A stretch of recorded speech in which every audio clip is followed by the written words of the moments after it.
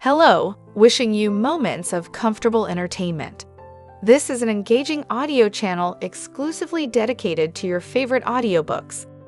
Warning: this book contains adult language and scenes, including flashbacks of child physical and sexual abuse, which may cause trigger reactions.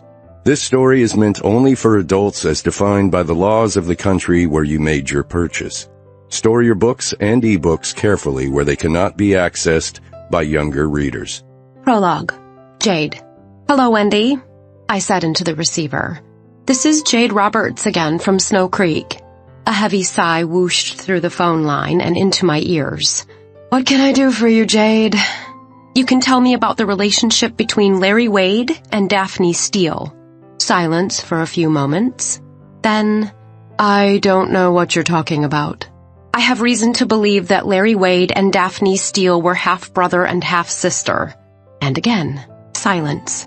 Look, Wendy, I know you don't want to get involved in this, but I care about the Steeles. You're just doing Larry's dirty work. Yes and no. I'm researching them for him, for classified reasons, but as you know, I have my own agenda. More silence. Why did someone tamper with Daphne's birth certificate and marriage certificate? Why didn't anyone think to change her father's first and middle names while they were in there? I'm not sure what tree you're barking up, Jade, but I don't know what you're talking about. Look, I'm not stupid. The last name on Daphne's marriage certificate is Wade. Her birth certificate notes that her father's name is Jonathan Conrad Warren. Larry Wade's father is Jonathan Conrad Wade. Another heavy sigh. Well, you're the attorney, she said. Piece together the evidence. I already have pieced it together. What I want to know is why. I'm afraid I can't tell you that. Why not? Because I'm not sure I know myself. I didn't believe her, of course. In my mind's eye, I saw her stroking her cheek with her index finger. But I wasn't ready to pack up everything and fly out to talk to her again if she wasn't willing to cooperate. All right, Wendy. I understand. If you ever feel differently about things, please call me. You have my number. We said our goodbyes and ended the call. I shifted my focus to a couple of DUIs for the remainder of the day. I was due in court in the morning for arraignments. Besides, I had to let go of the Steeles for a few hours. As much as I loved Talon and the rest of his family, I needed to escape it all, if only for a few hours. This research was taking its toll. When I finished work on the DUIs, I got on the internet to look at tattoo shops in Grand Junction. Maybe I'd drive into the city over the weekend and check one of them out. Maybe find a new image, one that wouldn't upset Talon so much. I was sipping from a bottle of water when Larry stuck his head inside my office. I'm taking off early, Jade, he said. Did you need anything before I go? I pushed some documents across my desk. Just your signature on these. Sure, no problem. He entered my office, clad in shorts, a Hawaiian print shirt, flip-flops. Going to the beach? I smiled. I wish. Nope, just taking the grandkids out for the afternoon. Do you have any plans for the weekend? I might go into the city. Yeah? What for? I'm thinking about getting a tattoo. My phone buzzed. Excuse me for a minute. I picked up the receiver. Yes? It's a Ted Morse for you, Jade, Michelle said. Colin's father? Why would he be calling me? Okay, put him through. I turned to Larry. I'll be just a minute. He nodded, took the documents, and sat down in the chair opposite me, perusing them. This is Jade, I said into the phone. Jade, Ted Morse. I need some answers. Would I ever be free of this family? What do you mean? Where the hell is my son, Jade? He was supposed to fly home after that court appearance. No one's seen him since he left here. My blood froze in my veins. He didn't show up in court. The last time I saw him was Saturday evening. Silence for a few seconds. And then, I'll be in touch. The line went dead. Where was Colin? Dread crawled up my spine and lodged in the fine hairs on the back of my neck. Larry sat across from me, staring. Everything okay? Yes, that was my ex-fiancé's father, just looking for him. I see. Larry scribbled his signature on the last document. So, your tattoo. May I ask where you're getting it? I don't know yet. Maybe a shop in Grand Junction. He laughed. I mean, where on your body? Oh, sure. On my lower back. Good spot. You're first? I nodded. They hurt like hell. So I've heard, but I'll be fine. He turned to leave, and my pulse raced double time. Don't let him go. I needed to know things that only he could tell me. And now Colin had disappeared. I doubted Larry had anything to do with that, but I feared Talon might. Damn it, I wanted some answers. So I risked losing my job and my access to all the databases. I needed to start now, for my own sanity. Larry, he turned around. Yes? Before you go, I need to ask you some questions about the Steele investigation. Well, as I've told you, most of that's classified, but I'll help if I can. I drew in a breath, gathering my courage. I want to know about your sister, Devney Steele. His eyes grew dark, and he walked around to my side of the desk. I trembled, but what could he do? We were in a public office, and Michelle and David were right outside. I met his angry gaze and then dropped my own to the floor, berating myself for not being able to look him in the eye. Cheap flip-flops. But something was off. Larry was missing a toe. The little toe on his left foot. Chapter 1. Jade. What did you just say to me? Larry's voice was dark with anger. I lifted my gaze from his feet and looked straight into his fierce blue eyes. I said I want to know about Devney Steele. Are you sure that's all you said? My heart hammered wildly. Could he sense my nerves? Looking at him, his frozen blue eyes, his mouth a straight line, his creepy balding head, anger strained around his edges, I saw him for what he was. Larry Wade was a sociopath, and I feared I had just crossed a line into dangerous territory. I gulped and nodded. I berated myself for fearing this unethical piece of shit, but he was so close to me. The irate cold drifted from his body, frosting the air between us. Even though David and Michelle were right outside the office, I couldn't go forward with my questioning about their probable familial relationship. That would take bravery I didn't possess at the moment. So I decided to play it down, ask again without the sister reference, and relate it to the mysterious $5 million withdrawal. Yes, I want to know about Devney Steele. I think it will help the investigation. I thought you said something else. I cleared my throat. No, you must have misunderstood me. He raised one eyebrow. God, he looked sinister. For a moment, I wasn't sure he was going to say anything. Then, Devney Steele died almost 25 years ago. I chewed on my lower lip. I know that. That's also right around the time when that $5 million transfer was made out of one of the Steele's accounts to an unknown recipient. Larry backed away slowly, and my panic lessened, but just a bit. If I had to, I could leapfrog over my desk and run out the door. Though in my pencil skirt and high heels, it would be a feat. Interesting, Larry said. I hadn't considered that angle. I didn't believe him for a minute. I was investigating the Steeles on the city's dime.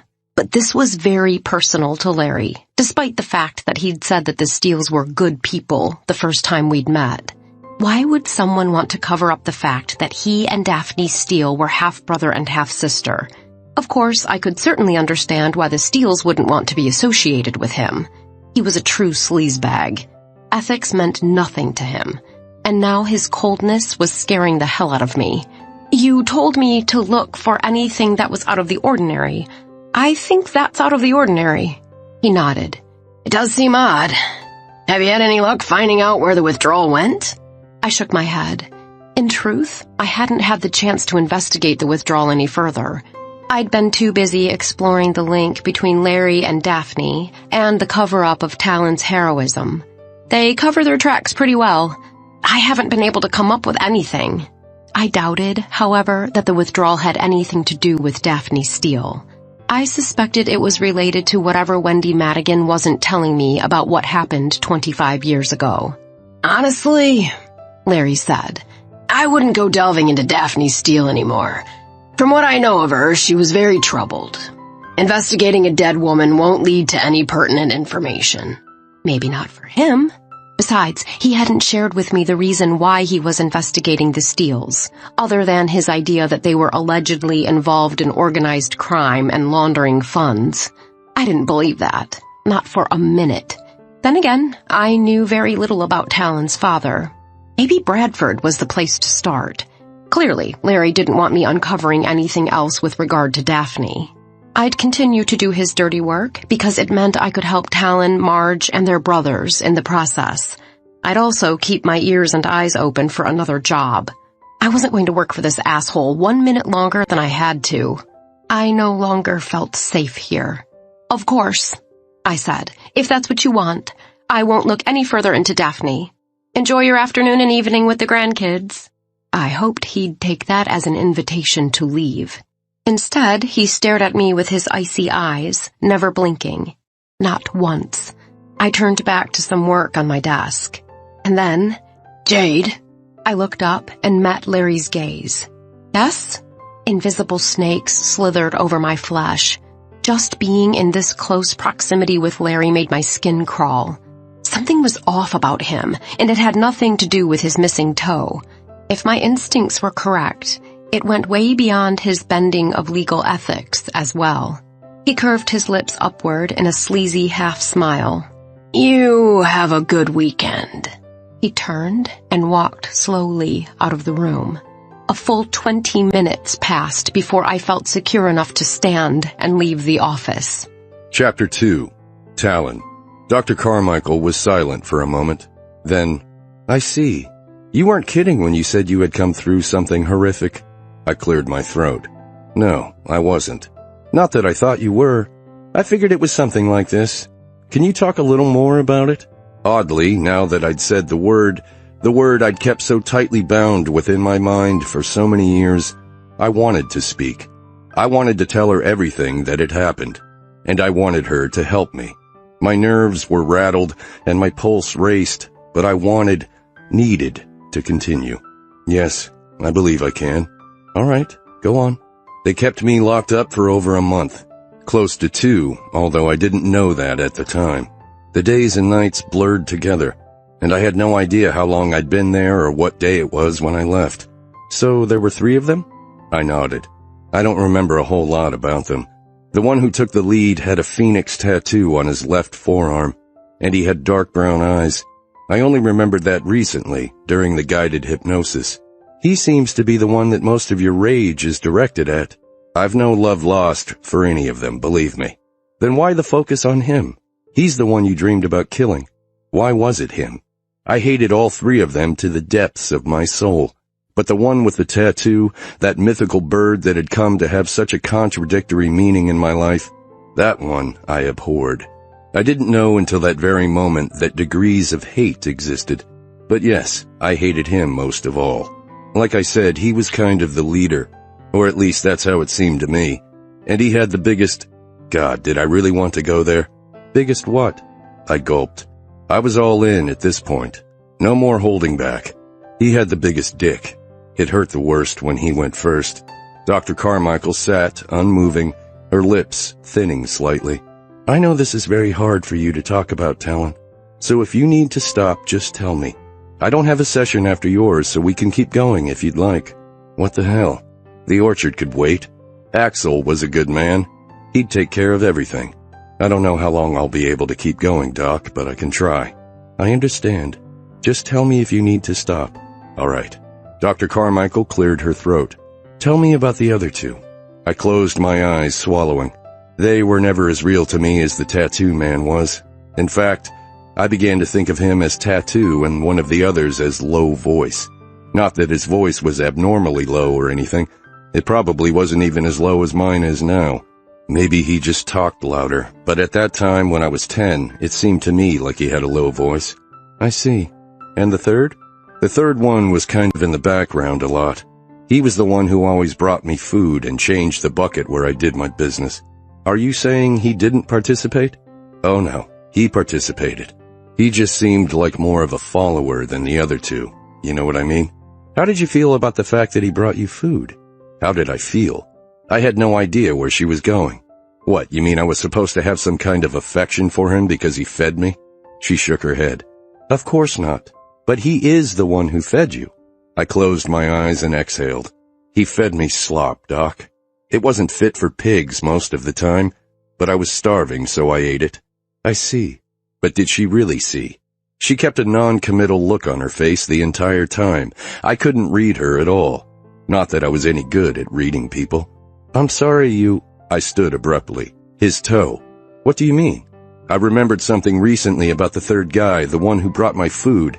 He's missing his little toe on his left foot. Really? So we have one guy with a phoenix tattoo on which forearm? The left. I sat back down and rubbed my temples. Okay. So he has a phoenix tattoo on his left forearm and he has brown eyes. And one of the others has a low voice, at least as you remember it, and the third is missing his little toe on his left foot, correct? I nodded. Talon, have you ever thought of trying to catch these men and bring them to justice? My brothers have mentioned it from time to time. But Doc, I don't ever want to see them again. I wouldn't recognize them if they walked by me on the street anyway. They were always wearing masks. And honestly, if we did catch them, I'd just as soon dole out my own kind of justice. I certainly understand that feeling. But you do know that doling out your own kind of justice would land you in prison for life. Of course I know that. I'm not an idiot. I didn't mean to imply that you were. But I do know that sometimes the need for revenge can overwhelm a person. It doesn't really matter anyway. We'll never catch the guys. If they had any sense, they'd be long gone by now. Yes, they probably are. My older brother, Joe, he'd like to hire somebody to try to find them. I've always told him no. Why? Because I just don't want to open it all up again. Isn't that what we're doing now? Yes, but this is for me to heal, isn't it? You're exactly right. You need to heal whether those men are caught or not. And I guess that's my point. I sighed. I don't think there's a chance in hell we'd ever be able to find them, Doc. They worked this area 25 years ago, abducted 7 of us, and I was the only one to make it out alive. Are you positive the same men took the other children? Was I? I had just always assumed. There's no way to know for sure, except for one. Your friend, the boy named Luke. I nodded. You said he was never found. He wasn't, but I was the last one to see him. Did you see him alive? No. I shook my head, my heart stampeding. He was already dead. Talon, there's something I want you to understand. What's that? None of this is your fault. I know that. But did I really? All those horrid days when no one came for me, I'd sat there on that stupid raggedy blanket in that stupid gray cellar thinking I was worthless. No other reason existed for no one to come for me. I mean, I think I know that. She nodded. What you mean is that you know that objectively. That as an adult you know it was just chance that you were taken, and it could have easily been any other little boy in the area. You didn't deserve what happened to you any more than any of those other children did. Of course you know that. But the horror still lives inside you, and it has affected your life up until now. That was the goddamn truth for sure. So even though you know it and can take a step back and look at the situation objectively and say to yourself, this wasn't my fault, it still lives inside you and affects the way you view yourself. I guess that's where you come in, Doc. She smiled, and her eyes were glassy with unshed tears. It may not be easy, but I promise you, I will not stop until we get you where we need you to be. Doc, I'm okay. One tear fell down her cheek. I know you are, and you're going to be even better. Then why the tears? Because this is why I became a therapist, Talon. For days like today. What's so special about today? She grabbed a tissue from the box on her coffee table and wiped her eyes. Today was the day you admitted what happened. That was the first true step in the healing process. We're not done by a long shot. It may not be pretty from here on out, but I promise you, it will at least be downhill. Chapter 3. Jade. I didn't want to be alone, but I couldn't bring myself to drive out to the ranch. It was Friday, and Marge was in the city at her cooking class. I was freaking about Larry and also about Colin being missing. I was over Colin for sure, but I didn't want anything bad to happen to him. This was a man I'd once loved, had almost spent my life with. Granted, he'd turned out to be far from the man I'd thought he was, but I still didn't wish him any ill. Where was he? Talon surely had nothing to do with Colin's disappearance, but I feared he might. Talon and his brothers were good men, but even gentle and even-tempered Ryan had become rattled during their last interaction with Colin. I desperately wanted to see Talon. Would he be home? I didn't know. Would he want to see me? Last time we had been together, he'd told me that something unimaginable had happened to him. He was probably talking about something that had happened while he was in the Marines. But maybe I had told him that no matter what happened, nothing would change how I felt about him. And that was the God's honest truth. I finished making myself a grilled cheddar and tomato sandwich, and I plunked down on my futon to eat it with a glass of red wine. I had given Talon my love. I had given him my trust. I had assured him my feelings wouldn't change no matter what kind of secrets he was hiding. What else could I do? He had to come to me. He wasn't convinced he was worthy of me. I couldn't begin to guess why he felt that way. What could have happened to him that was so horrible he had tried like hell to get himself killed while he was overseas? He had admitted as much to me. He didn't think of himself as a hero, even though the rest of the world did. Or, at least, those who knew about what happened. Wendy Madigan had done a good job of covering it up to most of the world. The 6 people he'd saved that day. What must they think of him? Surely he was a hero to them. If I had time, I'd look them up next week. Maybe they could shed some light on what had happened to Talon over there. I finished my sandwich and wine and took my dishes to the kitchen. Or, rather, across the room. My little studio apartment was cozy, but comfortable. I was making a decent income now, and I'd be able to save up for a down payment on a car pretty quickly. Once I did that, I'd be able to move to a better place. I grabbed my cell phone when it rang. My father.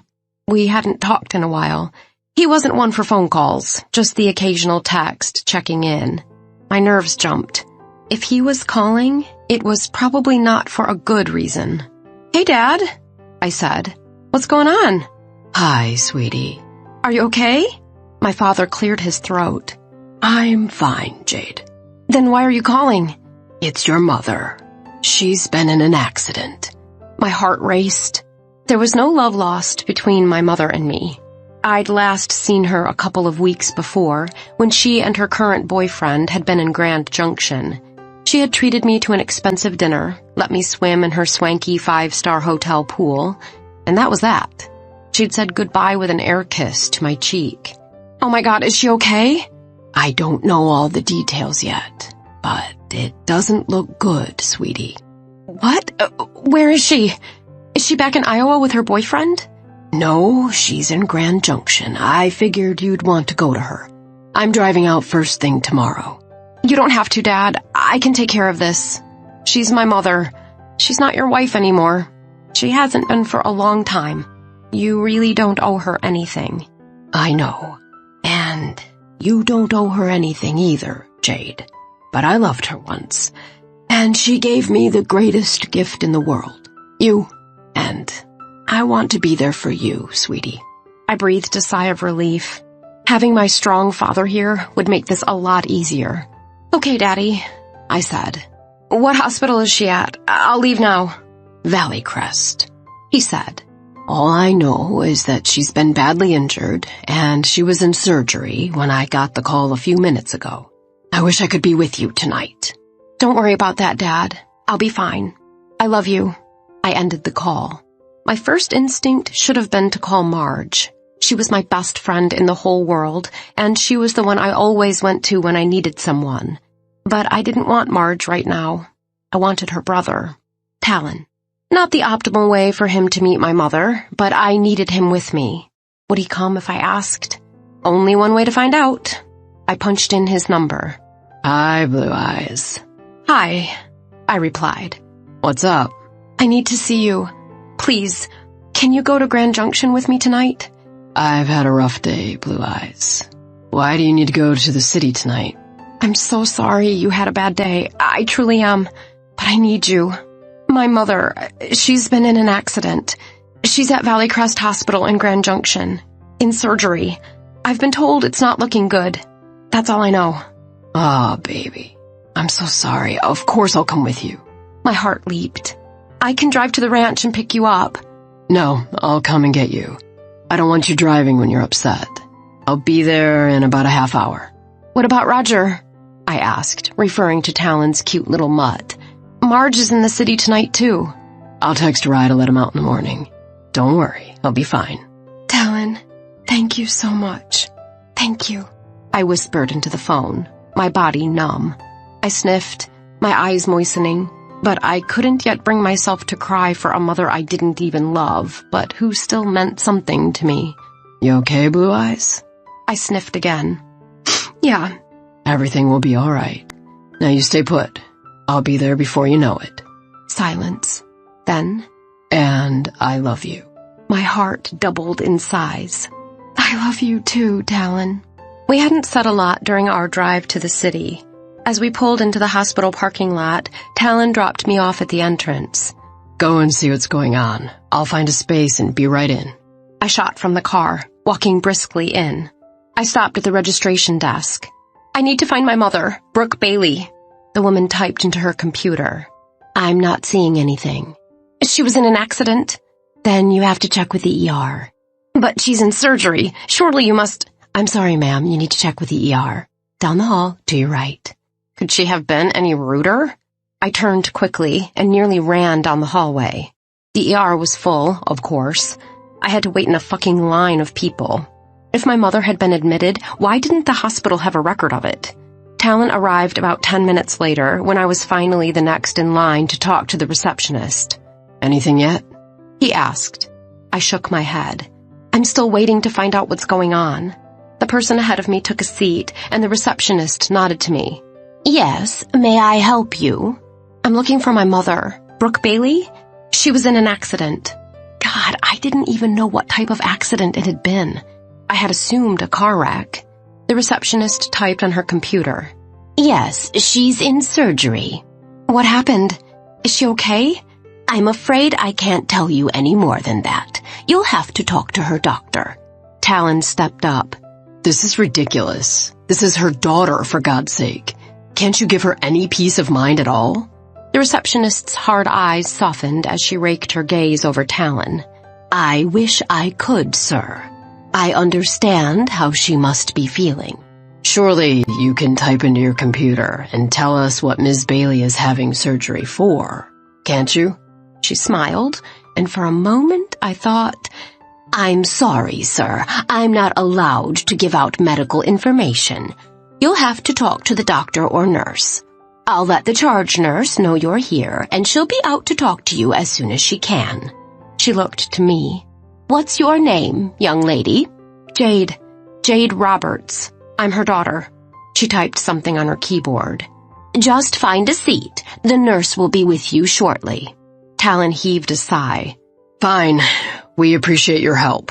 He took my arm and led me to 2 empty seats. We were surrounded by sniffling kids and moaning adults, but I couldn't bring myself to care. My heart beat a rapid staccato. Did I actually care about my mother? This was news to me. Tears choked me, and I fought a war inside my head and heart. I wanted to cry for her. Why? Talon squeezed my hand. Okay. And the dam burst. The tears I had been holding back flooded my eyes. I hiccuped softly, willing myself not to break down. Talon pulled a red bandana out of his pocket and handed it to me. I wiped my eyes and blew my nose. What was wrong with me? The answer was clear. She was my mother. She had given me life, and I had to be grateful for that. But for her, I wouldn't be here sitting next to the man I loved. Talon held my hand, and we sat silently until a woman wearing green scrubs walked toward us. Miss Roberts? Yes, I'm Jade Roberts. You're here about Brooke Bailey? Yes, I'm her daughter. What can you tell me? She was in a head-on collision. She was in the passenger seat of the vehicle, and her airbag didn't deploy. I gasped. Who was driving? A friend of hers. He wasn't injured badly.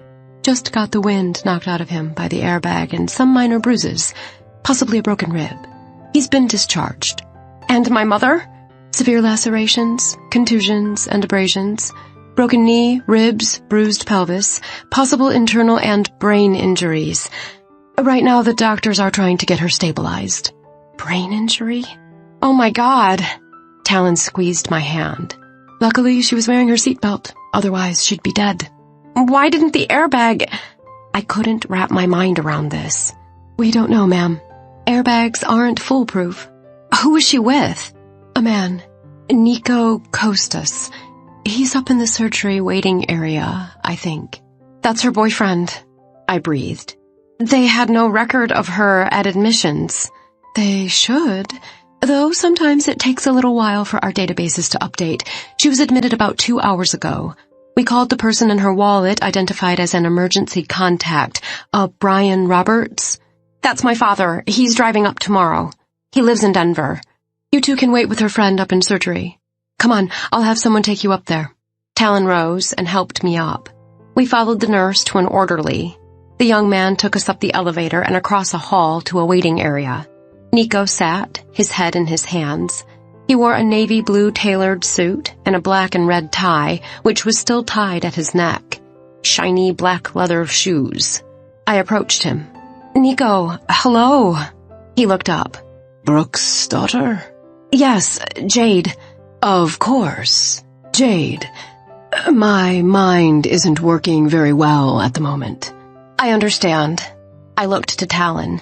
This is my what? My friend? That would be insulting. My boyfriend? We weren't in high school. My lover? Talon Steele. Ngaio turned and regarded Talon for a moment before holding out his hand. Ngaio Costas. He shook Talon's hand and then raked his fingers through his coal-black hair. What happened? I asked. Ngaio shook his head. It's all a blur. We were driving down Stetler Road after dinner. It was quiet, and all of a sudden, out of nowhere, a truck plowed into our lane and hit us head-on. The other driver wasn't injured at all. Like me. I don't understand what could have happened with the airbag. He squeezed his eyes shut, and a tear emerged. It's not your fault, I said, hoping I was speaking the truth. He opened his eyes. I'm glad you're here. I can't stay any longer. I have to catch a flight back to Des Moines. I'm already running late. You mean you aren't staying? Did he care so little about my mother? I wish I could, but I can't get out of this. Brooke will understand. Maybe Brooke would, but I sure as hell didn't. Fine. Have a good flight. I took a seat. Talon sat down beside me as Ngaio left the waiting area. Nice guy, huh? I said to Talon. Maybe he does have somewhere to be, Talon said. Although what? Talon pursed his lips. He seemed beside himself with worry and concern when we got here. And now all of a sudden he takes off? That's what I was thinking, I said. But I don't have time to worry about her boyfriend being an ass. I need to find out about my mother. She's been in surgery for a while. Someone is bound to know something soon. Talon smiled. God, his smile. He smiled more now. When I first met him several months ago, getting a smile out of him had been like pulling teeth out one by one. Talon stood. I'm going to find something to drink around here. Do you want anything? I wasn't thirsty, but I did need to go to the bathroom. No, but could you stay here a minute in case someone comes out with any news? I need to use the restroom. He sat back down. Sure. I kissed the top of his head and headed out to find the bathroom. As I turned the corner into a different hallway, I stopped. At the end of the hallway stood Ngaio, talking to... Was it Larry? I squinted. It was a long hallway, but damned if it didn't look like my boss, Larry Wade. What the hell was he doing here? The man who looked like Larry turned, met my gaze, and then pulled Ngaio around the corner. I walked swiftly and then began running, but by the time I reached the end of the hallway, the two men had vanished. Had it been Larry? Had it even been Ngaio? My senses weren't functioning all that well. My knees buckled. What was going on? I leaned against the wall and breathed deeply. When I finally made sense of my environment, I turned and found a ladies' room. A few minutes later, I walked back to the waiting area. Talon still sat, leafing through a sports magazine. Any news? He shook his head. I sat down next to him and fidgeted. What's wrong? He asked. Nothing. I just thought I saw... What? My mom's boyfriend talking to my sleazy boss? So what? Saw what? Nothing, I'm fine. I couldn't deal with what I'd seen and what the implications might be. Right now, I had to deal with my mother. Will you be okay for a few minutes? I'm going to go and find that drink. You want anything? I shook my head. He returned a few minutes later with a bottle of Coke and sat down. He put his arm around me, and I snuggled into his shoulder and waited. About an hour later, a woman in scrubs approached us. Ms. Roberts? Yes. I'm Dr. Rosenblum, your mother's orthopedic surgeon. Her trauma surgeon, Dr. Melvin, is still in surgery with her. Is she all right? She's holding her own. She's a strong lady. What's going on then? She has a shattered knee and a severely bruised pelvis. She's lucky she didn't break her pelvis. That's a 6-month recovery.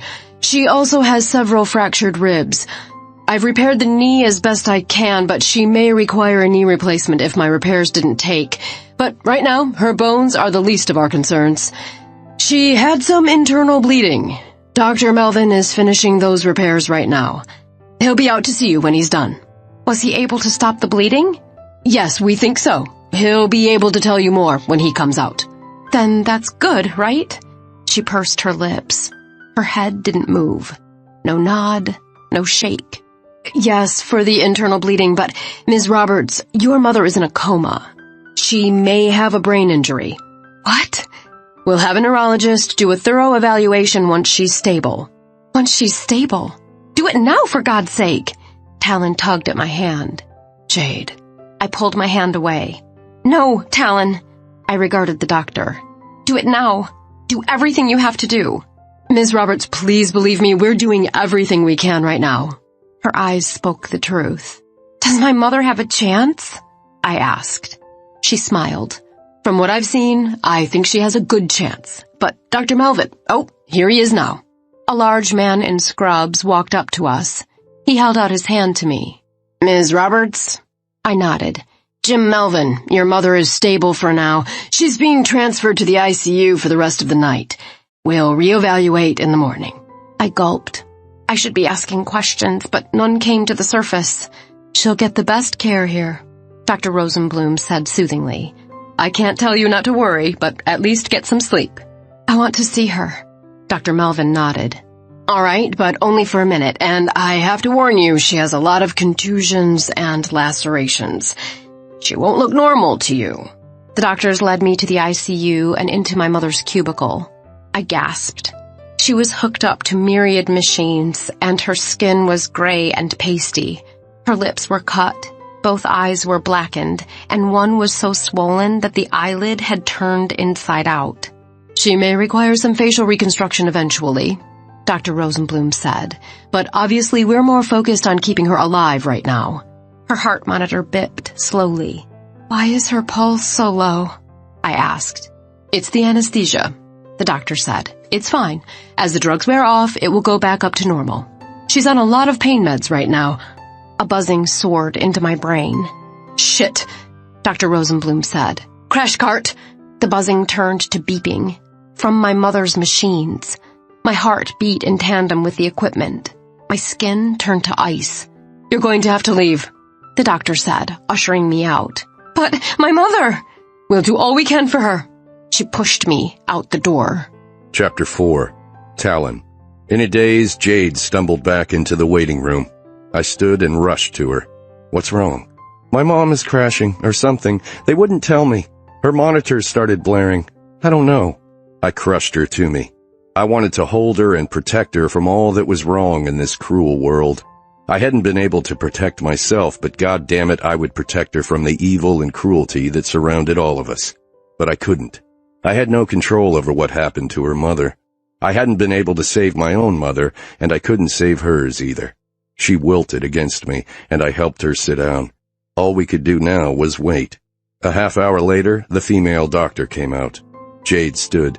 My mother? She's stable, the doctor said. For now. Thank God. Jade wilted back into her chair. You need to get some sleep, Miss Roberts. You're no good to your mother like this. Go home. I promise we'll call you if there are any changes. She's right, I said. No. Jade shook her head. I don't want to go. Then let's at least get a room nearby for the night. She sniffed. All right. But I don't want to be more than a couple blocks away. We can handle that, Blue Eyes. I turned to the doctor. Thank you for your help. Do you have our contact information? Just leave it at the front desk when you go. I nodded and walked Jade to the elevator. It was going to be a long night. 2 rooms, I said to the guy at the front desk of the Carlton. Jade held onto my arm, her eyes glazed over. I handed the guy my credit card, signed, and took the key cards. Both on the 5th floor. Good. Okay, come on, Blue Eyes. I led her to the elevator and pushed 5. When we stepped out, I turned right to the first room. I slid the key in the slot and opened the door. There you go. This is your room, I said. She turned. What do you mean, my room? I knew what was coming. Your room. Mine is down the hall. Oh no, you're staying with me. I need you tonight, Talon. Baby, you know I can't do that. Remember what happened the last time I slept with you? I'd never forget, waking up and finding my hands around Jade's neck. I couldn't risk that happening again. Even though I'd worked through it with my therapist, I still wasn't ready to sleep with her. I couldn't take the chance of hurting her. She shook her head vehemently. No, please, no. I'll be right down the hall. I promise. If you need me, just call me. Talon, please. This is my mom. I didn't think she meant as much to me as she does. This is surprising me how much I'm freaking out. But all of a sudden, I want my mother so much. My dad is on his way. He'll be in sometime tomorrow. She looked down at her watch. Okay, sometime today, but it won't be until later. He's driving in from Denver. Please. I can't, Blue Eyes. I can't take the chance. She yanked on my arm, pulling me inside. The hotel door closed, and she grabbed my cheeks and pulled me down into a kiss. The kiss was violent. We'd had kisses like this before, yes, but this one was different. Jade was so needy. Usually I was the needy one. I wasn't used to anyone needing me. Sure, my brothers and Marge said they needed me, but they didn't, not really. No one had ever needed me the way Jade did now. She clung to me as though her life depended on it, and she broke the kiss with a gasp. Please, Talon, don't leave me. I'll never ask you for another thing, I promise. Something in her eyes made me stay. She was scared, genuinely afraid of losing her mother, whom I'd never heard her say a kind word about. But sometimes emotion ran so deep a person didn't even know it was there. I, of all people, understood that. I nodded slightly. I'd stay, at least until she fell asleep. The room had 2 beds. I could sleep in the other, or I could go to my own room. Yes, I'd have to go to my own room, but later. Please? She started sobbing. I can't be alone tonight. I just can't. Shh, I said against her hair.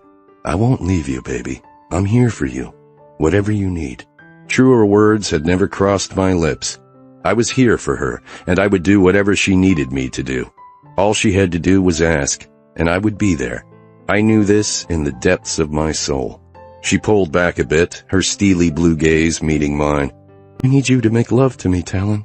Love me. Show me what's really important in life. We hadn't been together since I'd taken her anal virginity and freaked myself out in the process. But now was not the time to think of myself. I needed to think of Jade, put her needs above mine. I wanted to put her needs above mine. This was a new feeling for me. I'd spent so much of my life balled up in a spiral of self-pity that I never considered what others around me might need. Sure, I put my work in at the ranch. I did my duty overseas. I'd always done what was expected of me, but I never worried about benefiting anyone other than myself. Jade had pierced my veil of self-pity, had crawled right under my wall. But had she really crawled under? Had she cracked it open? Or had I let her in? No one had been able to tackle the wall until Jade. Not my brothers, not my sister, not anyone. But Jade had gotten in. I wanted her in. But she still loved me when she knew everything. She'd said as much. And she'd shown me, the last time we were together, just how much she trusted me. No one had ever offered me that level of trust before, not even my men overseas. They'd had to trust me. Their lives had depended on it. But they didn't know me from Adam. They were forced to trust me because I had been their commanding officer. But Jade, no one was forcing her to trust me. She had given me her trust of her own free will. And what a gift that was. I would not let her regret it. I tightened my arms around her, squeezing her to me, cocooning her in a hug that I hoped was powerful and comforting. Just having her this close made my dick hard, as it always was when I was around Jade. I loosened my hold on her and tipped her chin up so her blue gaze met mine. Are you sure, baby? It's okay if you just want to go to bed and cry. I'll hold you. You can cry all night if you want to. She shook her head. I imagine I'll do my share of crying, but right now I want to make love. Please, Talon, show me what's beautiful in the world. Pure love filled my heart. You are what's beautiful in the world, Jade. A tear streamed down her cheek. I wish I could believe that. So much is going on. What do you mean? What's going on besides this? She shook her head again. I don't want to talk about any of it now, Talon. Please, just take me to bed. I wanted to know what was bothering her other than her mother, but my dick twitched in my jeans and I also wanted to thrust inside her wet heat. I led her to the bed where I undressed her slowly. She was wearing jeans and a t-shirt. She must have changed after work. I unclasped her bra and let it fall to the floor. Her beautiful full breasts fell gently against her chest. Her nipples were already pert and hard for me. I had to resist the urge to reach forward and pinch them the way that she loved. I whisked her lacy underwear over her narrow hips and down her long and shapely legs.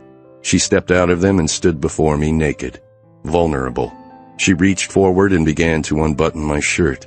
When she got to my waistline, she pulled the shirt out of my jeans and then brushed it over my shoulders to the floor. She unbuckled my jeans and then unzipped them, pushing them down over my ass and hips. My cock sprang out, as hard as I'd ever been for her. She knelt and licked the tip, sucking off a drop of pre-cum. I had to stop myself from exploding right there. Then she stood and pushed me down on the bed, where she removed my boots, socks, jeans, and underwear. Then she sat down on my lap. Kiss my nipples, Talon. She held out her breasts. Her nipples were brownish pink, already tightened into hard knobs. I flicked my tongue over one. She sighed, that breathy whisper that drove me mad. I was hard beneath her, and I longed to thrust my cock up into her. Instead, I rained tiny kisses over one areola and lightly trailed my fingers over her other nipple. She sighed again, moving her hips, sliding her wet pussy over my cock. You tell me what you want, baby, I said against her soft flesh. Anything, Blue Eyes. Just tell me what you need. She moved her hips upward and then sank down on my hard cock. I need you, Talon. Just you. I let out a groan, my mouth still against the softness of her breast. That's it, baby, I said. Just take what you need. I resisted the urge to thrust upward. I let her go at her own pace, her own rhythm. She closed her eyes, sighing again. I looked up. My God, she was so beautiful. Her dark lashes lay like a soft curtain against her opulent skin. Her cheeks were a beautiful raspberry color, all her own. Her golden brown hair was in disarray, falling in tousled strands around her creamy shoulders. Her breasts were swollen and flushed, the nipples still taut, still begging for my touch. I leaned forward and caught one in my mouth, sucking as she continued to undulate. Talon, show me what's beautiful. I repeated what I'd said earlier. You're what's beautiful, baby. Only you. One of her hands drifted down and she began fingering her clit. I clenched my teeth, willing myself not to come prematurely. Watching her touch herself drove me crazy. She was so beautiful, so sensual. She began moving faster. As much as I wanted to plunge up into her and explode, releasing, I held off. I wanted to give her what she needed, and I wanted her to take what she needed from me. She had said those words to me the very first time we made love. And looking back, though I didn't know it at the time, it had been making love. She had offered herself to me without condition, telling me to take what I needed from her. Now I was offering the same to her. I wanted her to take what she needed from me. She increased her tempo a bit, riding me, losing herself within me. Her pussy was so sweet over my cock, gloving me as perfectly as it always had. I slid my hands over her thighs, up her sides, and then back down and grabbed the cheeks of her ass. I couldn't help myself. I began moving her up and down, faster, faster, faster. Oh yes, she said. Just like that. Just like that. I tensed, determined not to come until she'd had her release. She rubbed her clit furiously, moaning, writhing, until, Yes, Talon, I'm coming. I thrust upward into her. Yeah, baby, come for me. Come all over me. She continued riding me, pushing her pussy down upon me, and I felt every convulsion on my ultra-sensitive cock. Her climax went on and on until I could no longer hold out. I thrust up into her, aching to touch the most secret part of her, to possess her, and I released into the woman I loved. She fell against my chest, her skin warm and covered with the sheen of perspiration. We clung together, both still releasing, warming within each other, joined, as we should be. We both breathed rapidly, the scent of sex thick in the air. She made no move to get off me, so after a few minutes I leaned down, pulling her onto the bed so we were both lying down, still joined. I love you, I whispered against her forehead. I didn't know if she'd heard me. Her eyes were closed, and she didn't say anything. She needed sleep. I held her, basking in her, for about a half an hour more before I moved myself away from her. Gently, I lifted her and covered her with the sheet and blanket. I brushed my lips softly over hers. Good night, my love, I said. Then I went to the other side of the room. I got into bed. I missed Jade's warm body next to mine, but I was not going to sleep with her until I knew there was no chance I would have a dream and try to hurt her again. I was a little apprehensive about even sleeping in the same room with her, but I couldn't allow her to wake up and find me gone. Not tonight. Today, or rather yesterday, had been a major breakthrough for me. I'd told Dr. Carmichael something, admitted something to her in the actual words that I'd never told anyone before, not even my brothers. The time had come to open up to my brothers, and to my sister. Jonah was right. Marjorie had the right to know why she never got to know her mother. I texted all three of them, asking them to come to the ranch house on Sunday, where we could all have a talk. Then I texted just Jonah and Ryan. It's time to tell Marge. Chapter 5. Jade. I bolted upright in bed. Something had woken me. Where was Talon? I sat, my mind jumbled and confused. Then a pounding on the door. Was that what had woken me? I stumbled out of bed, naked as a jaybird. Luckily, this was the Carlton, and lush white robes hung in the bathroom. I threw one on and then went to the door and looked out the peephole. Talon. I opened the door. Where have you been? I'm sorry, I went down the hall to make a few phone calls. I didn't want to disturb you. Forgot to take a key. My heart raced. How could you leave me? You knew I needed you. Baby, I was in the next bed. I was on alert all night. I just left for a little while. What time is it? Talon smiled and walked into the room. He went to the curtains and opened them. The bright sunlight nearly blinded me. Was it morning? It's 1 o'clock in the afternoon, Jade. You slept for 12 hours. My heart popped out of my chest. What? No! Yes. I had to call the front desk and get a late checkout. We don't have to be out of here until 3. I ran around the room, picking up my clothes. But my mother, I have to go see my mother. Blue eyes, your mother's fine. I called the hospital this morning and got an update. She's still unconscious, but she's stable. I felt a little more relieved. Still, I need to go to her. Do you want me to book you a room for tonight? My father's coming today. I don't know what his plans are. Hurriedly, I grabbed my phone. Yep, sure enough, there was a text from my dad. Should be at the hospital by 3 p.m., sweetie. I turned to Talon. He'll be here in a couple hours. He'll meet us at the hospital. He shook his head. I have to get back to the ranch, Blue Eyes. I wish I could stay. My stomach dropped. Please, I can't be alone. You won't be alone, Jade. Your father's coming. I'll stay until he gets here. Tears clogged my throat.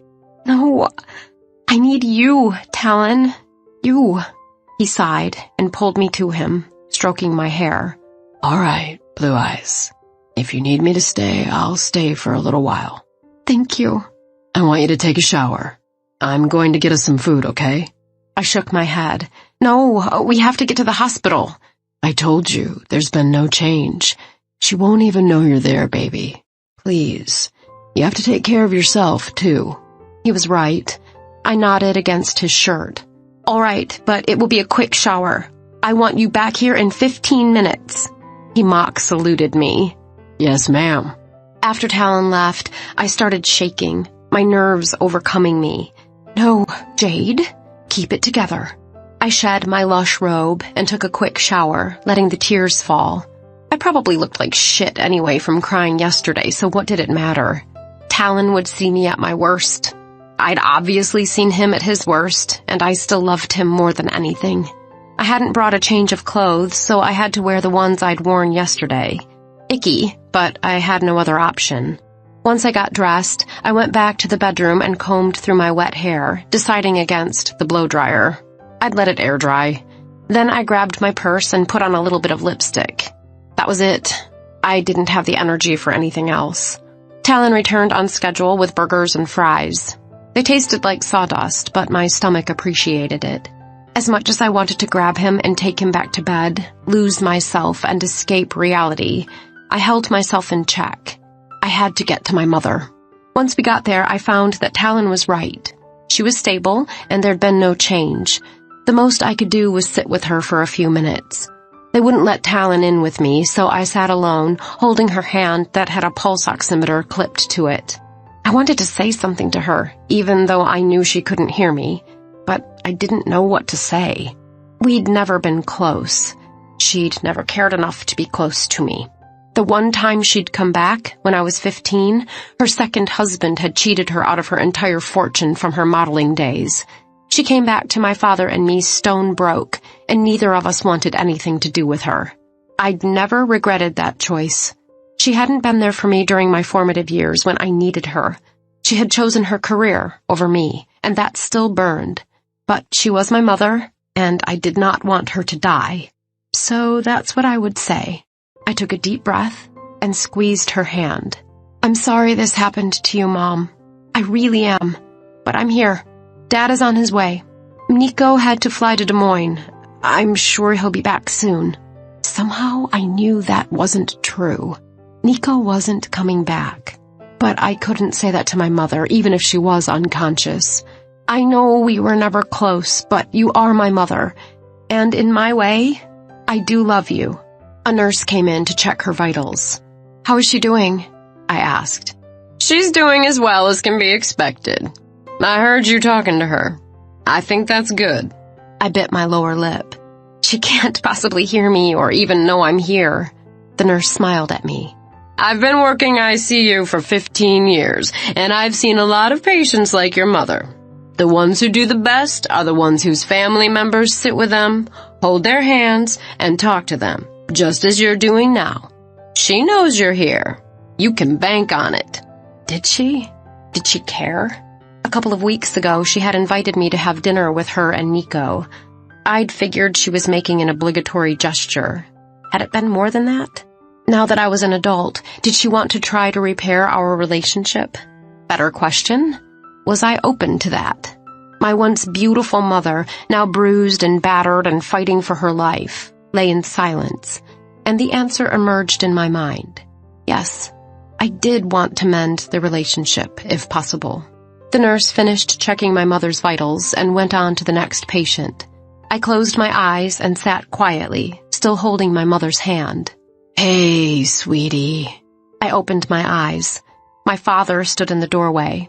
I dropped my mother's hand, rose, and ran into his arms. Daddy, I'm so glad you're here. Me too. How's she doing? They say she's stable, but she's unconscious, and she has a shattered knee, fractured ribs, and a bruised pelvis. And, of course, she looks like shit. My father chuckled against my hair. Poor Brooke. If only she knew what she looked like right now. I couldn't help but return my father's chuckle. It was the God's honest truth. My mother hated not looking her best. You know, I don't think Brooke ever really knew just how beautiful she was, my father said. We did have some good times. I pulled back a little from my father and regarded him. His blue eyes, so much darker than mine, were sunken and sad. My dad had dated over the years, but he had never remarried. Was it possible he still held a torch for my mother? He had rushed out to be here by her side, but I'd thought that was because of me. My father adored me, so it was probably true. But had he also come out because of Brooke? You never talked much about her, I said. He shook his head. No, I couldn't. The emotion was too raw for a while, and then I didn't want to talk about it because of you, sweetie. I didn't want you missing your mother any more than you already did. But you missed her. I never knew. I had to be strong for you. One day, when you have your own child, you'll understand. I gulped. Obviously, my mother didn't feel the same way. My dad gripped my shoulders. Listen, Jade, you are everything to me. And I know that's the way you'll feel about your own kids. Your mother did the best she could in her own way. She was just never satisfied with who she was. She ran out on me to be a supermodel. She could have done both. Didn't she know that? I'm not sure she did. I said just a minute ago that Brooke never realized how beautiful she was. I meant that in more ways than one.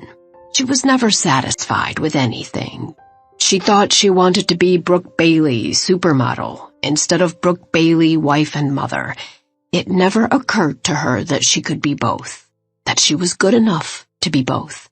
She was never satisfied in her career either, and as gorgeous as she was, she never thought she looked her best. Thinking of that famous blue swimsuit poster my mother had made when I was a teen, I shook my head.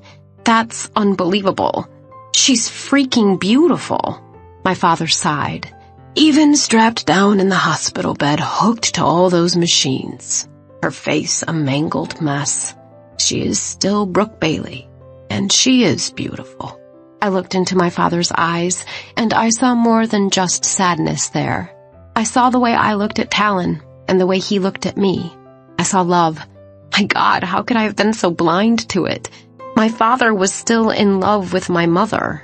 I sniffed. I'm surprised they let you come back here. They told me only one person could be back here at a time. They told me the same thing, but I begged and pleaded.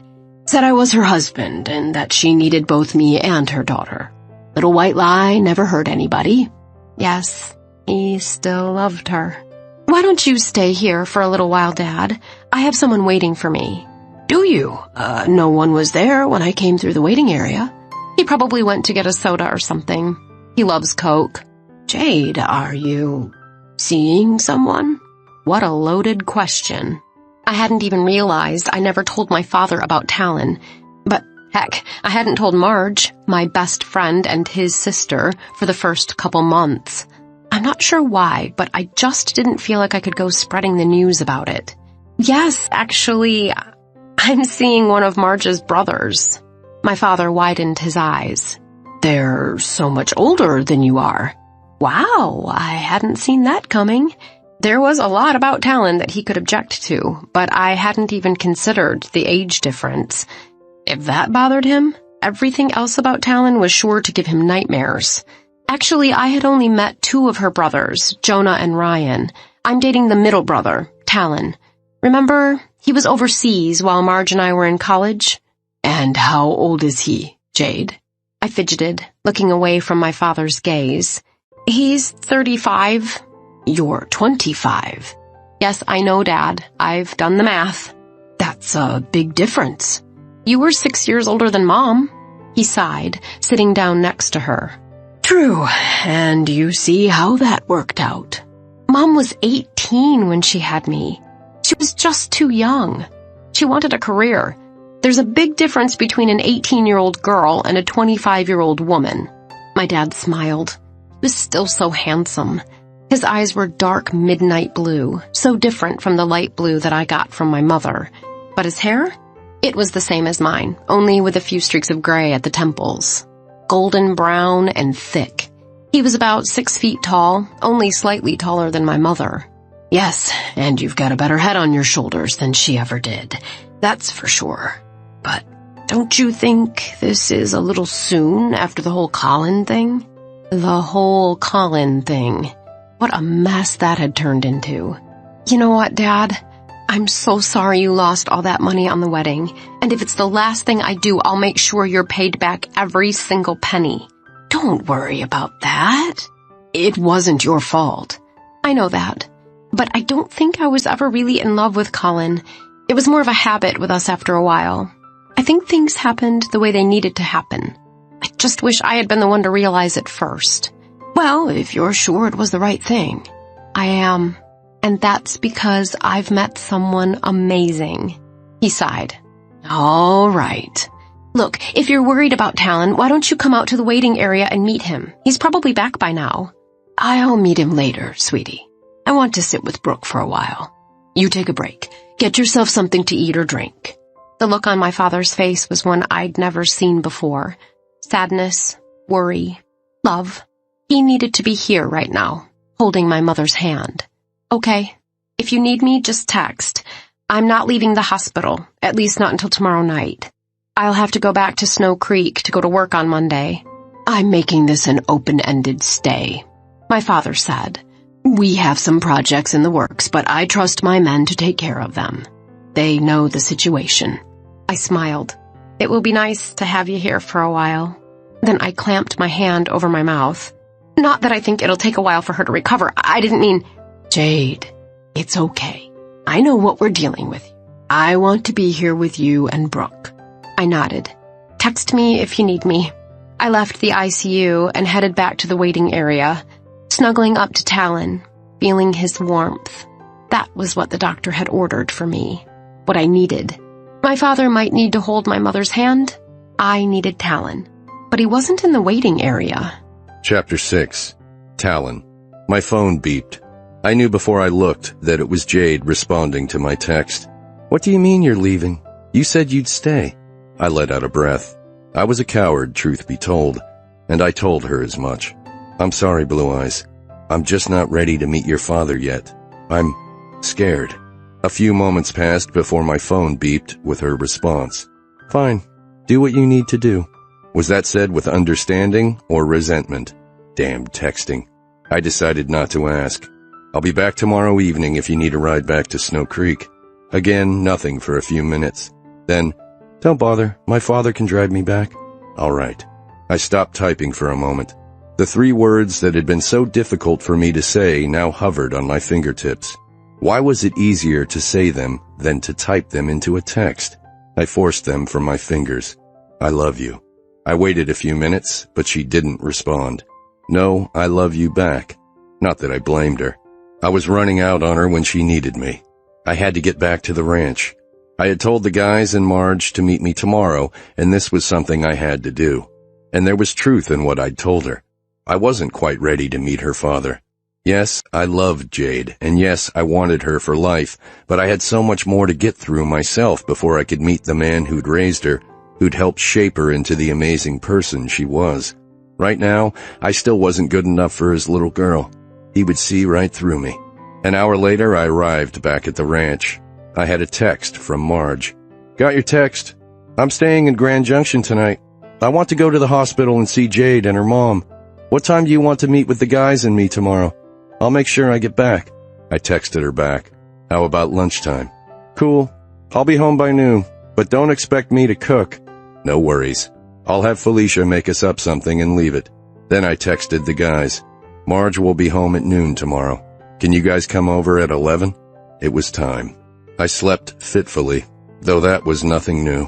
I'd texted Jade a few times to check in. She sent me back robotic texts with no, I love you. I didn't blame her. Once I got through everything, she would understand. I just hoped she'd stick around long enough. Jonah and Ryan arrived right at 11. I had already poured myself a peach street. A little early, huh, Tal? Ryan said, joking.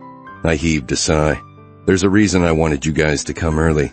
Before we tell Marge, I need to tell you guys exactly what happened. Ryan smiled. We're here for you. Jonah gripped my shoulder. Yes, we are, he said. I took a big sip of my whiskey and let it singe my throat. I am. It won't be easy for me to say, and I'm going to tell you right now, it won't be easy for you guys to hear. But I made a breakthrough in my therapy on Friday, and it's time. If you're sure, Ryan said. My little brother. Always having my back. Never wanting to push me. I was his hero. For the first time, as I thought about that, I felt that maybe his faith in me was not misplaced. I'm ready. I owe this to you guys, and to myself. Pour yourself a drink if you need one, and then meet me on the deck. I walked out the French doors in the kitchen to the gorgeous redwood deck. Instead of sitting down at the table, I took one of the chaise longues beside the hot tub. I at least wanted to be comfortable if I was going to do this. For a moment, I was sitting in the hunter green recliner in Dr. Carmichael's office. Gripping the wooden arms of the chaise longue wouldn't feel as good against my hands as that supple leather. Jonah and Ryan came out. Joe with what looked like a gin and tonic, Ryan with a can of soda. "Sorry," he said when I eyed the can. "I'm just not ready for alcohol at 11. I nodded. After all, he wasn't the one about to divulge his guts. "I asked you guys to come here before Marge gets here because I can't tell her everything. Not the worst of it.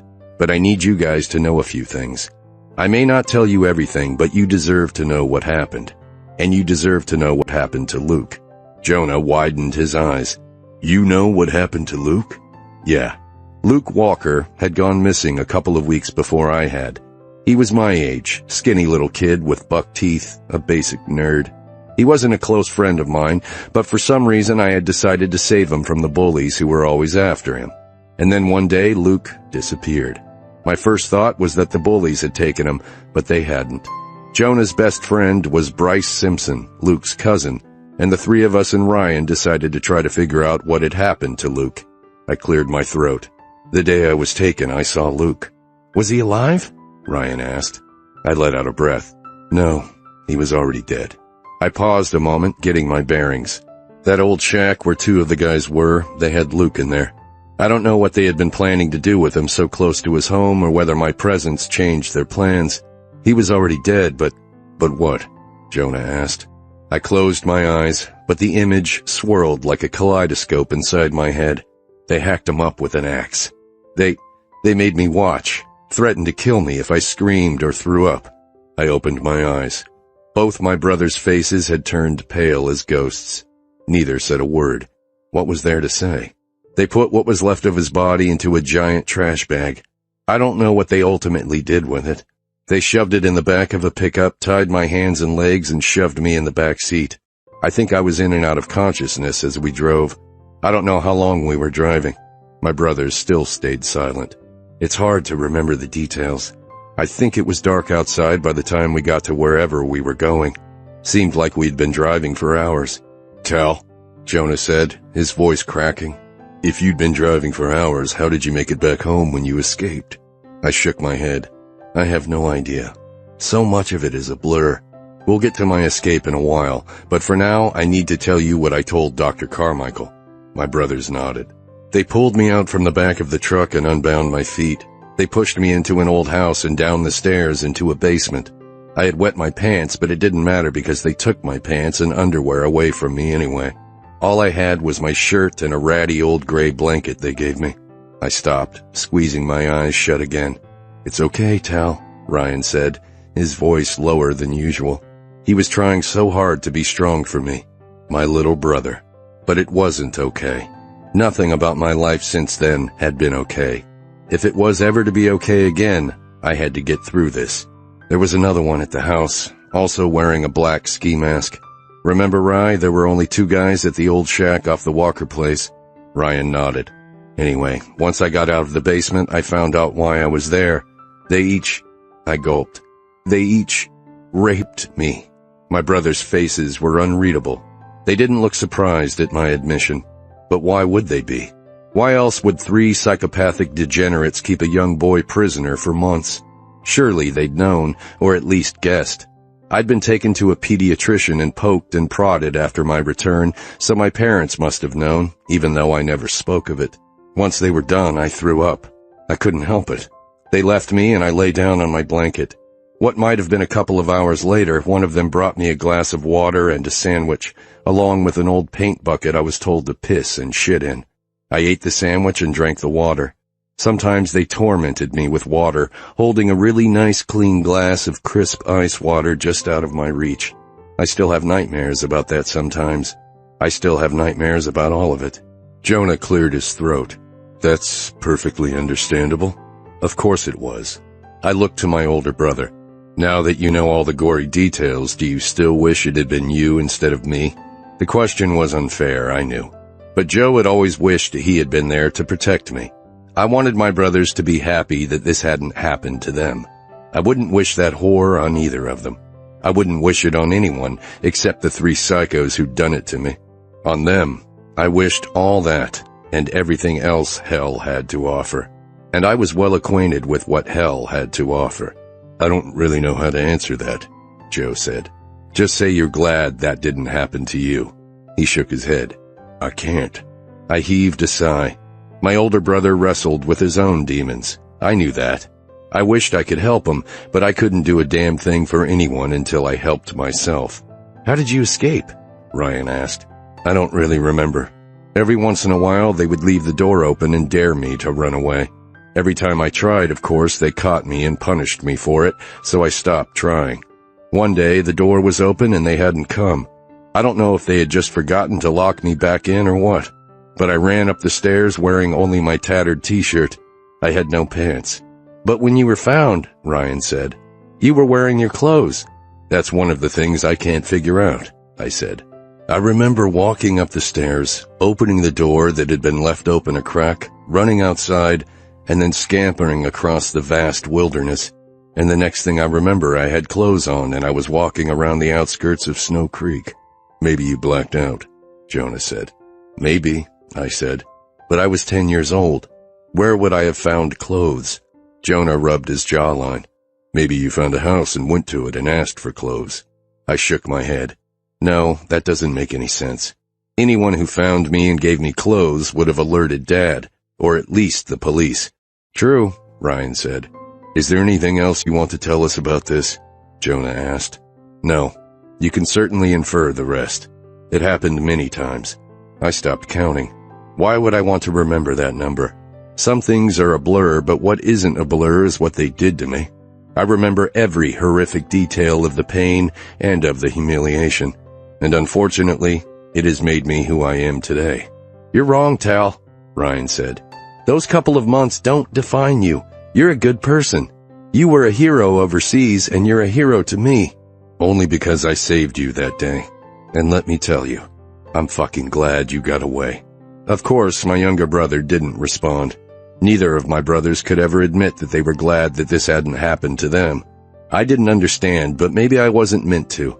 They had their own issues that they needed to work through. Jonah especially.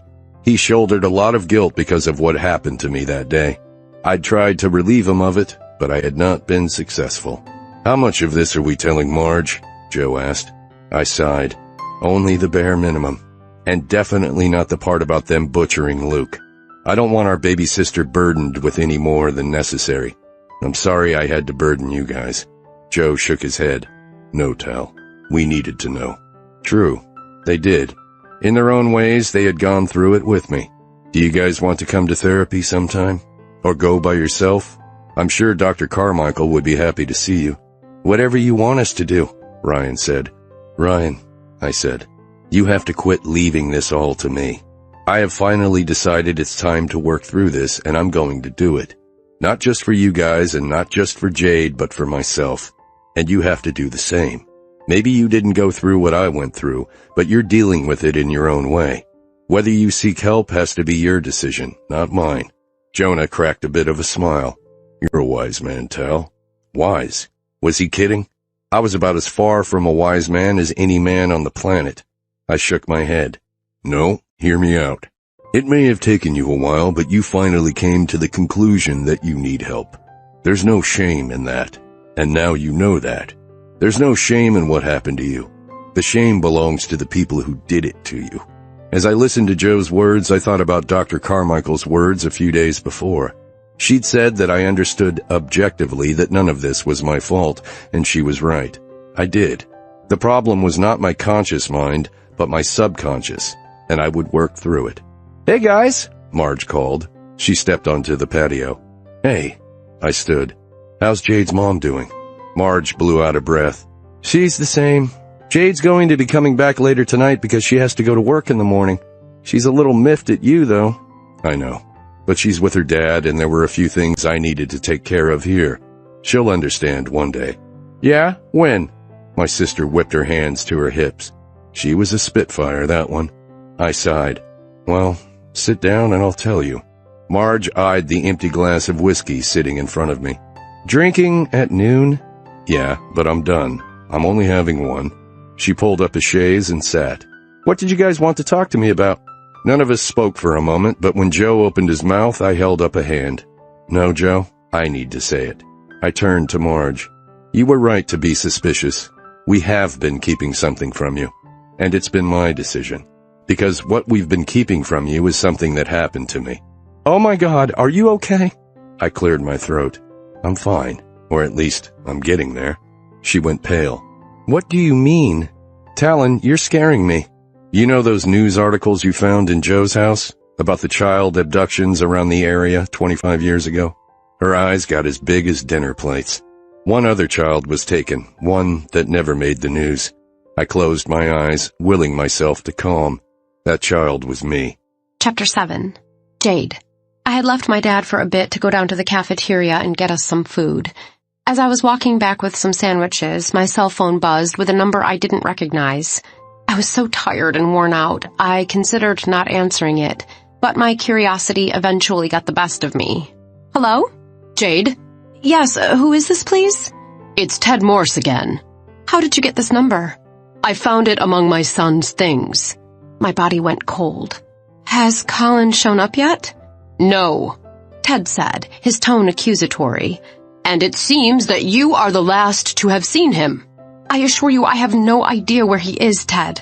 Worry tugged at me. I no longer loved Colin. Hell, I no longer liked him very much. But I didn't want anything to happen to him. I've contacted the police. They'll be in touch to question you since you were the last person to see him alive. Alive? Did he think Colin was dead? My heart thrummed wildly. That's not true. There were 3 other people with me the last time we saw him.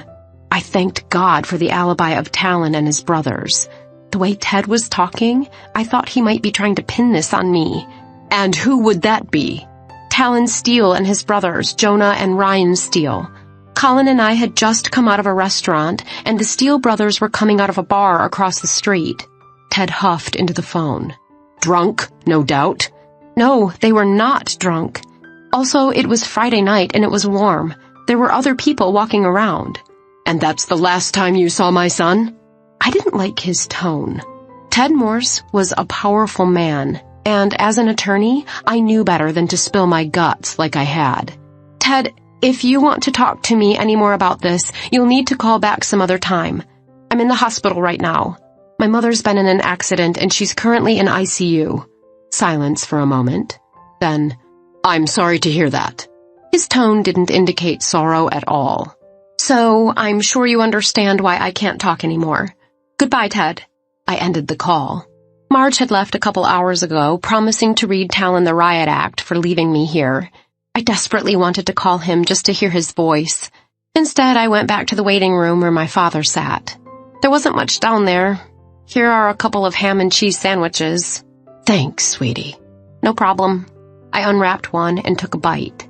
I didn't want to talk about Ted and Colin, so I said something else that had been on my mind. I can't get over Mom's boyfriend leaving her here. That is weird. Dad agreed. How much do you know about him? Not much. She said he was a senator from Iowa. I've never heard of him, but it's not like I keep up with who the senators are in Iowa. Honestly, I'm not sure what Mom saw in him.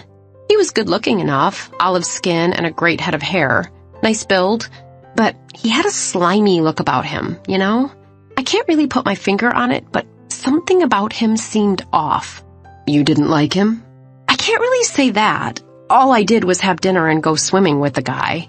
He was perfectly polite to me, and he had a gorgeous tattoo, a phoenix, on his forearm. You know, I've wanted a tattoo for the longest time, and that image was just so apt for my life right now. My dad shook his head. I'll never talk you out of that tattoo, will I?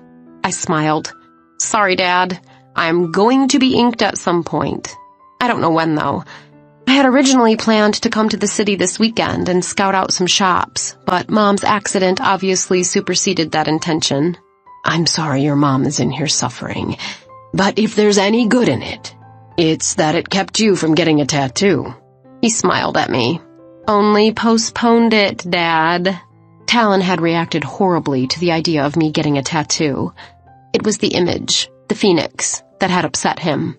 What did he have against the phoenix? I couldn't be concerned with that now.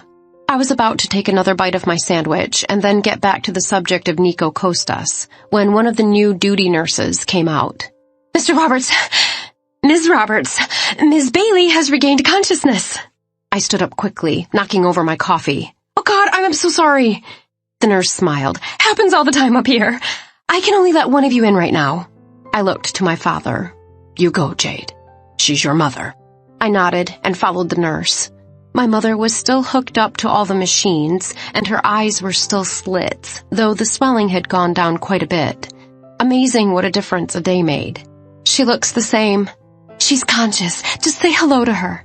Tell her you're here. I took my mother's hand. Mom? Her eyes fluttered, just a touch. Mom, it's Jade. I'm here. You've been in an accident, but you're going to be okay. Her eyelids fluttered again, and her lips started to move. I couldn't make out anything she was saying.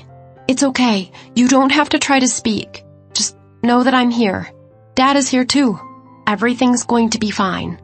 She moved her lips again, and one word croaked out. Ngaio. I resisted the urge to roll my eyes in front of the nurse. Her daughter was here. Her ex-husband was here. But the only person she wanted was the guy we hadn't seen head nor tail of since the first night. Ngaio will be here soon, Mom. It was most likely a damned lie, but I didn't want to upset her. Her eyes flickered closed. I squeezed her hand, but there was no more response. It looks like she's drifted out of consciousness again, the nurse said. But this was an excellent sign. The doctors are very happy with her progress. I let out a sigh of relief. Can I let my dad come in? He's welcome to come in for a few minutes, but she's no longer conscious. I went back to my dad and told him what happened. I'd like to meet this Ngaio, he said. I'm sure he'll turn up sooner or later, I said. A bad penny always does. I was exhausted when I got to work the next morning. My dad had driven me back to Snow Creek at 9 o'clock last night, and then he drove back to Grand Junction, where he was staying at a motel. I said a quick hello to Michelle and David, and then sat down at my desk and checked my calendar for the day's events. I had a city council executive session this afternoon, but for now I was free. I took care of some administrative crap and then continued my investigation. I had fired up the internet when Michelle poked her head into my office. Jade? Yeah? Have you heard from Larry today? I shook my head. No, I haven't seen him since Friday. The ghost of him standing in the hallway talking to Ngaio drifted into my head. I was sure it had been Larry, though he hadn't been wearing shorts and flip-flops as he had been when I'd last seen him at the office. Of course, it had been near midnight when I saw him at the hospital. He hasn't called in, and I can't reach him on his cell or home phone. He's due in court in 10 minutes, Jade. Can you cover? What? My stomach dropped. It's just the Monday morning docket. You can probably find all the folders on Larry's desk. Are you kidding me? I'm not prepared. It doesn't matter, Jade. You have to go. You're all we have right now. I stood, flustered. Fine. Find everything in Larry's office to get me up to speed. I'll run over to the courthouse right now, and you bring the information as soon as you can. I'll tell the judge what's going on so I don't look like a complete imbecile. The judge would probably not care that Larry had left me high and dry. She'd expect me there. The Monday docket was the Monday docket, and if the city attorney wasn't available to handle it, the assistant city attorney would have to. And that, unfortunately, was me. I looked down at my casual khaki pants and silk camisole. Hardly courtroom attire. Had I known I'd be going to court, I would have worn a suit. Fortunately, a black cardigan was wrapped around the back of my chair. It would have to do. Bring the information as soon as you can, I told Michelle again. I'll head on over. Damn Larry anyway. A few hours later, it was over. I'd received a good talking to from Judge Gonzalez about adequate preparation. She wasn't even the slightest interested in the fact that her city attorney had flown the coop. Judges were judges. I pledged to be better prepared from now on. Michelle, I said when I returned to the office, from now on I want to be advised of all cases, all court dates. Whether Larry is in town or not, I want them all on my calendar, and I want to be fully apprised of each one. Make sure I get that information, please. I walked into my office and slammed the door shut. I hadn't meant to be rude to Michelle. This was no more her fault than it was mine. But getting a dressing down from a judge was never on any lawyer's to-do list. Judge Gonzalez had been fair with me on Talon's case, and she was perfectly within her right to expect me to be prepared to take over the city attorney's duties. This would not happen again. I sat down and picked up the receiver of my landline, ready to call my father, when my cell phone rang. Another number I didn't recognize. Hello? I'm looking for Jade Roberts. You found her. May I ask who this is? Yes, this is Detective George Santos with the Denver PD. I'm investigating the disappearance of Colin Morse. Oh, shit. Just what I didn't need right now. I'm afraid I don't know anything about that. It's our understanding that you were the last person to see Mr. Morse. I was one of 4 to see him that evening. I was accompanied by 3 other people, and there were many others milling around the city on Friday night. We've been in touch with the Snow Creek police. All 3 of them, he scoffed. One of their fine officers of the blue will be coming to see you, Ms. Roberts. I will look forward to it with bated breath, I said sarcastically. I knew better than to get mouthy with a cop, but this was so not a priority for me right now. I wanted Colin to be okay, but I had too much else going on to be overly concerned. All I wanted to do was check on my mother and then go and see Talon once work was over. Would it be too forward to call Marge and request one of her homemade meals tonight? I could sure use it. And I could sure use a heavy dose of Talon. I was still pretty mad at him for leaving me there Saturday. But maybe he really wasn't ready to meet my father. Maybe he didn't love me as much as I loved him. The thought hurt, kind of sliced my heart in two. But Talon was Talon. Something was eating him up inside, and as desperately as I wanted to help him, he had to let me first. I went to pick up the landline again to call my father when a knock sounded on my door. God, would this workday never end? Come on in, I said. Michelle entered with an officer I recognized. Jade, Officer Dugan needs to speak to you. Sure, come on in, Officer Dugan. I gestured to one of my chairs. Sit down. I'm here to... I held up a hand. I know why you're here. I just got off the phone with the Denver PD. Go ahead and ask your questions, but I don't know much. I understand. When was the last time you saw Mr. Morse? He took me to dinner Friday night a couple weeks ago. When we were coming out of Enzio's, the Steele brothers were coming out of Murphy's. We all chatted for a while, and then Colin went on his way. Chatted wasn't really the right word for what had gone on, but I had basically told the truth. No punches had been thrown, thank God, though all 4 of them had threatened each other. Did he say where he was going? No, he didn't. I assumed he was going back to wherever he was staying in Grand Junction. He told me he was going to show up for court Monday morning, but then he didn't. Were any words exchanged between him and Talon Steele? I was an officer of the court. I could not lie to an officer of the law, and there was no need to. We had lots of witnesses. Yes, words were exchanged. What kinds of words? Talon wasn't happy to see Colin, obviously, and neither were his brothers. I don't really remember everything that was said. Did any of the brothers touch him in any way? I closed my eyes, trying to remember. Had Talon grabbed Colin? No, he and Jonah had both raised their hands to him, but they hadn't touched him. Thank God. No, they didn't. Good. Steve looked visibly relieved. What was the last thing Colin said before he left? I don't recall his exact words, of course, but he said he would see me in court on Monday. And he didn't show up for court. That's right. Is there anything else you can tell me about this? I shook my head. That's all I know, officer.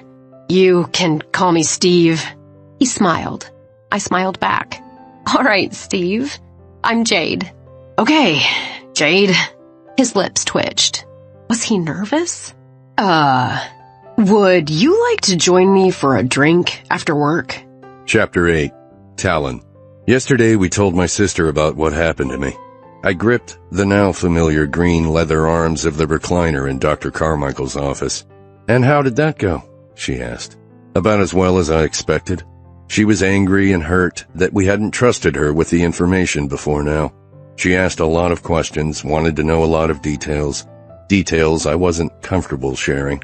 "And how did you handle that?" I didn't want to lie to her. I had only just shared some of the details with my brothers earlier. I didn't want to saddle Marjorie with the horror of it all, so I just said I didn't remember a lot of the details. She seemed to buy that. "Why did you feel she couldn't handle the details?"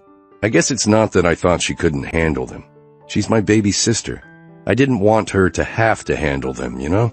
Dr. Carmichael nodded. "I understand. How else did she react?" "She cried.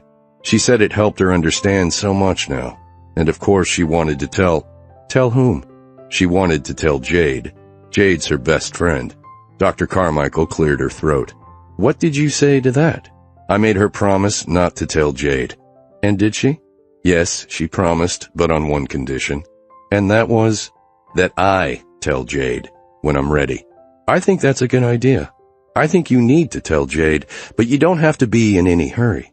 "How can you say that? I'm in love with this woman, and she said she loves me too. I'm amazed every day at the fact that someone so wonderful could love me." "That's exactly why I can say that, Talon. You have a long way to go to work through all of this.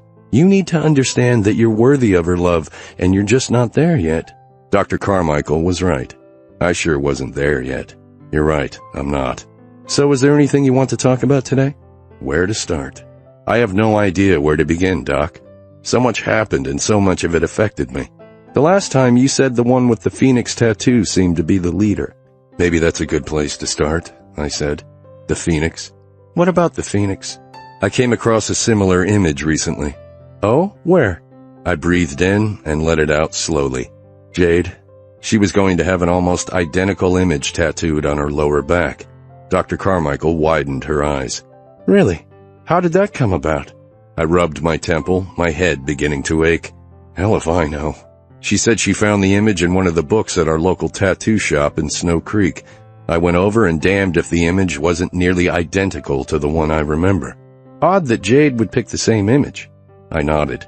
"More than odd. She said the phoenix was a symbol to her. She got left at the altar and was humiliated. And the phoenix rising from the ashes pointed the way to a new and better life for herself." "That does make sense," Dr. Carmichael said. "It didn't make sense to me." "It didn't make sense to you? Or were you just so upset by the image that you didn't even think about it making sense?" "God, I hated it when she was right. That image, it's hard for me to—" I closed my eyes, gripping the arms of the leather chair. Again, I focused on the colorful bird on his forearm, the only thing I could focus on to keep myself from screaming or emptying my stomach. It was a menace, but it was also my safe place. "Yeah, boy, that's it. Take it all," Tattoo said, pumping into me. Low voice and the other laughed, jeered. "That's it. Give it to him good. You know he likes to be fucked." Again, I stared at the bird. I'd learned not to argue with what they said. Did they really think I liked this? How could anyone like any of this? I hated it. I hated it to the depths of my soul. But I did what I had to do to survive. The first few times when I screamed, "No, I hate this!" I'd been punished with a beating. Why did I try to survive? Most of the time I wished I were dead. But still, every time they came, I did what I had to do in order to survive. Every damned time. I opened my eyes. That phoenix has been part of my life since then. How so? I swallowed. I always thought I remembered every single horrific detail of what I went through. But honestly, Doc, new memories surface all the time. Like, for example, I just remembered about the one guy missing a toe. How could I have forgotten that? Talon, your mind does what it has to so that you can survive. You were 10.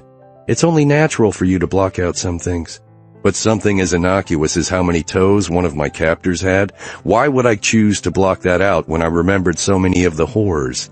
I don't know, but we will figure it out. You did remember the phoenix. True. For a long time, the phoenix was the only thing I remembered about the whole experience. Other than the abuse, that is.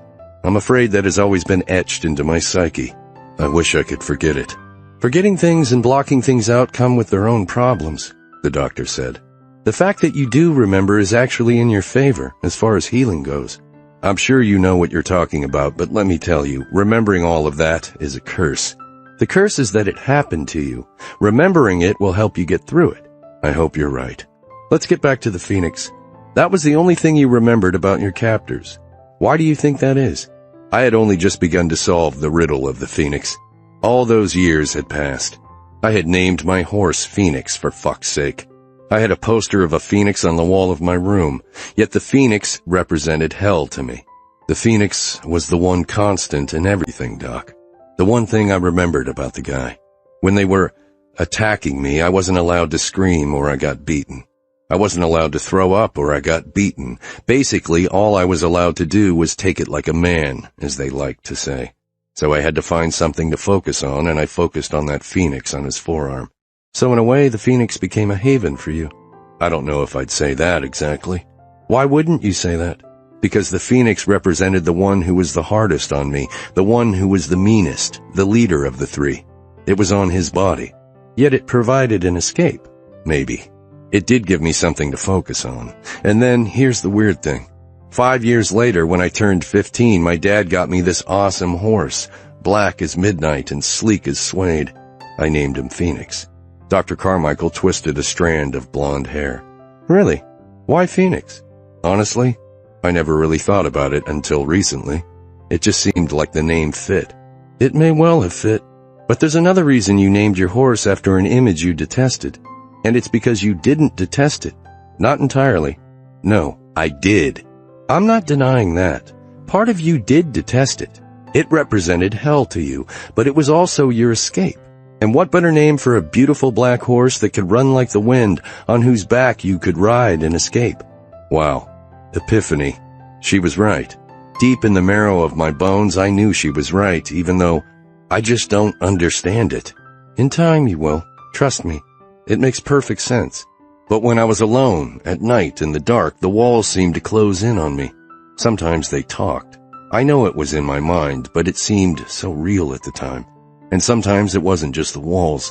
It was the Phoenix who would talk to me, taunt me. That was the Phoenix that represented hell. But the name you gave your horse was the Phoenix that represented your escape. I do understand what you're saying, Doc. It really does make sense. But I don't understand how it can make sense. How can one image have two opposite meanings for me? Because it had two opposite meanings for you at the time. It's a fairly common thing. I gripped my jaw. If you say so. It makes perfect sense, Talon. It makes perfect sense that you would name your horse, upon whom you probably rode fast and long and did a lot of escaping, after the one thing that allowed you some escape during your time in captivity, even if that thing also meant the opposite to you. I'd prefer to have it no meaning at all for me. I'd prefer that no one had to go through any kind of sorrow or mental illness in life. Of course, that would mean I'm out of business. She smiled. I gave her a half-smile back. Touché. So you said Jade was going to get a tattoo, and it happened to be the same image. Yeah. Luckily, she only got the regular ink transfer done, and I told her no way was she going to get a tattoo. How did she react to that? Not good. But that was the least of my concerns at the time. I tracked down the tattoo artist who did the original tattoo. But it's been 25 years, so we couldn't remember who he had done it on. He did say it was his original design, though. But it's possible that someone else had done the same design or something similar. Yes, it's possible. But this was done in Snow Creek. And I was abducted in Snow Creek. I see. So you talked to the guy who did the tattoo? Yeah. Like I said, he couldn't remember. Said he'd been stoned most of those years. Did he keep records? I have no idea. I asked him to check. He's supposed to get back to me. I'll lean on him a little. Well, that's a lead. Have you changed your mind about catching these guys? You seem to go back and forth. I let out a sigh. I honestly don't know, Doc. I'd love to see them pay for what they did to me. And as I've told you, I've had more than one fantasy about doling out my own idea of justice. I held up my hand. Yes, I know. I won't do it. I spent enough of my life in captivity. I don't want to spend the rest of it in prison. Good idea. My brothers really want me to try to find them. They'd like to see them locked up too. I would too, Dr. Carmichael said. I suppose I could put a few high-paid PIs on the job. God knows I have the money. Why don't you? Good question. Why didn't I? Better question, why hadn't I? You need to understand, it's only recently that I actually decided I could dredge this up and deal with it. I do understand. But now that we're working through it, maybe it's time to hire those PIs. She was right.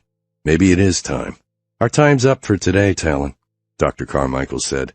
I grabbed my cell phone out of my pocket and looked at it. I had turned off the ringer during my session. I had a text from Jade.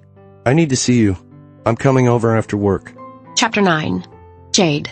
I hadn't gotten a text back from Talon, but I drove out to the ranch anyway. I had tried to let Steve Dugan down easily. I'd told him I had just had a major breakup a few months ago, and I wasn't ready to go out yet. I had desperately wanted to tell him I was seeing someone else, but Talon and I hadn't made our relationship public, and I wasn't sure how he felt about doing so. I figured we'd better talk about it. Marge opened the door when I knocked. Something was off with her. She didn't look right. "Are you okay?" I asked. "Come on in," she said. No answer to the "are you okay" thing. "Marge?" She sighed. "Just a rough day around here." "Yeah? Is everything okay at the ranch?" She bit her lower lip. "Yeah, just..." She sighed again. "A hard day. We have them sometimes. What are you doing here?" "I came to see Talon." "He's not home yet. I expect him any time. You want a drink?" "I could sure use one." "Sure, whatever you're having is fine." "I'm having a stiff scotch." That was so not like her. "Marge, what the hell is wrong? Have you eaten yet?" She shook her head. "Felicia just left. Dinner's on the stove. You're welcome to some. What about you?" "Not hungry." Something was definitely wrong. "Spill it, Marge." "I told you I'm fine." I gripped her shoulders. "Remember? Best friends don't have secrets." She poured her scotch. "God, Jade, I wish I could tell you." "You can." The back door opened, and Talon walked in. Roger rushed from my feet over to him, panting. His eyes widened when he saw me. "Jade." "Did you get my text?" "Yeah." "Then why do you look so surprised to see me?" Marge jiggled her glass of scotch. The ice clinked against the glass. "That's my cue to leave. Dinner's on the stove, guys." "Marge, what in the hell?" "She's okay," Talon said. "No, she's not. She's not eating. She's drinking scotch. She looks like hell. That's not the Marge I know." "Trust me, Blue Eyes. She'll be fine. It was a rough day." "Yeah, that's what she said. Why didn't you answer my text?" "I was at an appointment, and then I just wanted to get home." He smiled. Sort of. "How's your mom doing?" "Better. And thank you for asking. She's out of the coma. I wish I could spend more time with her, but I'm glad my dad is there." "I'm sure that gives you peace of mind." I nodded. "We need to talk, Talon." "Did Marge say something to you?" "No, but she's keeping something from me." "I'm sure she's not keeping anything from you." He dropped his gaze to his feet, went to the refrigerator, and poured himself a glass of iced tea. "You want something?" "A glass of tea would be great." He poured me a glass. "So, what do you want to talk about?" I cleared my throat. "Steve Dugan asked me out today." Talon's eyes shot up. "He what?" "Simmer down." I told him no. In fact, I told him I had just gotten out of a long relationship and I wasn't ready to date. But the fact of the matter is, I wanted to tell him about us. I just wasn't sure I could. "Can we make our relationship public?" "That's what you want to talk about?" "Yeah. What did you think I might want to talk about?" He sighed. "Me leaving you in Grand Junction the other night? Not meeting your dad?" I cracked a smile.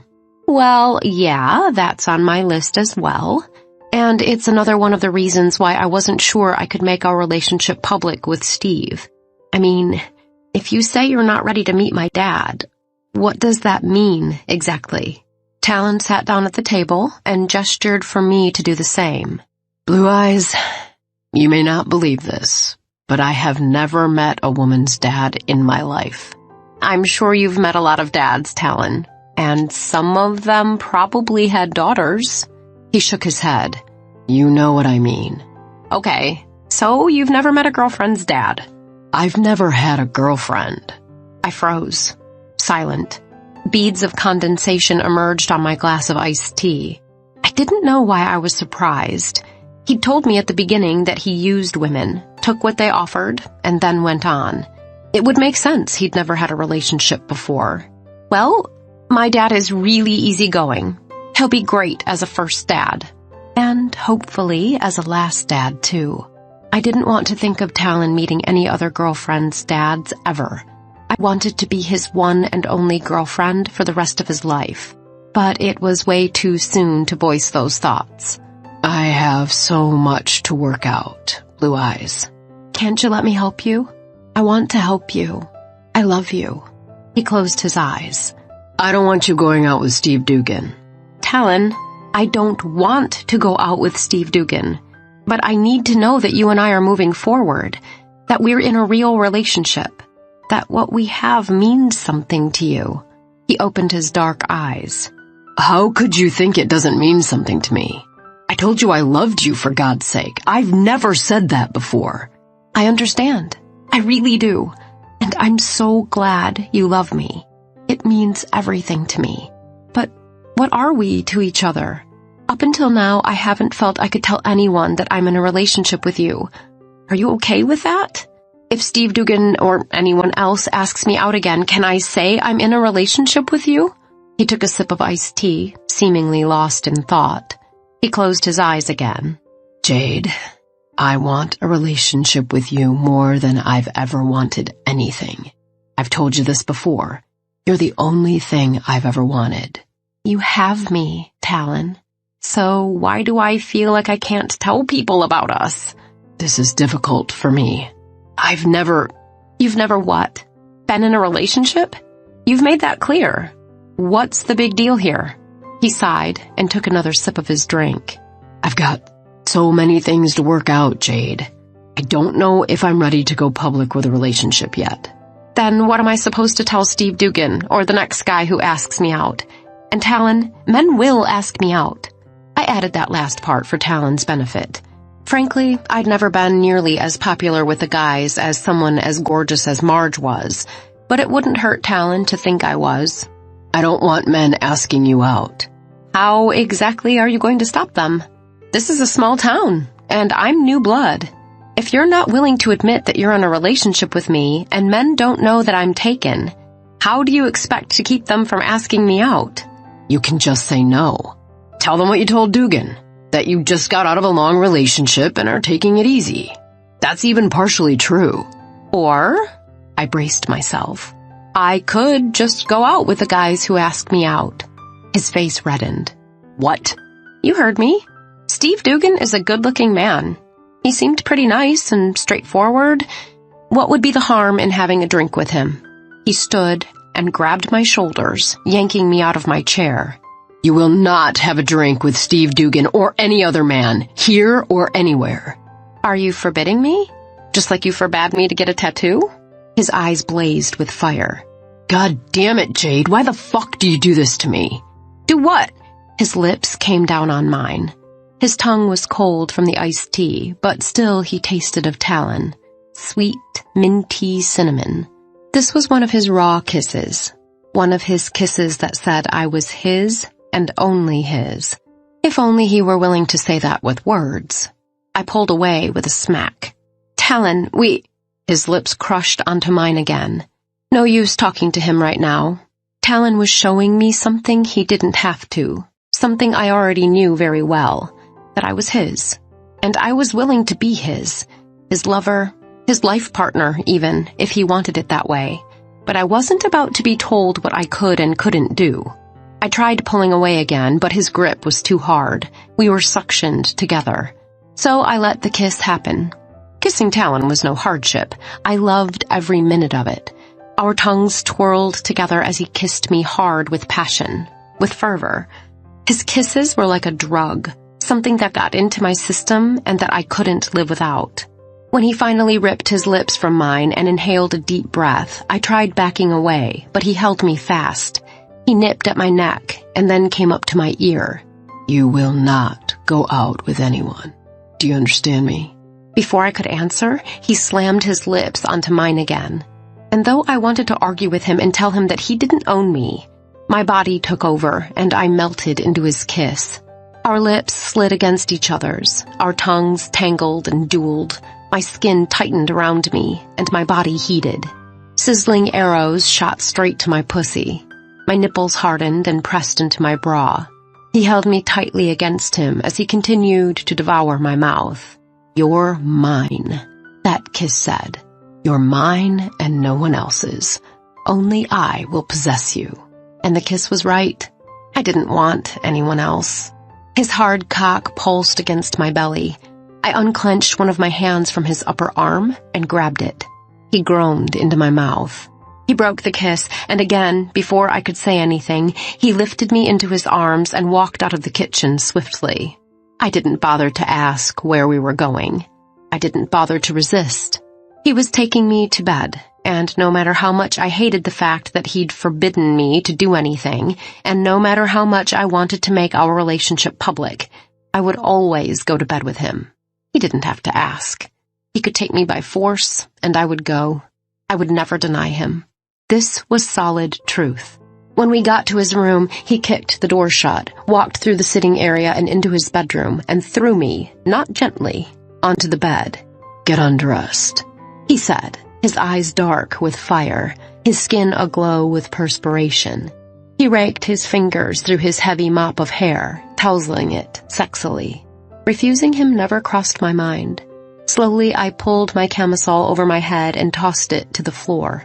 Then I unclasped my bra and got rid of it as well. I cupped my breasts, holding them out in offering, thumbing my nipples softly. They were already hard as red currants, longing for his lips. I pinched the right one, and then the left. Talon sucked in a breath. God, blue eyes. I was already turned on. My panties were no doubt soaking, and just a few little pinches to my nipples by my own hand got my motor running big time. Talon raked his fingers through his beautiful hair again. I said, "Undress, Jade." I bit my lower lip, and he sucked in a breath again. I lay down on the bed, slid my khakis over my hips and down my legs, and kicked them off along with my black pumps. Only my lacy thong separated me from total nudity. I turned my head and met Talon's dark gaze. With my left hand, I squeezed my nipple, while I trailed my right hand down my abdomen, over my mound, and underneath the lace of my thong. My pussy was slick with moisture. "I'm wet, Talon," I said. "So wet." "God." He pulled my thighs to the edge of the bed, spread my legs, and ripped my thong off me, tearing it and throwing it to the floor. He inhaled between my legs. "God, blue eyes, you smell so ripe. So ripe for me." I closed my eyes and sighed, waiting for his tongue to stroke my wet folds. But his tongue didn't come. I opened my eyes and lifted my head a bit, meeting his fiery brown gaze. "This pussy is mine, Jade. You hear me? Mine." Well, it was one step closer to me being his. Maybe he wasn't claiming all of me, but he was at least claiming my pussy. "Yours," I said. "This is your pussy." "Damned right it is." He swiped his tongue from my asshole all the way to my clit. I shuddered. Blood boiled in my veins. One touch from this man and I was liquid, molten. "You taste good. So fucking good. Apples, peaches." He ate my pussy, the succulent sounds drifting to my ears, turning me on even more. As he ate me, I brought my hands to my breasts and played with my nipples. God, so good. He forced his tongue inside my channel and then moved to my clit, sucking it between his lips until I was sure I would implode. But then he turned back to my slit, and he pushed my thighs forward and tickled my tight little hole. Such a sweet little asshole, blue eyes. This time, he flicked his tongue against the sensitive flesh. I was on edge, so ready to come. I twisted my nipples further. If only he would go back to my clit, just for a moment. But that would mean his tongue would leave my asshole, and that would be a problem indeed. 2 tongues. If only he had 2 tongues. When he breached my tight hole with a finger, I jerked, almost ready to come. You like that, baby? You like when I fuck your little ass? It's so sweet, baby. Such a sweet little butt. I pinched my nipples harder, twisting them almost off. What I would give for those nipple clamps. And then 2 fingers entered my pussy. He thrust his hand in and out of me, filling both holes. When his lips came down on my clit, I unraveled, soared to the stars and back, still twisting my nipples. God, so good.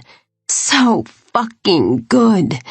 When I finally came back to earth, he was still moving his fingers in and out of my pussy and my ass. I didn't want him to stop. It still felt so good. I opened my eyes, and he was looking at me, his eyes black with smoke. That's right, baby. Twist those nipples. Make yourself feel good. Kiss my pussy some more, Talon. Please. Eat me. Suck me. He lowered his head and swiped his tongue over me, his fingers still buried inside. I could come again so easily, but I wanted to kiss him, taste my juice on his lips. I sighed, letting him do whatever he wanted. If he wanted to fuck my ass again, I would let him. He could do whatever he wanted to me. I was his. God, baby. He stood and removed his burgundy shirt. It landed in a wine-colored puddle on the floor. His chest was as beautiful as ever, dark hairs scattered over the copper coin nipples, ripped abs, and that lovely trail of black hair leading to paradise. He unbuckled his jeans and slid them and his boxers over his narrow hips. His gorgeous cock sprang out at attention. I'm going to fuck you, Jade. Spread your legs. Show me my pussy. I was only too happy to comply. Within a few seconds, that glorious cock was inside me, and Talon was thrusting. God, Jade! One more thrust and I was soaring again, reaching to the moon as I climaxed around him. That's right, baby, come for me. You come for me. Only for me. He pumped and he pumped and he pumped, and with one loud groan, he slammed home. I was so in sync with him that I could feel every pulse as he shot his semen into me. He collapsed on top of me and then rolled over onto his back. His jeans were still around his knees and his boots were still on. God, Talon, I said. That was amazing. He turned to me, his eyes still blazing. Blue eyes. We're not even close to done. Chapter 10. Talon. My cock was hard for Jade again almost instantly. Amazing how I could have her and then want her again so quickly. She was so beautiful, lying there, her legs still spread, her body glistening. Her nipples were red and ruddy from her own hands. How I longed to suck them between my lips to make her scream. Her hair was fanned out in a golden brown curtain on the bed, her silver blue eyes heavy-lidded. Her mouth was red and swollen from our kisses, and she licked her lower lip. So fucking sexy. And her pussy engorged, the color of red wine. I loved eating her, finger-fucking her, playing with her ass. I longed to take her in that tight hole again, but I hadn't performed very well when I'd taken her ass for the first time. Maybe that hadn't been such a good idea, given my history. Still, everything had gone fine until... I didn't want to go there right now.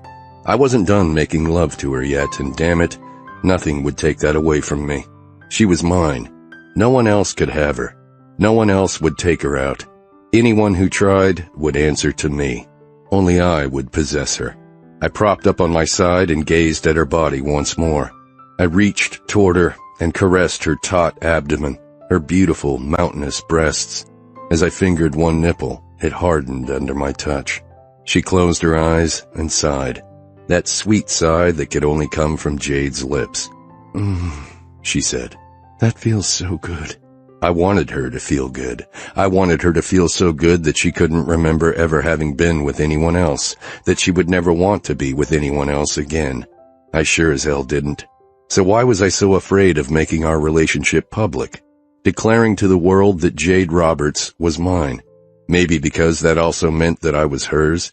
That wasn't a problem. I didn't want to be with anybody else. But could I saddle her with the mess that was my life? Not yet. I watched her slow inhalations, the slow rise and fall of her beautiful chest. She was my everything. Everything I had ever wanted, and the only thing I'd ever wanted. And, as unreal as it seemed, she actually wanted me. She wanted to make the relationship public, wanted the world to know about us. I hardened like a rock. I wanted her again. I nudged her. Come here, baby. Sit on my face and suck my cock. She smiled, moving slowly to do as I bid. When she sat that sweet, succulent pussy down on my face, I almost exploded right then and there. She was so beautiful, so red and swollen, so juicy and tangy. I lapped her up like a cat lapping milk. So wonderful. She undulated her hips, smearing her pussy all over my face. God, it was hot. Then she leaned forward, taking my cock into her moist, warm mouth. The more she sucked my cock, the more I wanted her pussy. I licked, her taste only getting better as she sucked my cock deeper into her throat. She groaned against my cock, sexy little vibrations that drove me insane. All the while, I sucked at her, ate at her, shoved my tongue far into her. Then I moved to her asshole, flicked my tongue in and out of the hot little rosette. I lifted her off me to inhale. That's it, baby. Ride my face, suck my hard cock. And then I shoved my tongue into her once more. I reached forward and grabbed a handful of her sweet tits. I found her nipple and pinched hard. Ah! She groaned against my cock, her pussy exploding around my face. I was drowning in her juices, and oh, sweet Jesus, what a way to go. I couldn't get enough of her. I sucked, and I sucked, and I sucked, aching to infuse my total body with her essence. I pinched her nipple once again, and she climaxed around me again. God, how I loved it. I sucked at her clit, tongued her wet cunt, licked her little asshole. She squirmed over me, drenching me in her sweetness. I wanted to make her come again, bathe in her succulence one more time, but I couldn't hold off much longer. I had to have her, and I wanted to come inside her again. I lifted her hips from my face. Baby, turn around and sit on my cock. I want you to ride me. She complied. She always did.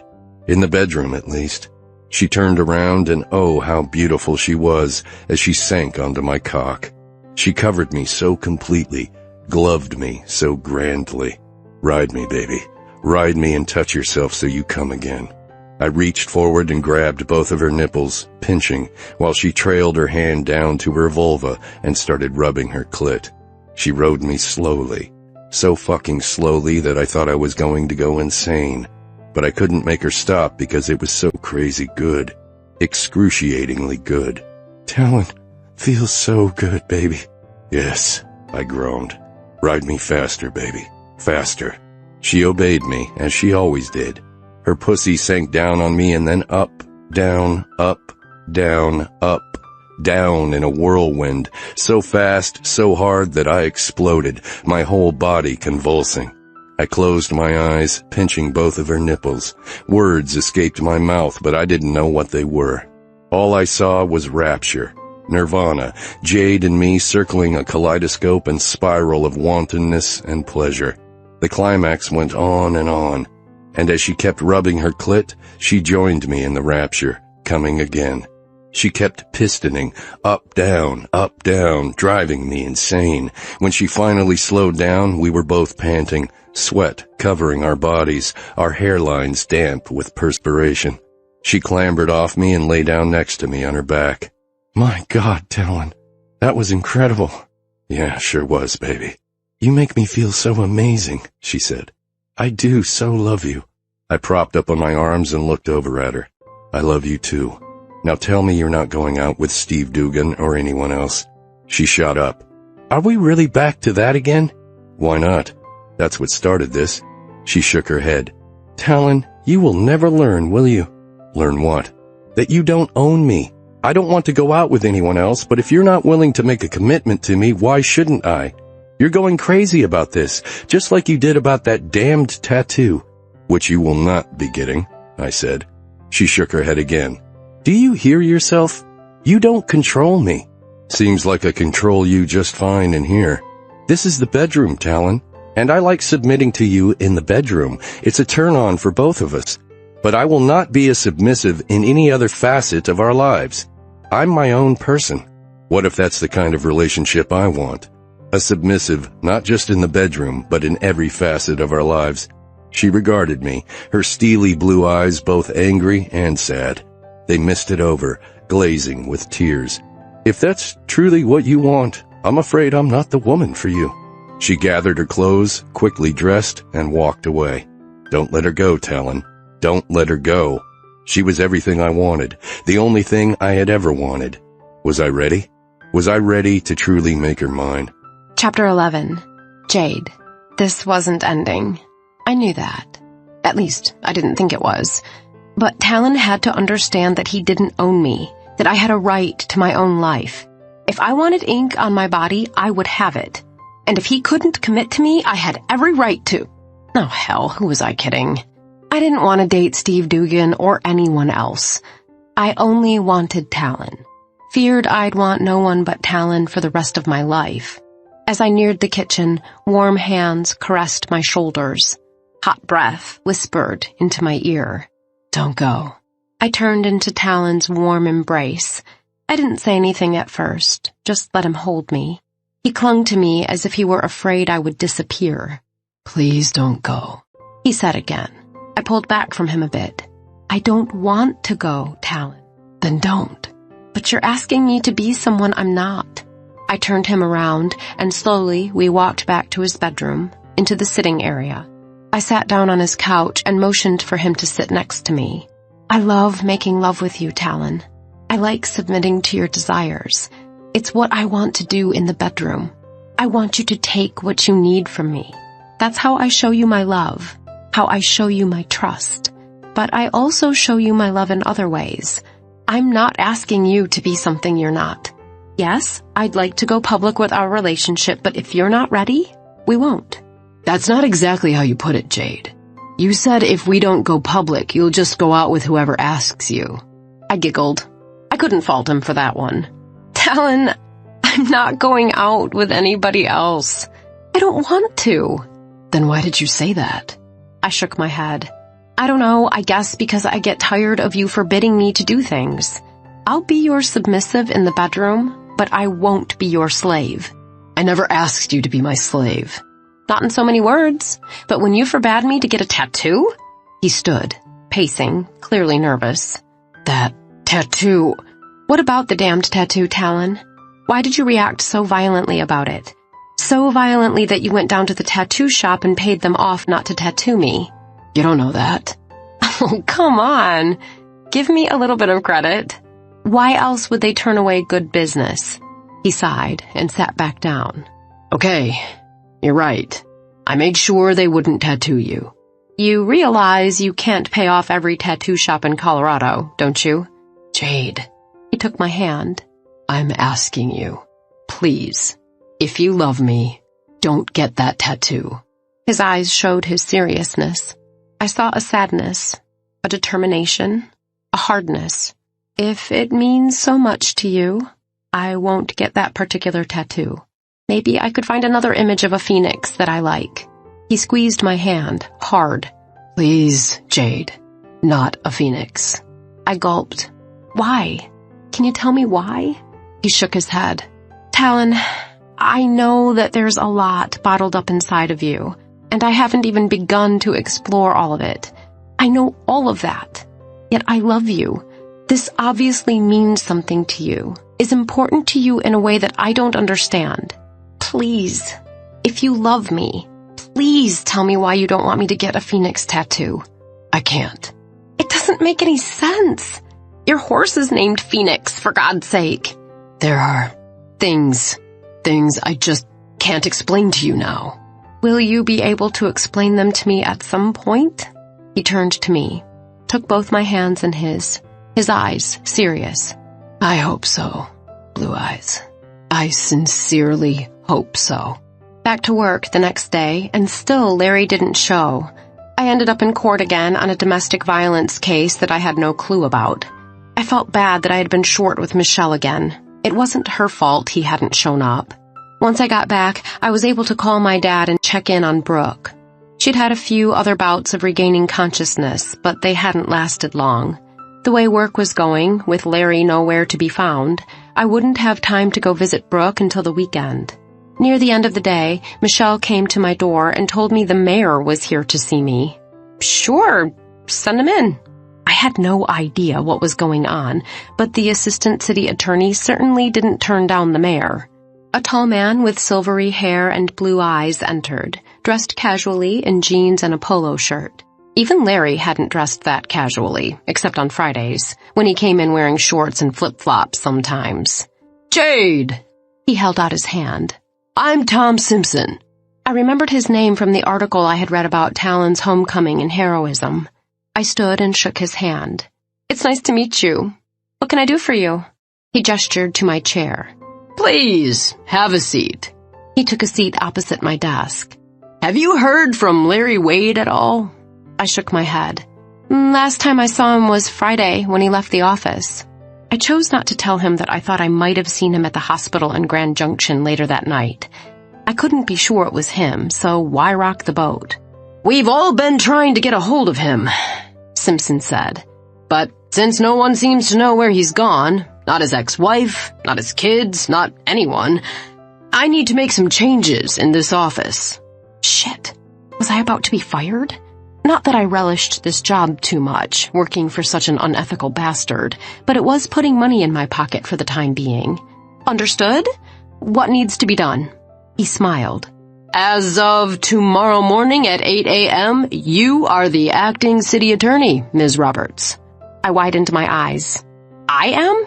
I've talked to Judge Gonzalez over at the courthouse. She's informed me how well you've taken care of Larry's cases, having been thrown into them with virtually no preparation. Really? After the dressing down she'd given me? Thank you. I've already made arrangements to keep apprised of everything on the city's docket, just in case something like this happens again. I'm glad you've done that. It'll make your transition a little easier. I appreciate your confidence in me, Mayor Simpson. He smiled. Please, call me Tom. We don't stand on ceremony around a small town like Snow Creek. He stood. Oh, and by the way, there's a $10,000 pay raise in it for you. Wow. Thank you. I do appreciate that, though it's not necessary. Well, we certainly wish it could be more, Jade, but as you know, we're a small town. The city attorney is normally an elected position, although I appointed Larry when the previous city attorney retired in the middle of his term. If you choose to run when the current term is up, you may certainly do so. If you're elected by the people, you will get substantially more. I did some rapid calculations in my head. That new car was coming closer and closer. I secretly hoped Larry would stay away for a long time. When is the term up? Next year. Well, I'm sure he will be back soon. That won't affect your position, Jade. Unless he has a damned good reason for taking off, I intend to see his resignation when he returns. You do know, Tom, that I'm a brand new attorney. Yes, I'm aware of your credentials. But as I said, Judge Gonzalez has been highly complimentary of your performance the last couple days. And we are a small town. It won't take you long to get up to speed on everything. He smiled and stood. I'll let you get back to your work. He turned and left my office. I leaned back in my chair. Was this a good thing or a bad thing? Common sense told me it was a good thing. I could take over as city attorney. I could whip this office into shape. There would be no more ethics spending with me in charge. Plus, it was a pay raise, and I could certainly use the money. The sooner I got together a down payment for a new car, the sooner I could move into a better place. Plus, my student loans were coming due any time now. Yes, all in all, this was a good thing. So, why were the hairs on the back of my neck standing up? Chapter 12. Talon. I was going to have to give poor Axel a raise. He was a great foreman at the orchard, and I had not been pulling my weight lately, always driving into Grand Junction for therapy. Today was no different, although I had gone in early to meet with Robert Pendergast, also known as Biker Bob, who was the designer of the infamous Phoenix tattoo that Jade wanted to have inked on her body for all time. Despite my throwing a few more Benjis his way, he hadn't been able to find the records of who he had done the tattoo on 25 or so years ago. Now, here I sat in the dreaded hunter green recliner, gripping its arms as usual. "It's strange," I said to Dr. Carmichael. "I've been coming here now for what? Several weeks? I've had countless sessions, and still I dread this each time." I looked up at her. "No offense." She chuckled. "No offense taken. Therapy isn't easy, Talon. I'm sure you know by now it's no walk in the park. It's normal to dread your sessions. But tell me, how do you feel after you've had a good session?" How did I feel? I had never really stopped to think about it. I'd been living in a haze for so long. My times with Jade were the only times I was even close to at peace. But when I considered it, thought about how I felt, especially after that session where I finally admitted that I had been raped, a weight had been lifted off my shoulders. Honestly, I can't say I feel good exactly, but I feel that I'm carrying less of a burden. Does that make sense? She smiled. "It makes perfect sense. And as we move forward, you will feel good eventually when you leave here, I promise." I hoped she was right. I could really go for feeling good. The only times I felt good were with Jade, and she wouldn't be around forever. Or would she? "Doc?" "Yes? Do you think I'm capable of having a real relationship?" "You mean with Jade?" I nodded. "It's what I want more than anything. She's the only thing I ever wanted, and she wants to make our relationship public." "And you don't want to?" I twisted my lips. "It's not that I don't want to. Sometimes I want to scream from the top of my roof that she's mine, all mine. But then I think about how unfair that would be to her. What do I have to offer her?" "You have yourself. I have a feeling that's really all she wants. But you know what I've been through. I'm broken. I'm not sure I'll ever be whole." "Are any of us ever whole?" the doctor said. "Everyone has his own burdens to bear, Talon. Granted, most people don't have the kind that you have, but there's an old saying that if everyone threw their problems in a pile and you saw what they all were, you'd go racing back to take your own." I couldn't help a small chuckle. "Seems unlikely that I would take my own problems back." "Maybe," she said. "But remember, everything you've been through in your life has made you who you are today. And who you are today is the person that Jade fell in love with." I sat for a moment, letting that sink in. I'd never looked at it that way before. I always thought that if she knew who I truly was, her feelings for me would be different. Just because you haven't told her everything that happened to you doesn't mean she doesn't see you for who you really are. She knows there's something inside you, something you need to work through. That part is obvious to anyone close to you. And she hasn't run away from it, has she? I shook my head. No, she hasn't. Even when I begged her to. It's never possible to know every single thing about the person you fall in love with. Everyone has a few things he keeps to himself. That's normal. But if you get into a relationship, one that's supposed to last forever, aren't the two supposed to become one? One in that they're unified as a partnership, but the two people are still individuals. That never changes. In fact, if that starts to change, those are the times marriages tend to fail, when one tries to bend for the other. I can't imagine Jade bending. I let out a laugh. In fact, we just kind of had a discussion about that. You want to tell me about it? I hadn't really come here to talk about my relationship with Jade. There were other things more pressing. But what the hell? She doesn't like it when I forbid her to do something. Dr. Carmichael slid her lips into a grin. That's pretty understandable from where I'm sitting. But you don't understand. In the bedroom... What? In the bedroom, she does whatever I ask her to. Whatever I command her to. Lots of women enjoy taking a submissive role in the bedroom. That doesn't necessarily translate to a submissive role in the rest of her life. That's exactly what she said. I've said it before. She sounds like a smart woman. Yes, she is that. Definitely. That's part of what I love so much about her. She's hot, don't get me wrong. Gorgeous, even. But her brain is just as sexy. Dr. Carmichael smiled again. Most women would love to meet a man who feels that way. I need to ask you something personal. This isn't really about me, but if it will help you, I'll answer if I can. My brother said he met you in Grand Junction, where you were at some psychology conference and he was there for a different conference. Yes, I remember. But when I ended up at the ER a couple months ago and you were there, you acted like you'd never met him before. She reddened a bit. Did I? Yeah. You shook his hand and said it's nice to meet you. If possible, her cheeks pinked even further. I suppose Oh my God, you're attracted to him, aren't you? I don't see how that's any of your business. I'm not going to lie. I think he has the hots for you. I've told you that before. Honestly, I just didn't want to embarrass you or your brother that day. So you did remember him? Yes. She let out a sigh and pulled her long blonde hair off her neck. Was she getting hot and bothered? And this part of our session is over, Mr. Steele. Understood. But I smiled to myself. I had to get Joe in here for some therapy. Or to get laid. Maybe both. You look a lot like him, Dr. Carmichael said. About the same height, same build. He has a little more silver in his hair and his nose is straighter. Yeah, you know the bullies broke my nose. And you have a younger brother? Yep, Ryan. He's known as the most handsome and as having the best personality of the Steele brothers. More handsome than the two of you? She lifted her eyebrows. I laughed. Yeah, and I thought we were getting off this subject. She shook her head as if to clear it. Of course, I'm sorry. Let's get back to you with Jade. So she wants you to take your relationship public, but you don't want to. Why does she want to? Well, this cop, who I thought was a friend of mine, asked her out. So he's no longer your friend? He asked my woman out. Talon, he had no idea she was your woman. That's probably why she wants to make the relationship public. Of course, I knew that. Why is this so hard for me? Only you can answer that.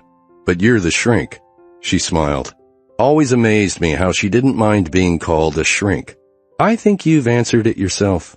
You feel like she won't love you anymore when she finds out everything you've been through. Yeah, but it's more than that, though. What's that?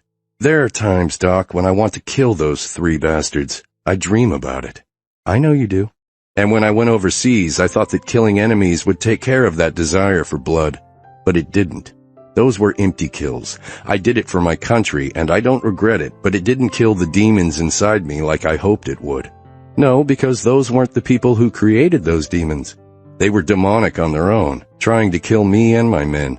I understand that, but try as you might, you can't make them represent something that they don't represent. What if I can never control those rages inside me? What if I can never spend the night with Jade? What if I can never control the dreams I have and I wake up with my hands around her neck again? We've already gone through this. I don't think you will. I wish I were as sure as you are. You will be sure one day, and it probably will be sooner than you think. I hope so. In the meantime, Talon, don't you think it's okay to make your relationship public? What if she doesn't stay with me after she finds out everything? First of all, I think she probably loves you enough to stay with you through thick and thin. But let's look at the worst-case scenario. What if she doesn't? What if something happens and she breaks off the relationship? What does that have to do with now? You could make the relationship public now, and if the relationship ends, you simply make public the fact that it ended. This isn't rocket science, you know. It makes a lot more sense when you say it. Still, I couldn't bear the thought of anything ending between Jade and me. Look, I do understand where you're coming from. I really do. But you've come quite a ways already. Yes, there is more work to do, and we will do it. But if your relationship with Jade gives you happiness, gives you pleasure, why not shout it to the world? Again, it makes perfect sense when you say it. You don't have to decide right now. Just think about it. Talk to Jade about it. Let her know your concerns. She may not understand. True, she may not. But there's just as good of a chance that she will. What am I going to do about the tattoo? I think you have to be honest with her.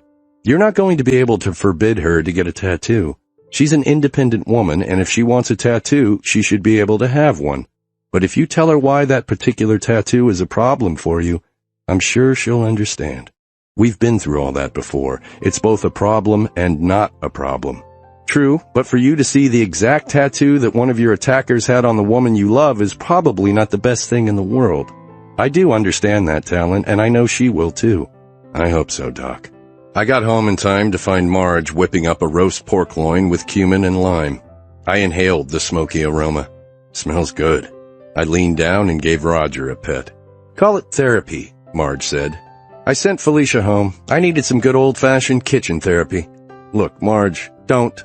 I feel horrible about what happened to you, Talon. I can't stop thinking about it. And I know you kept it from me to protect me. She sighed. Sometimes I think ignorance is bliss. Are you sorry we told you? She shook her head. Of course not.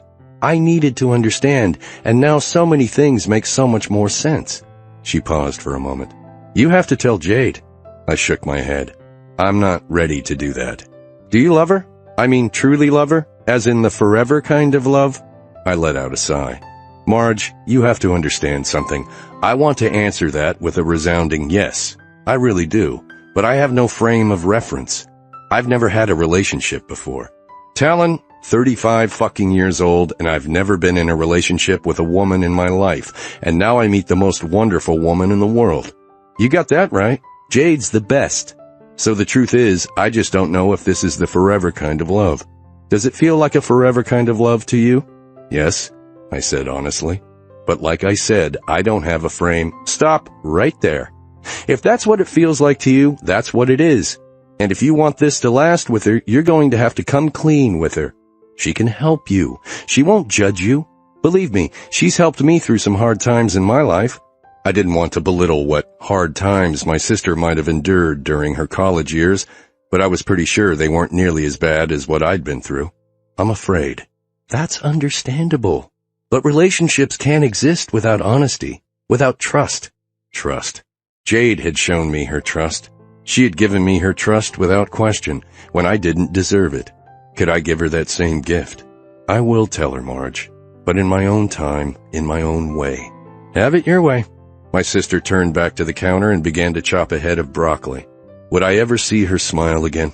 Only a few days had passed since we'd told her the truth. It was still very real and new to her. She would get through it. Hell, if we had gotten through it, she certainly could. But Marge's smile, that toothless, innocent smile of my baby sister when I came home from hell, had helped me get through a lot of pain. Right now I've got to figure out a way to keep her from getting a tattoo. That's another thing I don't understand, Talon. Why do you care so much about the tattoo? You don't understand. That tattoo she wanted to get, that exact image. Marge stopped chopping and turned to me. What? One of those awful guys who kidnapped me. He had that exact tattoo. Marge dropped her mouth into an O, the knife slipping from her hands and clattering to the floor, just missing her sandaled toe. I picked up the knife quickly and set it on the counter. Marge, what's wrong? Did Jade ever tell you where she found that image? I nodded. Yeah, she said she found it in one of Toby's books. She did, but that's not where she first saw it. My blood ran cold. And where was that? Her mother's new boyfriend had that exact tattoo on his forearm. Chapter 13. Jade. I was changing out of my work clothes when someone pounded on my door. Just a minute, I yelled. I threw my red silk scarf, white linen pullover, and black skirt on the bed and hurried into a tank top and a pair of heather gray sweats. I walked to the door. Who is it? I'd have to talk to Sarah about installing a peephole. Snow Creek was a small town and all, but I was a young woman living alone. I needed to see who was behind my door. It's me. Talon. I opened the door. He was red with rage. Oh my God, what's wrong? Your mother's boyfriend. What's his name? Nico Costas. Why? Talon ran to my sink and turned on the water. God, I met him. I fucking shook his hand. The water turned hot, and steam rose from the falling cascade. Talon pumped out some soft soap and scrubbed his hands. They turned red with the heat. I strode quickly to the sink and turned off the water. You'll burn yourself. What the hell are you doing? Where's your mother's boyfriend now? He asked through clenched teeth. I don't know. I haven't seen him since the night of my mom's accident. He said he was flying to Des Moines. He hasn't been back. God damn. Talon raked his wet hands through his tousled hair. So fucking close. Talon, please, tell me what's going on. He turned to me, gripping my shoulders. What color are his eyes, Jade? This Nico guy. Does he have brown eyes? Yes, I think so. I never paid that much attention. Neither did I. God damn it. If only... Damn. Talon, you're scaring me. What the heck is going on? Why didn't you tell me? Tell you what? Tell me where you saw that fucking phoenix tattoo. I did. You told me you saw it in one of Toby's books. I did. I didn't... You saw it first on him. You saw it on that fucking psychopath. Psychopath? Nico struck me as a little slimy, but I figured he just wasn't my type. Talon? My mother would not date a psychopath. Of course, I knew so little about my mother. Maybe she would. But Nico? A psychopath? Well, she is. I shook my head to clear it. I don't understand. Please tell me what... He grabbed me and slammed his mouth down on mine. It was an angry kiss, a punishing kiss. But what was I being punished for this time? For not telling Talon I had seen the tattoo on Nico? But still, I opened to him. Let him take from me. Let him punish me with his lips and tongue. He broke the kiss and ripped my tank top off me. Get on the fucking bed. He gritted out. Talon, I said get on the bed. Don't make me repeat myself again. My lips trembled, but I obeyed. Equal parts of fear and arousal coursed through me. I sat on the edge of my bed, my breasts bare, my nipples hard and longing for his touch. He grabbed my legs and pulled my sweatpants off. Then he ripped my lace panties in half, getting them off me. Get on your hands and knees, he commanded. Shivering, I complied. Slap. His palm came down on my ass. Slap, slap, slap. 3 more times, and the sting tingled through me, morphing into pleasure as I cried out. Damn it, Jade. Slap, slap, slap. Talon, shut the fuck up. Slap, slap, slap. I moaned into the comforter, bracing for another smack. But a feathery light touch drifted over me. First over my stinging ass, and then over my back, and then down my thighs. This is a pretty red scarf, Blue Eyes. My red silk scarf. It had been one of the last gifts from Colin. I'd gotten rid of most of them, but this one had seemed too nice to give away. It added a splash of color to my otherwise mundane lawyer's wardrobe. What can we do with this? Talon asked. I gulped in silence. Turn over on your back, he said. I obeyed, my ass still stinging. Talon was fingering the scarf. I think I'm going to use this as a blindfold. His voice, though hard and cold, was laced with desire. I'm going to cover your eyes with this, Jade, and I'm going to do whatever the fuck I want to do to you. My nipples were so hard. Adrenaline pumped through my veins. I had no idea what he was going to do, and I didn't really care. My pussy gushed fresh juice. I'd like to bind your hands, but you don't have any bedposts. Of course not. This is a futon. Then you'll have to just hold your hands still, and if you move them, I'll punish you. Sit up. When I did, he secured the scarf over my eyes and tied it in the back. The silk was cool on my eyelids, and I couldn't see a damned thing. Lie down and put your arms flat on the bed, palms down. I did as he told me. Do not move your hands. If you do, you're going to get more spankings. I imagined my ass was red as a beet at the moment, although the idea of more spankings didn't repel me. Nothing happened for a few moments. Talon was lurking around my apartment, his footsteps creaking on the floor. What was he doing? I had no idea until... Oh! Something cold touched my nipple. Ice. Your skin is so hot, Jade. It's melting right on you. Little rivers of water flowed over my breast, like an icicle thawing over me. The ice touched my other nipple, and soon the cold water flowed over the mound of my other breast. How does that feel, baby? It was an utterly new sensation, but pleasurable nonetheless. Good, I said. The cold numbness of the ice cube trailed over each nipple once again, and then spiraled around my breasts in larger and larger circles. It trailed down my abdomen, dripped into my navel for a scant minute, and then traveled over my vulva and nudged the tip of my clit. Ugh! But I didn't move my hands. I locked them flat on the bed. Good, good, he moaned. I'm going to put this ice cube in your hot little pussy now. Don't you dare move your hands. My thighs quaked as the cold ice cube trickled into my tunnel. Spread your legs as far as you can, baby. That's right. Now I'm going to suck on your clit while this ice is in your pussy. Don't you dare move your fucking hands. I trembled all over. Yeah, baby, here comes the water. Your hot little pussy is melting the ice. He licked my clit. I grabbed fistfuls of the comforter, willing myself not to move my hands. I wanted to touch my nipples so badly, to pinch them and play with them. but I was determined. He sucked my clit between his lips, and the ice cold penetrated through me. God, he had ice in his mouth, too. He sucked on me, sucked at my pussy. And soon I grabbed the sheets and plummeted into a climax so deep, so amazing, that I wasn't sure where I was for a moment. Yeah, baby, come for me.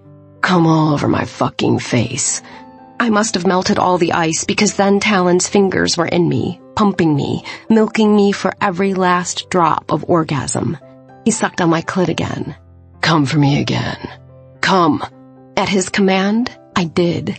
My whole body shuddered, and I felt like I was racing to the moon. That's it, baby. Come. Come when I tell you to come. My thighs were still quivering from the coldness. Had anything ever been so good? Seemingly of their own accord, my fingers trailed to one nipple and started playing with the hard bud. But Talon noticed, and in the back of my mind, I had known he would. I told you not to move your hands. He flipped me over onto my stomach quickly and slap.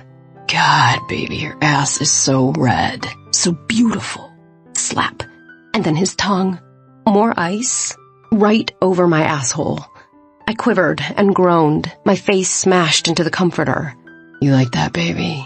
You like my icy tongue in your ass? Yes, yes, I mumbled into the comforter.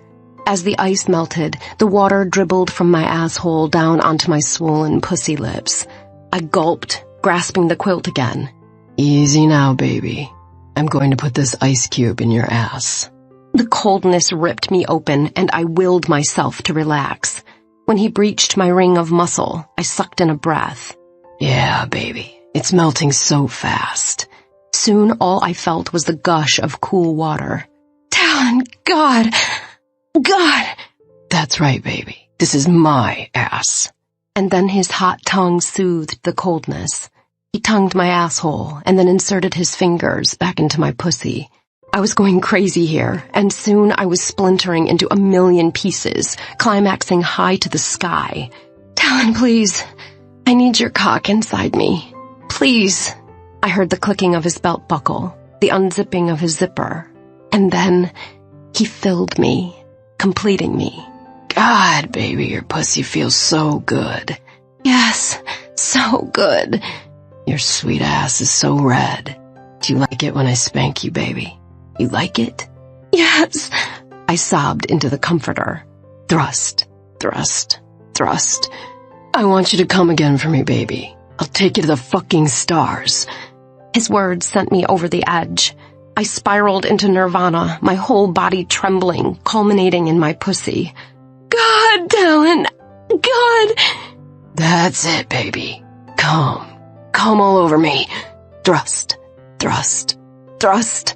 With one last groan, Talon pushed into me just as I was coming down from my orgasm, and as I felt every pulse of his cock when he released, I spiraled into the vortex again. Coming, coming, coming. When he finally pulled out and flopped onto the bed next to me, I flattened and turned on my side to face him. I removed the scarf, and tears flowed from my eyes. For some reason, the sight moved me beyond measure. Talon! He opened his eyes and turned toward me. Baby, don't cry. Don't worry. They're good tears. I didn't hurt you. I shook my head. No, you didn't hurt me. You never could. I wish I could be sure of that. I came in here so fucking angry. I'm sorry I didn't tell you where I saw the tattoo. I didn't think it was that big of a deal. He sighed, the agitation within him visibly returning. You have no idea. Talk to me. Tell me what's going on. Tell me what this Nico Costas means to you. He's the fucking devil. I nearly jerked off the bed. Why would you say that? I can't get into it right now. I sat up. Talon, my mother is dating this person. If he's the devil you say he is, I need to know. I need to keep him away from my mother. I thought you didn't care much about your mother. She's still my mother. She gave me life. Seeing her lying there, so helpless, I've kind of had a change of heart. I want to see her recover. And if she recovers, I don't want her hanging around with someone who's a bad person. Talon shook his head. Blue eyes, You have no idea. Then tell me. Please. Just be honest with me. I can take it. I promise you. I wish I could, Jade. I'm just not ready yet. But please, keep your mother away from him. So far, I haven't had to worry about it. After you and I showed up at the hospital the other night, he left. Like I told you, he said he was going to Des Moines, and I haven't seen him since. Talon cleared his throat. I'm not surprised. Why? I can't get into it. But I will find him, Jade. I will find him. I promise you that. Chapter 14. Talon. She didn't push me any further to talk about Nico's tattoo, and for that I was grateful. But still, a look graced her beautiful face. A look that said she wasn't letting this go. I didn't expect her to. I knew her that well at this point. She sat up and let out a moan. "Are you okay?" I asked. She let out a chuckle. "Yeah, my ass is a little sore." "I'm sorry, Blue Eyes. You have to let me know if I get too rough. Maybe it's time we talked about a safe word." "A safe word?" "Yeah. It's a tool dominants and submissives use. It's a word that means stop." "Why not just use the word stop?" I let out a laugh. "Because sometimes people like to act out fantasies of being assaulted or attacked, and yelling stop is part of the fantasy. I can assure you I don't have any fantasies like that." "All right then. We'll use stop as your safe word." "Works for me. So why didn't you tell me to stop tonight?" "Because," she hedged, "Talon, I want to please you. I want to please you more than anything in the world, and clearly you needed this tonight. You needed to spank me for whatever reason. You were angry and I wanted to help. Hurting you is never what I require, Blue Eyes." "I know that. If it had gotten to the point where I absolutely hadn't been able to take it, I would have told you to stop. But I can take a lot, Talon, and I want you to take what you need from me. Had there ever been a more wonderful woman in the world? A woman made just for me? For that's what I believed Jade to be. I was determined to become worthy of her and her love, and of her trust. There's something I want to tell you, Blue Eyes." She caressed my cheek. "What's that?" "I don't want you to see this as a weakness. Talon, you're about the strongest person I know." "How can you say that? You've seen me crazy, angry, almost delusional, and you come out of it every time." I paused a moment. Then I heaved a sigh. "I've been seeing a therapist." She didn't bat an eye. "Oh?" "Yes, I have a lot of stuff I have to work out." "You mean from what happened overseas? Or is there more?" "There must be more." She knew me too well. Most people assumed I had post-traumatic stress disorder from my time overseas. Truthfully, my time overseas had been less horrific than the incident in my childhood. Yes, some other things. "Can you tell me about it?" "Not yet, Blue Eyes. But I will. I promise I will." God love her, she didn't push. But she did continue speaking. "Can I tell everyone that I'm in a relationship with you now? I mean, that's kind of where this whole thing started. Everything at me screamed to tell her no, that I wasn't ready for that. But I had to trudge uphill. I had to step out of my comfort zone.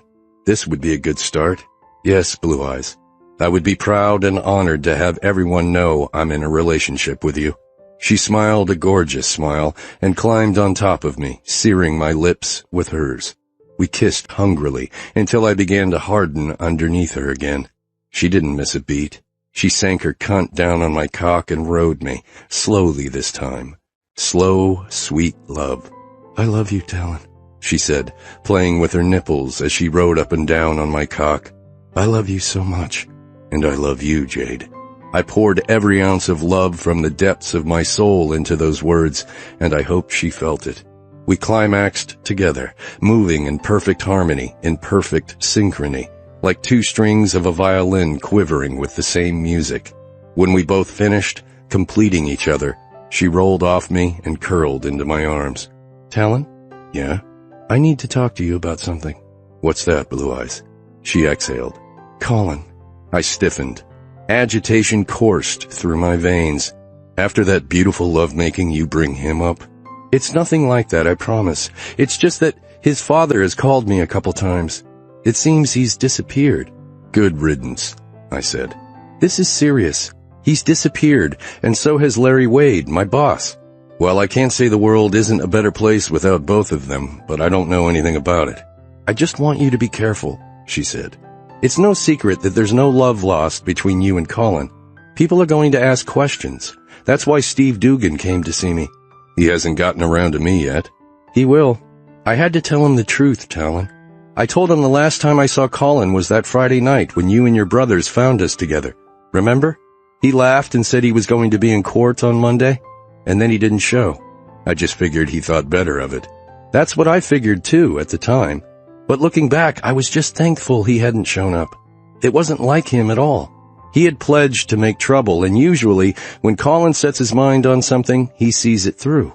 So you think whatever happened to him happened sometime between the time we saw him on Friday and court on Monday? That would be my guess. I expected Colin to show up at court. You want me to look into it, Blue Eyes? No. You have enough on your plate right now with your own therapy and running the ranch. I'll figure this out.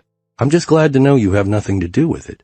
I won't deny I hate the guy, but the last time you saw him was also the last time I saw him. And your brothers? Blue Eyes, my brothers have way more sense than to get involved in anything illegal. Trust me, I'm the one they worry about. They're both very level-headed. I believe that they are, but Colin pushed all their buttons. Even Ryan got agitated at the end. True. Not much gets to Rye. But Colin did. True. Colin had. And Ryan would do anything for me. If it makes you feel any better, I'll talk to my brothers. But I can tell you with 99.9% accuracy that they had nothing to do with him disappearing. Okay, good. And what's this about your boss missing?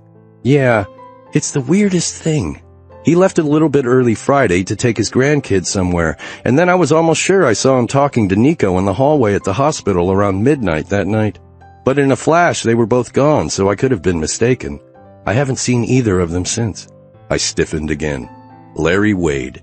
I knew very little about him, other than he'd come to town and been appointed city attorney when the old one retired. But if he was hanging with Nico Costas, my spine went cold. Jade went on. Anyway, the mayor is pissed that nobody can find him. In fact, he made me acting city attorney for the time being. That's a good thing, right? She let out a laugh. I'll say. There will be no more bending of ethics with me in charge. Well, it was his bending of ethics that got me off with Colin.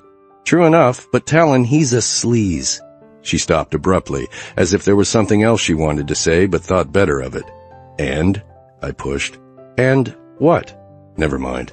As curious as I was, she hadn't pushed me on things I wasn't ready to talk about, so I would not push her. Then she jerked upward into a sitting position. Oh my God. What? You don't think Colin's disappearance and Larry's disappearance are related, do you? I don't see why they would be. Colin disappeared way before Larry. It's just that something is so weird about all of this. Why would Larry just fall off the edge of the earth? He had a good thing going as city attorney. Yeah, he's a sleazeball, but as far as I could tell, he had a great relationship with his grandkids. Why would he leave all of that behind? I don't know, Blue Eyes, but I can give you the name of a few really good PIs if you want to investigate it. I have everything at my disposal at the city attorney's office. I can investigate it myself. She lay back down, snuggling into my arms. Talon, will you stay with me tonight? And I stiffened once more.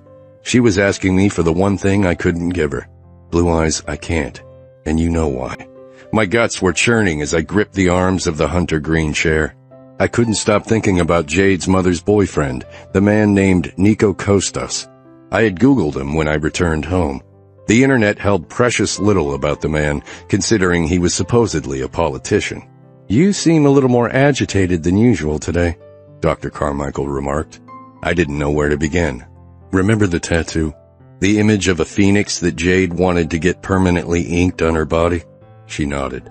I found something out last night. She didn't just find the image in a book. She saw it on a person's forearm. Dr. Carmichael widened her green eyes. Whose?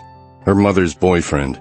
His name is Nico Costas, and he's supposedly a senator from Iowa, but he's lying. There's no record of him anywhere. I trembled. I met him. I shook his motherfucking hand. I understand this is difficult for you, but you know, Talon, just because this person had the same tattoo on his forearm as the one you remember doesn't mean he's the same person who abducted and tortured you. I knew that. I knew with my objective brain that she spoke the truth. But something niggled at the back of my neck. This was related. I could feel it in the marrow of my bones. Doc, it just all seemed so eerie to me. that he would have the same tattoo that I remember on the same part of his body, his left forearm. Yes, I can see that it's very eerie, she said. But still, you have no evidence. Damn it! My fist came down on the leather of the chair. I don't know how to explain it. I just know. I know in the depths of my soul that this guy is the guy. You say you met him? Yeah, I did. Jade's mom was in a car accident and he was the driver. He walked away unscathed. But Jade's mother's airbag didn't deploy and she was badly injured. My goodness, will she be okay? They think so. She's unconscious most of the time now, but the prognosis is good. Well, that's good at least. Let me ask you, Talon, did you feel any hint of recognition when you met this man? I shook my head. I wouldn't recognize any of them if I saw them on the street. They were always masked. The only thing I remember about the worst one is that he had that tattoo on his left forearm and he had brown eyes. And this Nico, did he have brown eyes? I closed my eyes. I wasn't looking that closely, but I think he did. And Jade thinks he has brown eyes. He has a Mediterranean look, olive skin and black hair, so they were most likely brown. Perhaps you should pursue this, Talon, Dr. Carmichael said. It could be a shot in the dark, but at least it's a shot. I have every intention of pursuing it, but the guy seems to have fallen off the face of the earth. And so had Jade's boss. Could there possibly be any relationship between the two? I wonder... What? You met him. You told him your name, right? Either I did or Jade did. I can't remember. I don't know, Talon. It could be a coincidence that he disappeared after meeting you, or it could be that meeting you sent him into hiding. God, this was all too much for me right now. Was it truly possible that I had found one of my abductors, only to have him disappear? My mind wasn't ready to deal with this, so I did the only thing I could at the moment. I changed the subject. Jade asked me to stay the night with her last night. I gripped those damned hunter green chair arms. And? Dr. Carmichael said. And I couldn't. You know why. Did you want to? Of course, more than anything. And that was definitely the truth. I wanted to be with her more than anything. I never wanted to let her out of my sight. I wanted to protect her with everything that I was. But I knew I wasn't ready to do that yet. Before I could protect her, I had to heal myself. When do you think you'll be able to spend the night with her? I don't know. What if I never can? Dr. Carmichael smiled. Talon, you will be able to. We will work and get you through this, and one day you will be able to spend the night with the woman you love. I hoped with all my heart she was right. I'd like to suggest something to talk about for today, she said. That was fine with me. It saved me from having to figure out something to talk about. Sure. What do you want to talk about? She handed me a piece of paper. This. It was a photocopy of a news article from the Snow Creek Daily. Local hero comes home. Damn. But I figured we'd have to talk about this sooner or later. I scanned through the article, my nerves on edge. Local resident and Award of Honor recipient Talon Steele returned home to Snow Creek this past week. Talon entered the Marine Corps as a second lieutenant and quickly gained the rank of first lieutenant and then captain due to his hard work and heroism. He was deployed first to Afghanistan and then to Iraq. He received the Award of Honor from the governor of Colorado for making 6 death-defying forays into a killing zone to save 6 American troops. Captain Steele was 32 years old at the time of his return. He was granted an honorable discharge. Captain Steele is a hero to us all and a great example of a model citizen of Colorado, said the lieutenant governor. We are proud to have him home to our great state. I stopped reading but glanced at the last line. Captain Steele made only one comment. I didn't do it to be a hero. I let out a sigh. All right. I figured you'd find this eventually. This is amazing. You truly were a hero. Hero. There was that word again. People loved to throw it in my face, most notably my little brother. I wasn't a hero. I sure as hell didn't feel like one. How does this article make you feel, Talon? Why not admit the truth? It makes me feel like a fake, a fraud. I'm no hero. I beg to differ. You saved 6 soldiers. That equals a hero in my eyes, in most other people's eyes as well. Let me tell you just how much of a hero I was that day. I clenched the armchair. I went back in and saved all of those people because I was hoping to get my ass shot off myself. She didn't bat an eye. Really? Let's talk about that a little bit. Why were you trying to get killed? Because I couldn't deal with my life. Is that any surprise? No, it's not a surprise, but if you wanted to die so badly, why didn't you just take your life? A question I'd pondered more than once. I don't know. I thought about it, but something stopped me. Your will to survive. The human instinct for survival is strong. I closed my eyes and thought about things that happened back during that horrible time. How I'd said those awful words they'd forced me to say just so they wouldn't kill me. My will to survive. What are you thinking about? She asked. I never thought I truly wanted to live until recently. The fact that I was held captive and they threatened to kill me if I didn't do something horrible. I always did it, and I hated myself for it. But you did it to survive. I grasped my jawline, my stubble scraping my fingers, but it doesn't make any sense. I spent most of that time wishing I were dead. So why did I want to survive? Why did I do what they made me do in order to survive? What kind of things did they make you do? Admitting this would be torture, but I had determined to get through this. A lot of times, they made me tell them that I gulped, swallowing back the nausea that threatened. I liked what they were doing to me. My knuckles were white with tension as I gripped the armchair. I know this is hard for you to say, but it's part of the healing. Anything else? They threatened me that if I threw up, they'd kill me. Even that first time when I saw them what? My friend Luke Walker. The kid Ryan and I were looking for that first day we went when I got taken. He was already dead, but they made me watch as my skin got cold and tightened around me, my bowels gurgled, and my stomach threatened to empty. It's okay. Breathe. When things get rough, it's always best to go back to the simple essence of life. Breathing. I breathed in and out. In, out, in, out. My body was not relieved of tension, but it was a start. They told me if I threw up or shit my pants, the horrors formed in my mind's eye. Luke Walker, thankfully already dead, as his body was cut apart, butchered, the splintering sounds as his bones cracked, his brains and eyeballs as they beat his head in. Breathe, Talon. Don't you dare puke, you little pussy. Watch. Don't close your eyes. I gagged, swallowing compulsively, trying desperately to ease the nausea that rose in my throat. See this? This is what happens when we're done. This is what will happen to you when we're done with you. My knees buckled, but because one of the men was holding me up, I didn't fall to the floor. His hands were clamped over my shoulders and upper arms holding me still, while the other, at least Luke, wasn't screaming. He was already dead. No one should have to know what beat-in brains look like, but I would know. For the rest of my short life, I would know. Red, sticky jelly, splattering, oozing. For the rest of my short life, I would know. They chopped him up. Chopped his arms and legs off. I gulped. Beat his head in and then chopped it off. Dr. Carmichael's lips trembled. Just a bit, but I noticed. She was trying to keep her cool. She specialized in childhood trauma, but this could easily have been the worst she'd ever heard.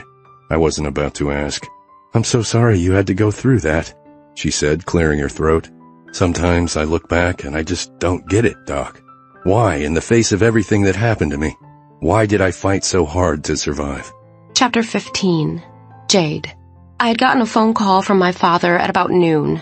My mother was finally awake for more than a few seconds at a time, and she wanted to see me. It was Friday, and since I was now the acting city attorney, I gave myself the rest of the day off. I said goodbye to Michelle and David, and drove the Mustang I had borrowed from the Steeles to Valley Crest Hospital in Grand Junction. My father was waiting for me in the waiting area outside the ICU. He gave me a quick hug. She's looking better, Jade, but still, she's not Brooke Bailey yet. He smiled. We haven't let her look at herself in the mirror. I couldn't help a small chuckle. Yes, that would probably devastate her. But maybe now she would learn that looks were not the most important thing in the world.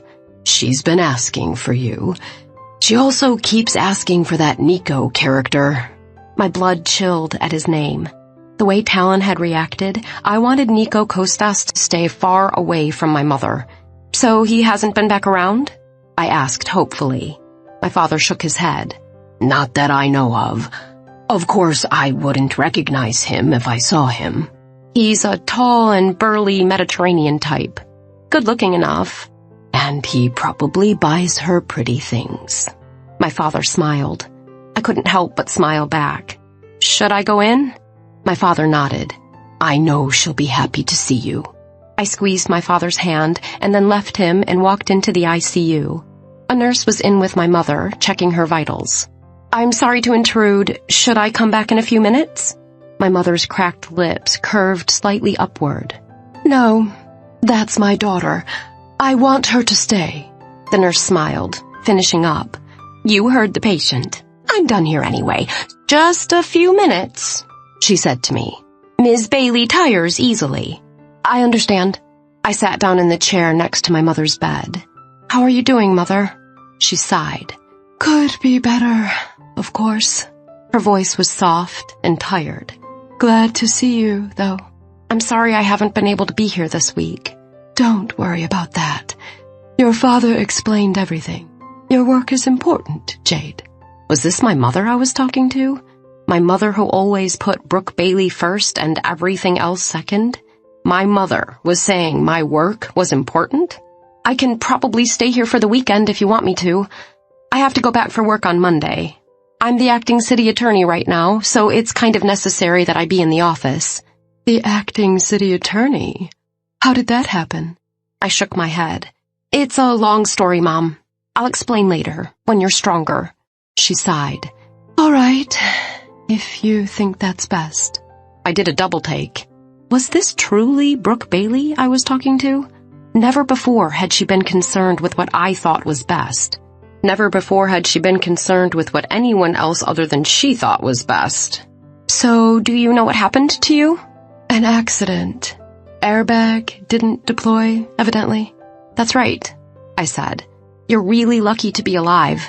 Yes, I suppose I am.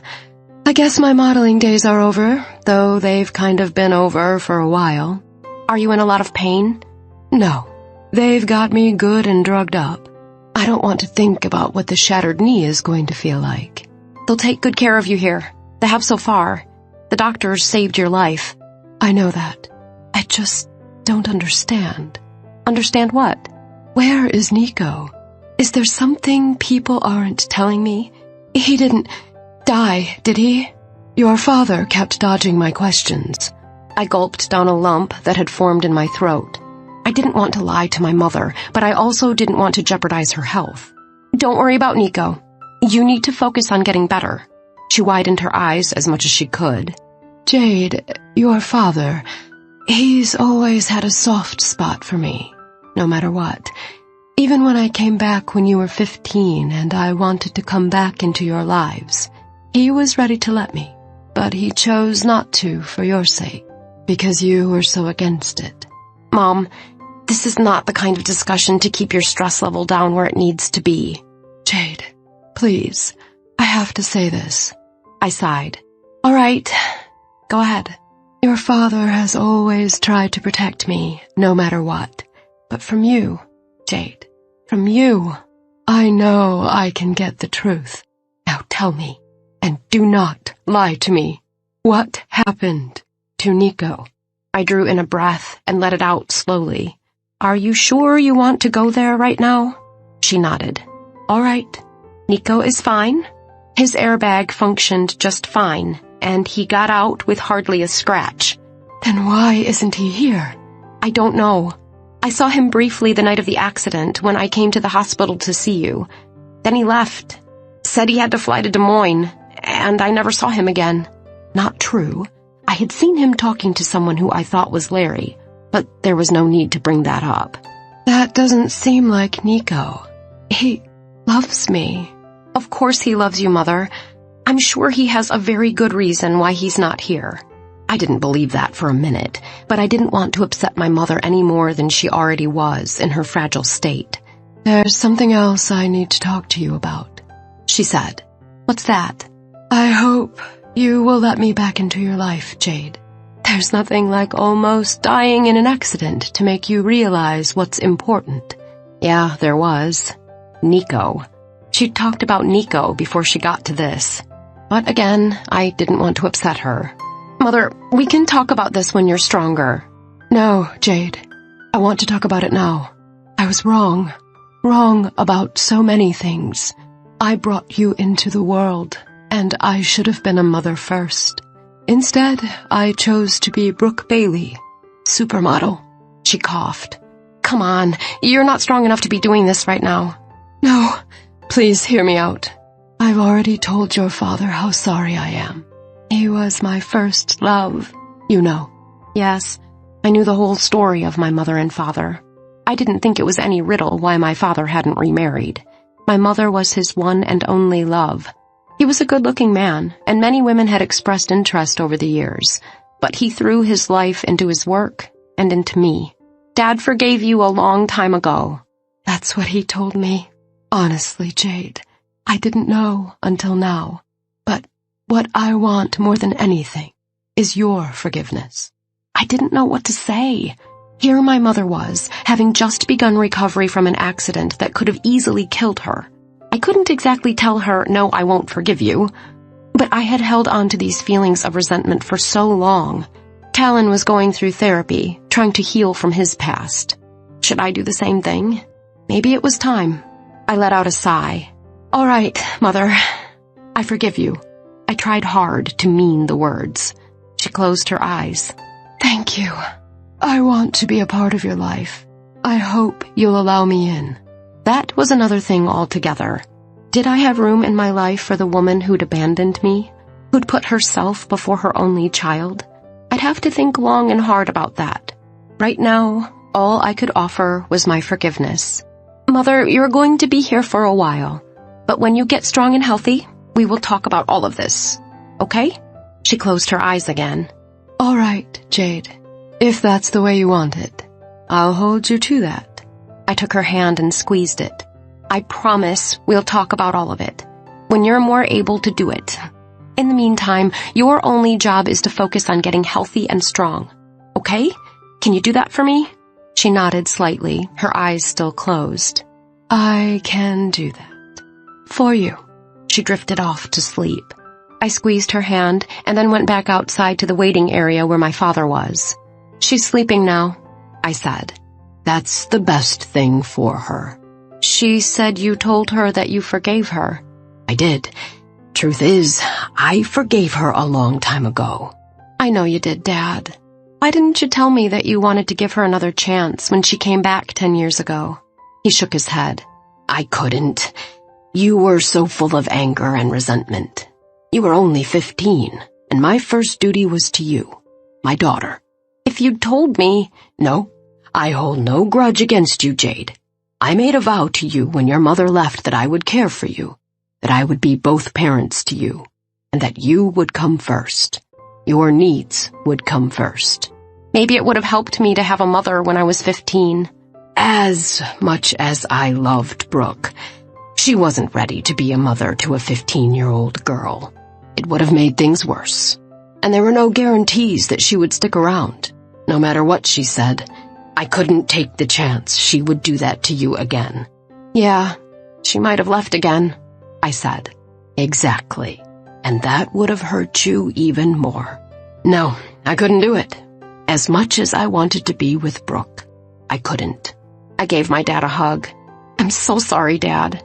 I'm so sorry you couldn't have the woman you loved because of me. You have nothing to be sorry for. You were my focus, Jade. You were and still are everything to me. Sometimes I miss you so much I can't see straight. I miss you too, but I'm not that far away. You can always call or text more or come and visit. You know I hate phone calls, but I think maybe I will visit more often. I pulled back from a hug and smiled. I'd like that. Chapter 16. Talon. The human instinct to survive is strong. My mind kept flowing back to Dr. Carmichael's words. You may have thought you wanted to die during that horrific month you were in captivity, but inside, in the very essence of you, your id, the uncontrolled part of your personality that contains your basic and instinctual drives, you wanted to survive. You wanted to live. And that's why you said those words. To survive. But I hated myself every time I said them, I countered. Humans often do things they hate to survive. You're hardly the first to do that. Deep down, even hating my circumstances, had I truly wanted to survive? But what about the news article? I went back in to rescue those people knowing full well I could get my ass shot off. Maybe your instinct kicked in again, your id. You thought you were going into it to die, but instinctively you dodged fire and pulled others out. Your soldier training kicked in. It was instinctive. I scoffed. Now you're making me sound like the hero everyone else thinks I am. Dr. Carmichael rose from her chair, her eyes serious, her countenance strong and firm. She stood directly in front of me, looking down, her green gaze penetrating mine. It's time you realize something. You are a hero. You saved 6 people that day who couldn't save themselves. And even more, you saved a scared 10-year-old little boy. You saved his life, Talon. When the uphill battle seems unwinnable, when you're ready to throw in the towel, remember that. Remember your strength. You are worth something, and you deserve happiness. Jade had texted me that she went to Grand Junction to visit her mother, who had awoken. After I was done with therapy, I drove out to the orchards and checked in with Axel. Everything looked good, so I went back to the house, prepared for one of Felicia's awesome Friday night dinners. But again, Marge was in the kitchen. I thought you had cooking class tonight, I said. I decided not to go. I'm just not in the right frame of mind for it. My poor baby sister. Maybe I had given her too big of a cross to bear by telling her my story. She wasn't dealing with it very well. I'm making coq au vin, she said. It will be ready in about half an hour. I tunneled my fingers through my hair. Look, Marge, I'm really sorry. You're sorry? Talon, you have nothing to be sorry about. I hate that you went through all of that. I know you do, but I hate seeing you like this. Sometimes I wish we hadn't told you. She wiped a speck of spilled gravy from the counter. Please, don't feel that way. It's just... I understood. She couldn't put it into words. It was that dreaded mixture of pity for me and horror at the entire situation. I'd faced it before from my brothers. I hated it, but I couldn't bring myself to blame my little sister for feeling that way. You cook when you're upset. It keeps my mind busy, you know? But even so, it still hovered over her. I got it. She had no idea how much I got it. Time to change the subject. So Jade's in Grand Junction with her mom tonight. Yeah, Marge said. She texted me. I guess it's good that Brooke woke up. Did she tell you that the mayor made her acting city attorney? Marge nodded. Yeah, who can figure that out? How could Larry Wade just up and disappear? He's not the only one who disappeared. Who else disappeared? Her ex, Colin. Evidently, he hasn't been seen since the Friday night when he insisted on taking Jade to dinner. Marge dripped her jaw open. I wonder why Jade hasn't mentioned it to me. I have no idea. Steve Dugan was talking to Jade about it. The jerk asked her out too. That got a smile out of my sister. I bet that didn't go over well with you. Sometimes I was surprised how well Marge actually knew me. Nope. So I told her we could make our relationship public. Marge smiled, and it almost looked like her real smile. Really? That's wonderful. I hope so. I hope I can be everything she deserves. I'm just not sure sometimes. Talon, despite what you may think, you are a whole person. You're dealing with this now. All Jade needs is someone who will love her more than anything. If you can do that, you're exactly what she deserves. I hope you're right. I am, but that's totally weird about Colin. I know, I said. It doesn't look too great that Jade and Joe and Ryan and I were the last ones to see him, but I went home with Jade that night, so she and I can give each other an alibi. I'm more concerned about Joe and Ryan. They probably each went home to their own houses. Yeah, and then no one probably saw them after that. Talon, our brothers had nothing to do with this. I know they didn't, but they're going to be questioned. If they haven't been already. If they had been questioned, we probably would have heard about it. She was no doubt right, but still, something gnawed at the back of my neck. I don't know why, Marjorie, but I feel like something is about to go down. Something big. Chapter 17. Jade. I ended up driving back to Snow Creek. I'd planned to stay the weekend in the city, to spend as much time with my mother as I could, but my father seemed to need to be with her, and I didn't want to intrude on their time together. And that wasn't a lie, but it wasn't the main reason I drove back. I had an uncontrolled urge to be with Talon. I arrived at the ranch house at about 8 o'clock. I knocked, and Talon let me in, Roger panting at his heels. The enticing aroma of garlic and thyme wafted out from the kitchen. I inhaled. Marge made coq au vin, Talon said. There's plenty left if you want some. I hadn't eaten, and at his words, I found that I was famished. Thanks. Don't mind if I do. He went with me in the kitchen and pulled a plate out of the cupboard. Go and sit down. I can take care of this. I fixed myself a plate of Marge's masterpiece, warmed it up in the microwave, and poured myself a glass of red wine. Do you want a glass of wine? I asked Talon. He shook his head. I sat down at the table and gestured to the seat next to me. Sit with me while I eat. Between bites, I told Talon about the conversation with my mom. How does that make you feel? He asked. I couldn't help but smile. You definitely have been in therapy, haven't you? What do you mean by that? I think that's the first time you've ever asked me how something made me feel. His face was troubled for a moment. Jade, I've been selfish. I swallowed the bite of delicious chicken I'd taken. What do you mean? Where did that come from? I've been so involved in my own problems. I've been blind to everything around me. And I'm sorry for that.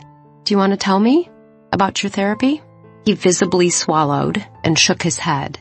I'm not quite ready for that. Please be patient with me. I will be as patient as it takes. You mean everything to me, Talon. You go at this at your own pace, and just know that I will be here whenever you need me. You have no idea how much that means to me. I smiled. I think I do. Talon looked at me, his eyes serious. You never answered my question. I finished the last of my plate full of delicious French cuisine and took the last sip of my wine. What question was that? I asked how the conversation with your mother made you feel. I smiled. He truly wanted to know. This was a huge leap for him. I had never thought of Talon as selfish, but truly, he had been encased in his own little world, and I still didn't know the exact facts of that world. But I had told him I would be patient with him, and even though I wanted more than anything to know what was going on, I would wait until he was ready to talk to me. Honestly, I don't know what to feel. I feel like my emotions have been on a roller coaster, like they've been stretched to their absolute maximum and then snapped back into place. This is a woman who basically abandoned me, who chose her career and her second husband over her small child. But she's still my mother, and she's the only mother I'll ever have. So part of me truly wants to get to know her. But then I feel like she doesn't deserve that. Blue eyes, it sounds like you want to punish her. Well, what if I do? She certainly deserves it. Yes, she does deserve it. She should never have abandoned her child. But by punishing her, who are you hurting? Well, her. True, but you're also punishing yourself, denying yourself your mother. I couldn't help a small laugh. Therapy's been good for you, Talon. You've gained a lot of insight. Blue eyes. Oh, come on, don't get testy. This is a good thing. I'm giving you a compliment. And you're right. Punishing my mother will only result in negative feelings for me. I should give her another chance. It's just that she may end up leaving me again. True, she may. But you're a grown woman now, Jade. She can't hurt you anymore the way she did. At least you'll know you tried. You'll never have to wonder what if. I'd always known Talon was brilliant, but this new insight amazed me. Whatever therapy was doing for him, I hoped it was helping him as much as he was helping me right now. You know what I'd like to do now, Blue eyes? What's that? I'd like to take you to my bed. I wasn't about to argue with that. I stood, rinsed off my plate and glass in the sink, and turned to him. His dark eyes were ablaze with fire. He stalked toward me, like a wolf stalking his prey. Remember last time, when I blindfolded you? I nodded, trembling. Did you like that, Blue eyes? Still trembling, I nodded again. Then I have a big surprise for you. He grabbed me, lifted me in his strong arms, and carried me out of the kitchen, down the hallway, to his bedroom. He put me down and then sat on his bed. Undress for me, Blue eyes. This wasn't the first time he'd asked me to undress for him, and I wanted to give him a treat. But, as usual, I was wearing a pullover top. My large chest negated button-up blouses. But right now, I would have loved to be able to provocatively unbutton each button at a time, bearing just a tiny bit of warm skin to drive him crazy. All I could do was pull my top over my head. So I did, trying to do it as slowly and provocatively as I could. But within a few seconds, the top was off, and I tossed it to the floor. I stood in my bra and my black pencil skirt. I was wearing regular black pumps with no pantyhose. At that moment again, I wished for a front clasp bra that I could tear open and my breasts would fall gently of their own accord.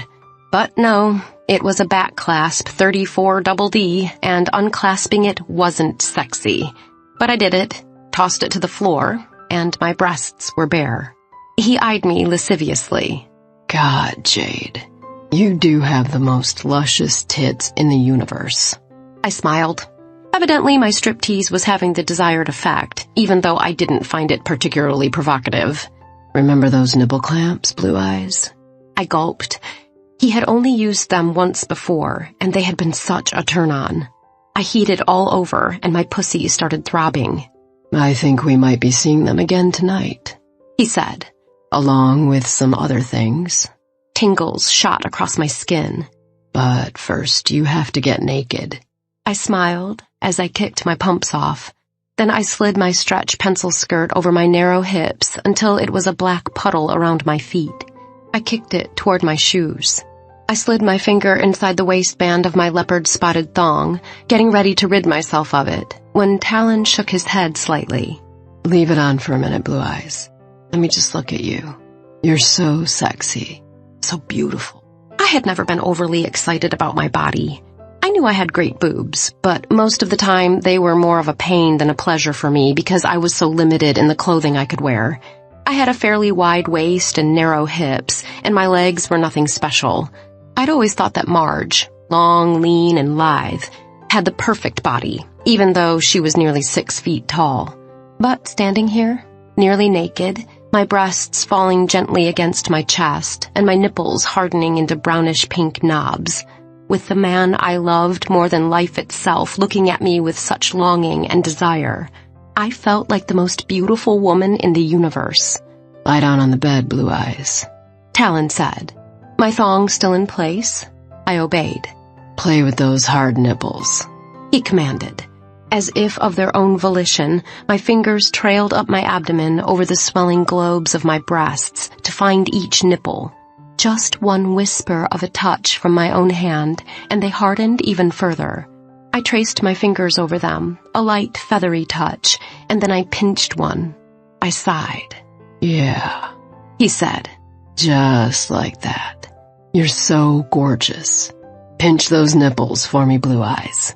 Twist them. When I twisted them, spikes of heat bubbled to my core.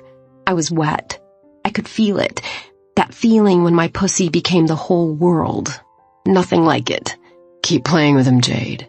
Get them nice and ripe for me. Talon, still fully clothed, walked over to his dresser and came back a moment later. In his hands he held the instruments I remembered. They looked like tiny pairs of pliers, the ends covered in black vinyl. I went easy on you last time. We'll see how you do today. You ready? I nodded. My nipples were hard and ready. He attached one and then the other, and I sucked in a breath. Good? I closed my eyes. Yeah, baby. Good. The beauty of these is that they're adjustable. This is what I gave you last time. Are you ready for a little more? The pain of the nipple clamps was outweighed by the incredible pleasure coursing through my blood. Squeezing them harder would only help, I was sure. Please, baby, give me more. He adjusted them, and I sucked in a breath. Pain. Such good pain. The sense of immediacy, the pleasure, was unmatched. Open your eyes, baby, Talon said. Open your eyes and look at your ruby red nipples squeezed in the clamps. Fucking gorgeous. I obeyed and looked down at my ample breasts, my nipples bound between the black vinyl clamps. And oh my God, my pleasure increased tenfold. I had no idea the visual could be so stimulating. Oh my God, Talon. It's beautiful, isn't it? His eyes were heavy-lidded and glazed over. So beautiful, Blue Eyes. You're so fucking beautiful. I was ready for him. I'm wet, Talon. So wet for you. Will you fuck me now? Please? He stood before me, a beautiful god, still fully clothed. Not yet, Blue Eyes, but I can give you a little bit of relief. He removed my thong and inserted 2 fingers into my wet cunt. I snapped around him, spasming, convulsing, milking those 2 fingers. The orgasm coursed through me, all the way up to my breasts, spiraling around to my nipples that were still clamped and so full of pleasure. Talon, God, so good. That's it, baby. Come for me. Come all over my fingers. Show me how much I turn you on. I continued groaning, finally coming down from my orgasmic high. When I finally opened my eyes, Talon stood over me, a beautiful blur of brown hair, scorching black eyes, and golden skin. But, damn it, he still had clothes on. Talon, please, get naked. I need you. His lips curved up to the left. In good time, Blue Eyes. He walked back to the dresser and came back again with more goodies. Were those? Recognize these? They weren't anything I had seen from him before, but I knew what they were. Handcuffs. 2 pairs. These aren't run-of-the-mill toys either. These are real. Solid steel. The kind the cops use. Shivers shot through me. What would he do with them? I couldn't wait to find out. Grab the bars of the headboard, Blue Eyes. It never occurred to me to question his demands. I obeyed, and within seconds, he handcuffed me to the bed. Are you doing okay with the clamps? I closed my eyes and nodded. Verbal. He reminded me. Yes. Remember your safe word? Yes, I said again. Use it if this gets to be too much. All right, baby. Yes, I said for the 3rd time. He walked back over to the dresser and came back with a red bandana. This isn't as soft as your silk scarf from the other night, but it'll work. He folded it and tied it over my eyes. Everything all right, baby? I nodded. Verbal. I'm sorry, yes, everything is fine. Good, good. His voice was low and soothing. Now spread those pretty little legs, and we'll see what surprises I have in store for you. My nipples were burning from the clamps, and all I could think of was how much I wanted his cock inside me. Talon had other things in mind, though. Something hard and cold suddenly entered me. Benoit balls, baby. I want you to hold them inside your pussy, okay? Yes, I said. God, you're still so wet. I don't even need to lube these up. Another ball teased the lips of my pussy and then entered me. I want you to rock your hips, baby. Rock those beautiful hips and see what this does for you. I obeyed and, oh! A vibration, subtle but very pleasurable. Keep those balls inside you, baby. If you feel them falling out, pull your muscles in. I want those balls in there. Yes, I said. I'm going to push your thighs forward. You're going to feel a little bit of lube on your ass, all right? All right. I trembled. I had learned to love ass play. It was so forbidden, so wrong, yet so right. Some cool liquid trickled over my hole. Talon's finger breached me, and I let out a soft sigh. That's right, baby. That's just me. I'm loosening up your pretty little asshole for you. I sighed again, reveling in the pleasure. Now, just a little more pressure. God! I cried out. It's a plug, baby. A reminder that this asshole is mine. Got that? Yes. I bit my lip. Just relax. He moved my thighs downward, and the plug pushed into me even more. God, so good.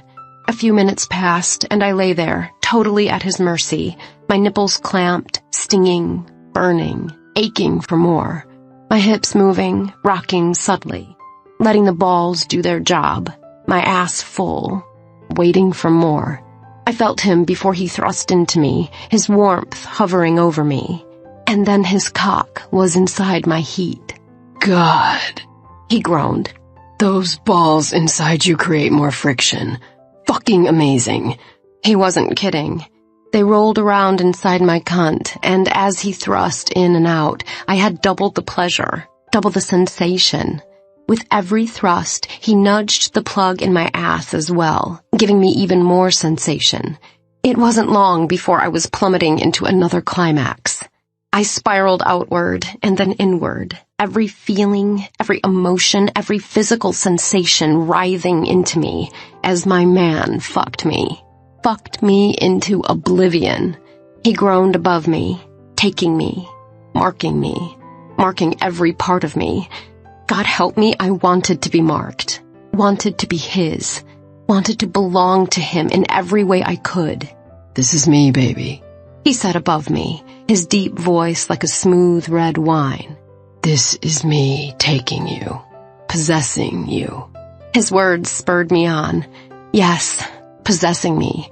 I wanted him to possess me. His perspiration dripped on my cheeks as he continued pumping, thrusting, until that last thrust when he went so far inside me I thought he touched my soul. He groaned his release, and when he finally pulled out, we were both panting. The balls tumbled out of me along with his essence. We both lay still for a moment until I felt the clamps release my nipples, the plug come out of my ass, and then he unbound my wrists from the headboard. Last, he removed the bandana from my eyes. Finally, I could look upon him, the man I loved more than anything.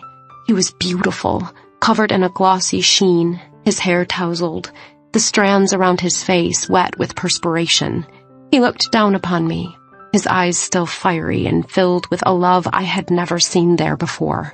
I closed my eyes, so relaxed, so at peace, and drifted away.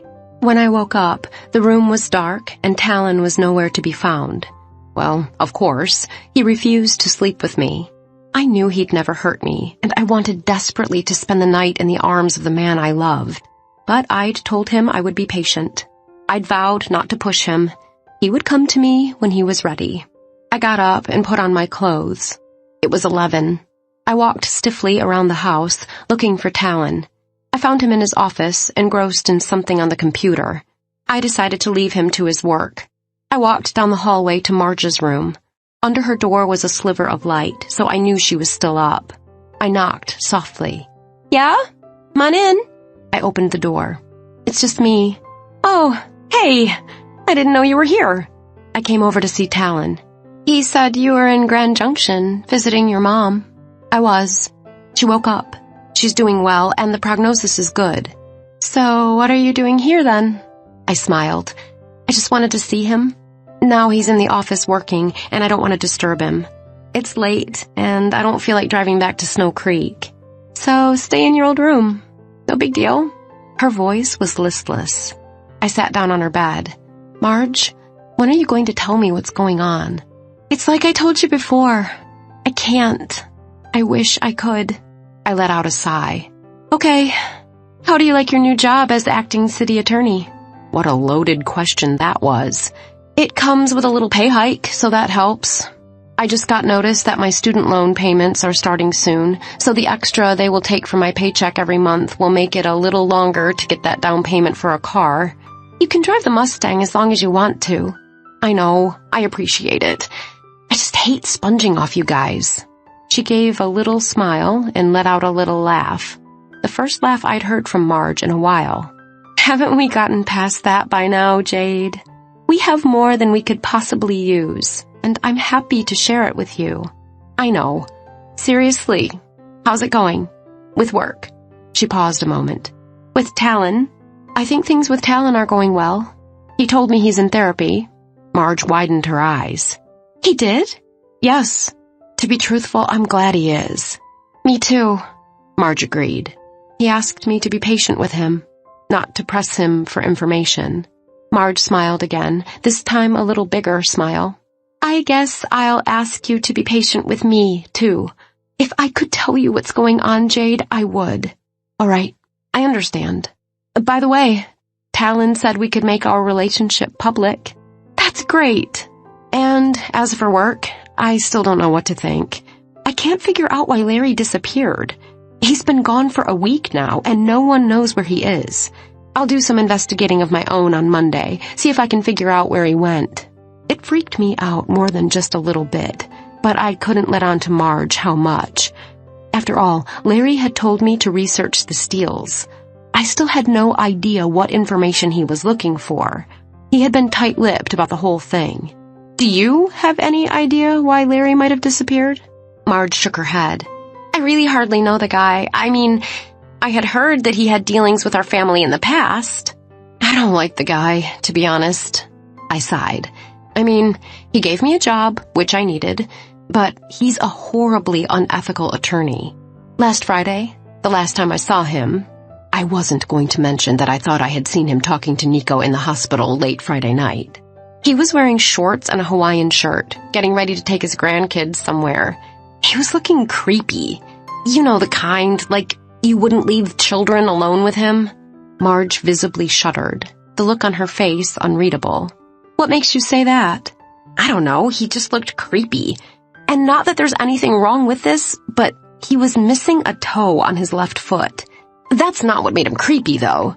Marge's mouth popped open. Are you serious? On the left foot? Are you sure? Yeah. What I didn't tell her was that I'd dropped my gaze to his foot because I hadn't been able to look into his eyes after I'd asked him about Daphne Steele being his sister. I hadn't told any of the Steeles about that yet. Marge jumped off the bed and pulled me up with her. Oh my God! Chapter 18. Talon. I finished the accounts I was working on, sent a detailed email to our accountant and financial manager, and even though it was nearing midnight, I decided to see if Ryan was up. I felt like sharing a drink with my little brother. I wrote him a quick text, and sure enough, he was up. Sure, come on over, he texted. My brother always welcomed me. He met me at the front door wearing his sleeping pants and a t-shirt. What you doing up so late, Tal? I could ask you the same thing. Not much. Was working on some paperwork. Same here. He walked into his family room, and I followed him. He went behind the bar and pulled up a few bottles. Peach Street, I assume? That'll do it. He poured me 2 fingers of the amber liquid and a glass of wine for himself. He sat down next to me on a bar stool. So what's going on? Just felt like having a drink with my brother. You don't want to talk about anything? Therapy? I shook my head. I wasn't even going to ask whether Steve Dugan had been in touch with him and Joe. I am really looking forward to the time when not everything has to be about me. Tonight I just want to share a drink with my brother. Please, just accept that. Ryan clinked his glass to mine. I can accept that, bro. We talked mainly about the ranch until we heard a frantic knocking at the front door. Ryan stood. At this hour? My first thought went to Dugan. As far as I knew, my brothers hadn't yet been questioned about Colin Morse's disappearance. But why in the world would Steve be coming around after midnight on a Friday night? Ryan returned to the family room with my sister in tow. God, Talon, Marge said. Thank God I found you. What's going on? First of all, Jade's still at the house. She's sleeping in her old bedroom tonight. Okay, you pounded on the door to tell us that? She shook her head. No, I have something way more important to tell you. I was just talking with Jade, and you know her boss, Larry Wade? Yeah, she doesn't like him much. No, she said he's unethical and creepy. And guess what else? What? Ryan and I asked in unison. Jade says he's missing the littlest toe on his left foot. I let the words sink in for a moment. Larry Wade? Here I thought I might have found one of my abductors in Jade's mother's boyfriend, and another one might be her boss. How in the world had my abductors come so close to the woman I loved? I wasn't protecting her very well. Rage boiled within me. Ryan sensed my fury. He placed his hand on my forearm. Talon, a lot of people are probably missing a toe. A lot of people here in Snow Creek. I stood, agitated.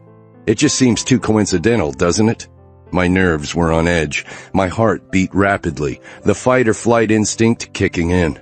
I wanted to track down Larry Wade, question him, and then beat the life right out of him. Jade's in her own room? Marge nodded. Talon, don't bother her. She's sleeping, and she's just been through a lot with her mom. I stopped listening, striding away swiftly out the door and back up the path to the main ranch house. When I walked in the back way, I ran through the kitchen and down the hallway to Jade's room. I opened the door without knocking. Jade! I yelled. She sat up on the bed abruptly, her eyes full of sleep. What? What is it? It's me, I said. I need you to wake up. I need you to wake up right now. Talon, my God, what's wrong?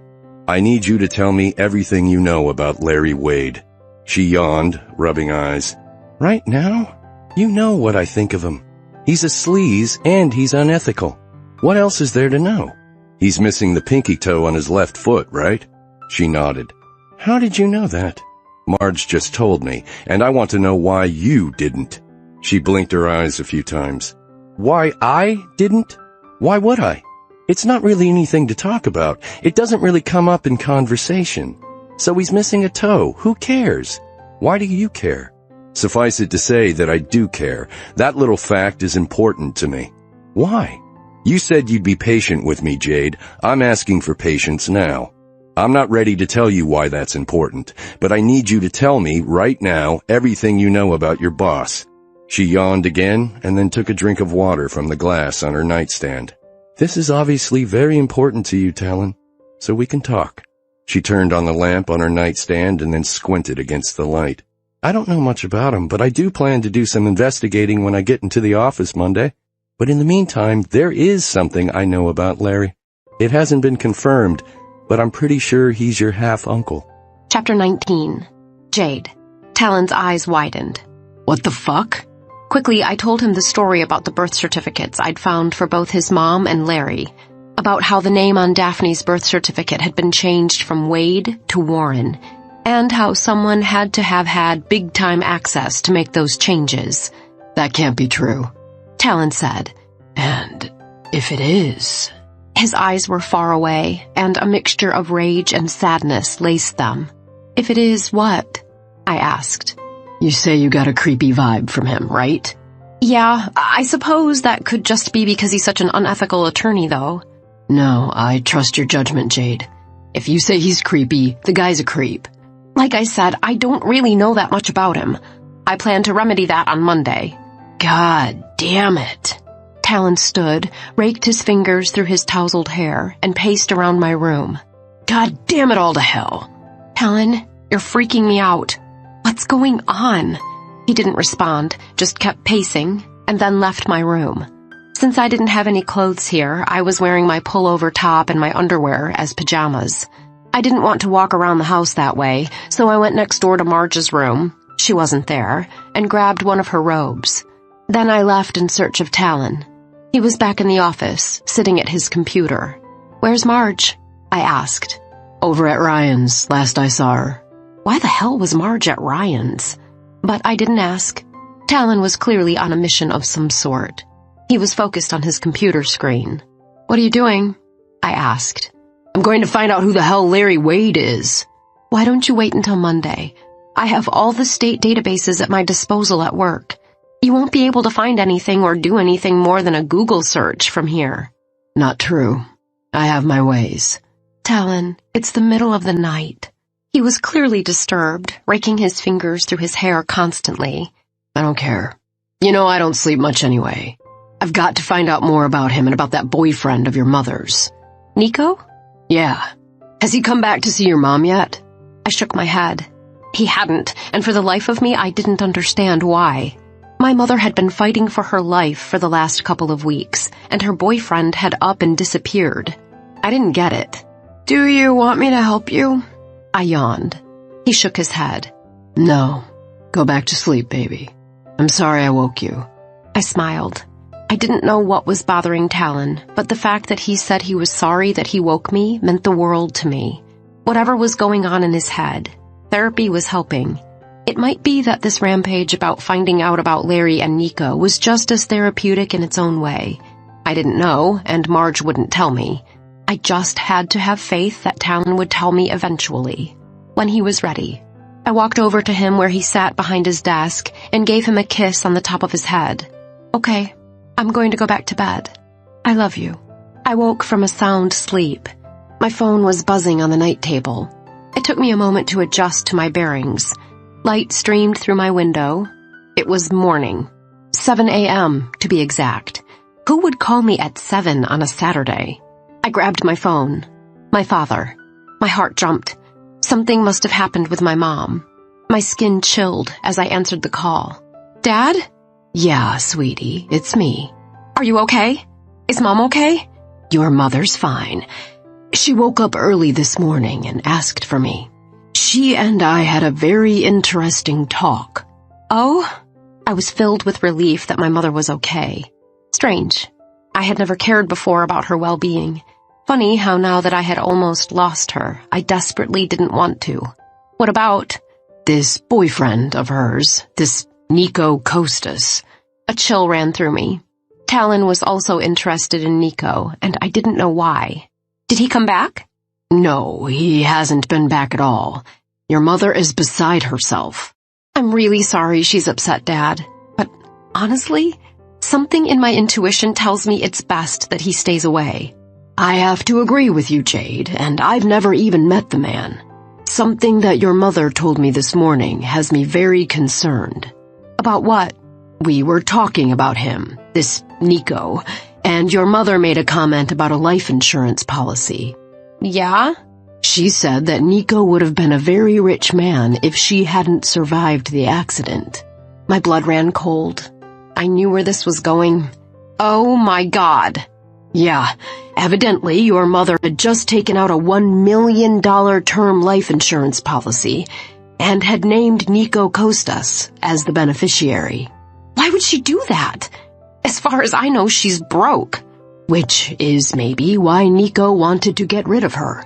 Your mother's tastes are extravagant, as you and I both know. Maybe Ngaio got tired of footing the bill. Maybe he got tired of her. My God! Have you called the cops? Yes, I have. They're coming over to talk to me and to your mother. I'd like you to be here, if you can. Absolutely. I'm at the ranch right now. I'll shower quickly and be on my way. Great. I'll see you soon. I ended the call. Could Ngaio be a killer? I shuddered. Why in God's name had I wanted that tattoo so badly? And it had upset Talon so much. I had already decided not to get that particular image because it upset Talon. Now I wasn't sure I could get any Phoenix image. All it would do is remind me of the person who might have tried to kill my mother. Why hadn't I thought of it sooner? Nico's airbag had functioned just fine. He had escaped with hardly a scratch. But for my mother's not to deploy? Here she was, suffering broken bones, multiple lacerations all over her face and body, and a severe concussion. That motherfucker. I stripped off my pullover and underwear and got into the shower. The heat of the water soothed my aching muscles, but did nothing to calm the images flowing through my mind like a theatrical trailer. I let out a sigh and leaned my head back into the water to wet my hair. Then I squeezed some shampoo into my palm, rubbed my hands together, and began to wash my hair. Want some help with that? I nearly jumped out of my skin. Talon stood in the bathroom, his image a blur through the glass shower door awash with rivulets of water. You startled me, I said. I'm sorry. I smiled. A little Talon therapy might help me right now. What are you waiting for? You offered to help. His feet were bare, but he was still wearing his jeans and shirt. He stripped them off quickly and came into the shower with me. Have you been up all night? I asked. He nodded, taking over my hair washing. His strong hands were heaven on my scalp, kneading away the tension in knots. That feels good, I said. Did you find out anything? About Larry? A little. I managed to confirm that the bastard is my half-uncle. Son of a bitch. Well, just because he's your half-uncle doesn't mean anything, really, I said. Shh. The last thing I want to think about is that asshole Wade when I've got a naked, beautiful, and wet woman sliding against me. I let out a soft moan. I couldn't agree more. He continued to massage my scalp, his able hands relaxing me, taking me away from the place I was stuck in. Yes, in a few minutes I'd be leaving for Grand Junction to talk to the cops about my mother's possible attempted murder. But right now, Talon was my world. Lean back, baby, and let me rinse you. I did, and his strong hands pulled the lather through to my ends. I imagined it twirling in soapy bubbles down the drain. My eyes closed. I inhaled the comforting steam, the sweet scent of the coconut shampoo. I sighed again and then jumped as his lips clamped onto one of my nipples. I opened my eyes. He was leaning down, sucking my hard nub. I smoothed his tousled hair, now half wet. Let's switch places, baby, I said. You can nibble on me while I wash your hair. He groaned his agreement as we moved so the shower was pelting him and his head was right at the level where I could shampoo him. Are you sure you're comfy? I asked. He nodded against my breast. I shampooed his beautiful hair and then urged him upward so he could rinse it off. though I whimpered at the loss of his mouth on my nipple. We soaked each other and rubbed together to wash our bodies, and then he picked me up in his arms and set me down upon his beautiful hard cock. Our bodies slid together, wet and soapy. I leaned down and took his lips with mine. We devoured each other, kissing hungrily, softly moaning, as he lifted my ass slightly and then set me down upon his cock once again. It didn't take long for my orgasm to build. Such sweet release, and oh, how I needed sweet release at that moment. We spiraled out of control, he and I together, as my orgasm pushed him over the edge. He broke the kiss with a loud smack, panting in my ear. Yes, baby. I'm coming. I'm coming with you, baby. Sated, I slid down his body. We rinsed each other off, and then I turned off the water. I handed him a towel, and as he stood drying his hair and then his body, I said, "That was wonderful, Talon. You have no idea how much I needed that." Baby, I always need you, he said. "I always need you too. It's just that I got a phone call from my dad this morning." Shit. I'm sorry, Blue Eyes. Is your mother okay? "She's fine. Don't worry about that. It's just..." What? "It's about my mother's boyfriend, Nico Costas." Talon visibly tensed before me, the striations in his muscles stark. Yeah? What about him? "It seems that my mother had taken out an insurance policy on her life right before the accident. $1 million policy, and Nico was the beneficiary." He stood stock still, his eyes glazing over. "Talon?" I am telling you, Blue Eyes, that man is bad news. I mean it. "I'm beginning to believe that as well. And Talon, I'm so sorry about the tattoo thing. I just really liked a particular image, but trust me, I'm not getting a phoenix on my body ever. It will always remind me of the man who may have tried to kill my mother." I'll see that bastard in hell. Talon threaded his fingers through his wet hair. He was outraged. I could see it in his demeanor, his eyes, the way he was holding himself. He was ready to strike. But why? He hadn't even met my mother, and he knew she and I were not close. "Well, we don't know for sure yet." He hung his towel on the rack. I do, Blue Eyes. I know for sure. Chapter 20. Talon. I was nervous as hell driving Jade into Grand Junction to see her dad and talk to the cops. I was going to meet her father, the man who raised her, the man she loved more than anyone. Well, next to me, I hoped. Believe it or not, that was bothering more than dealing with this Nico character. If he was who I thought he was, I had no doubt he had tampered with the passenger airbag and tried to kill Jade's mother for the money. If he was who I thought he was, well, there was no limit to what he would do for his own amusement, let alone financial gain.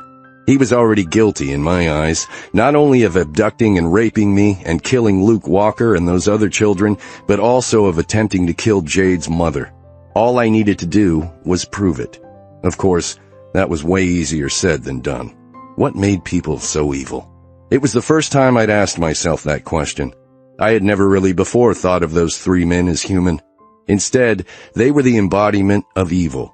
Now I might have identified two of them. They were men. Just men. Men I could pummel into next week, kill with my bare hands. Simply men. How did men turn into evil demons? Jade was quiet during the ride, and I didn't engage her.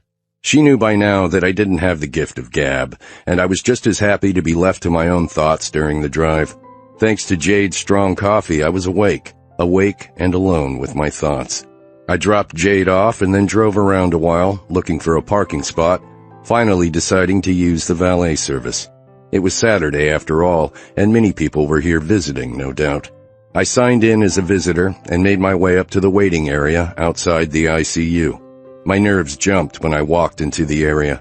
2 cops were there, and Jade was already talking to them. Beside her stood a man about 6 feet tall with the same golden brown hair I was used to seeing on the woman I loved. He was a nice-looking man, his skin tan, showing wrinkles around his eyes.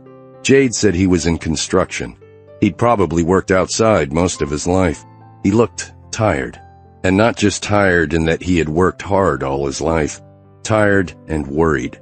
Worried about someone he loved. Jade's mother, I assumed. I was going to have to meet her father, the father of the woman I loved.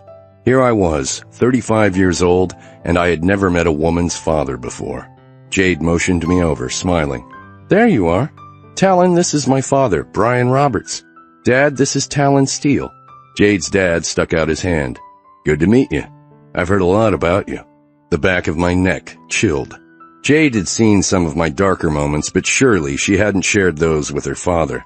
Nice to meet you too, sir, I said. Was that right? Did you call a woman's father, sir? Please, call me Brian. All right. I attempted a smile. How's your mom doing, Jade? She's good. They're finally moving her out of ICU today. That's great, baby. Then I snapped my head over to Brian. I had just called his daughter baby, but it didn't seem to faze him, thank God. Oh, I'm sorry, Jade said. This is Officer Shapley and Officer Duke. Talon Steele, my boyfriend. Boyfriend? Never had a word imbued me with such warmth. And still, it was woefully deficient. For if I was Jade's boyfriend, that made her my girlfriend. And girlfriend was such an inadequate term for what Jade was to me. Nice to meet you, sir, the one called Shapley said. I didn't mean to interrupt. I can go sit down over there while the officers ask their questions, I said to Jade. No, I wish you'd stay. Is that all right with you two? And with you, Dad? It's fine with me, sweetie, Brian Roberts said. I guess it's really up to the officers here. It's fine, Shapley said. This is just preliminary questioning anyway. So, do you think there's enough to warrant an investigation here? Brian asked.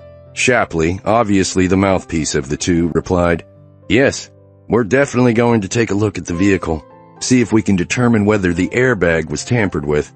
The only problem is that the vehicle has already been repaired, but we'll have our experts take a look.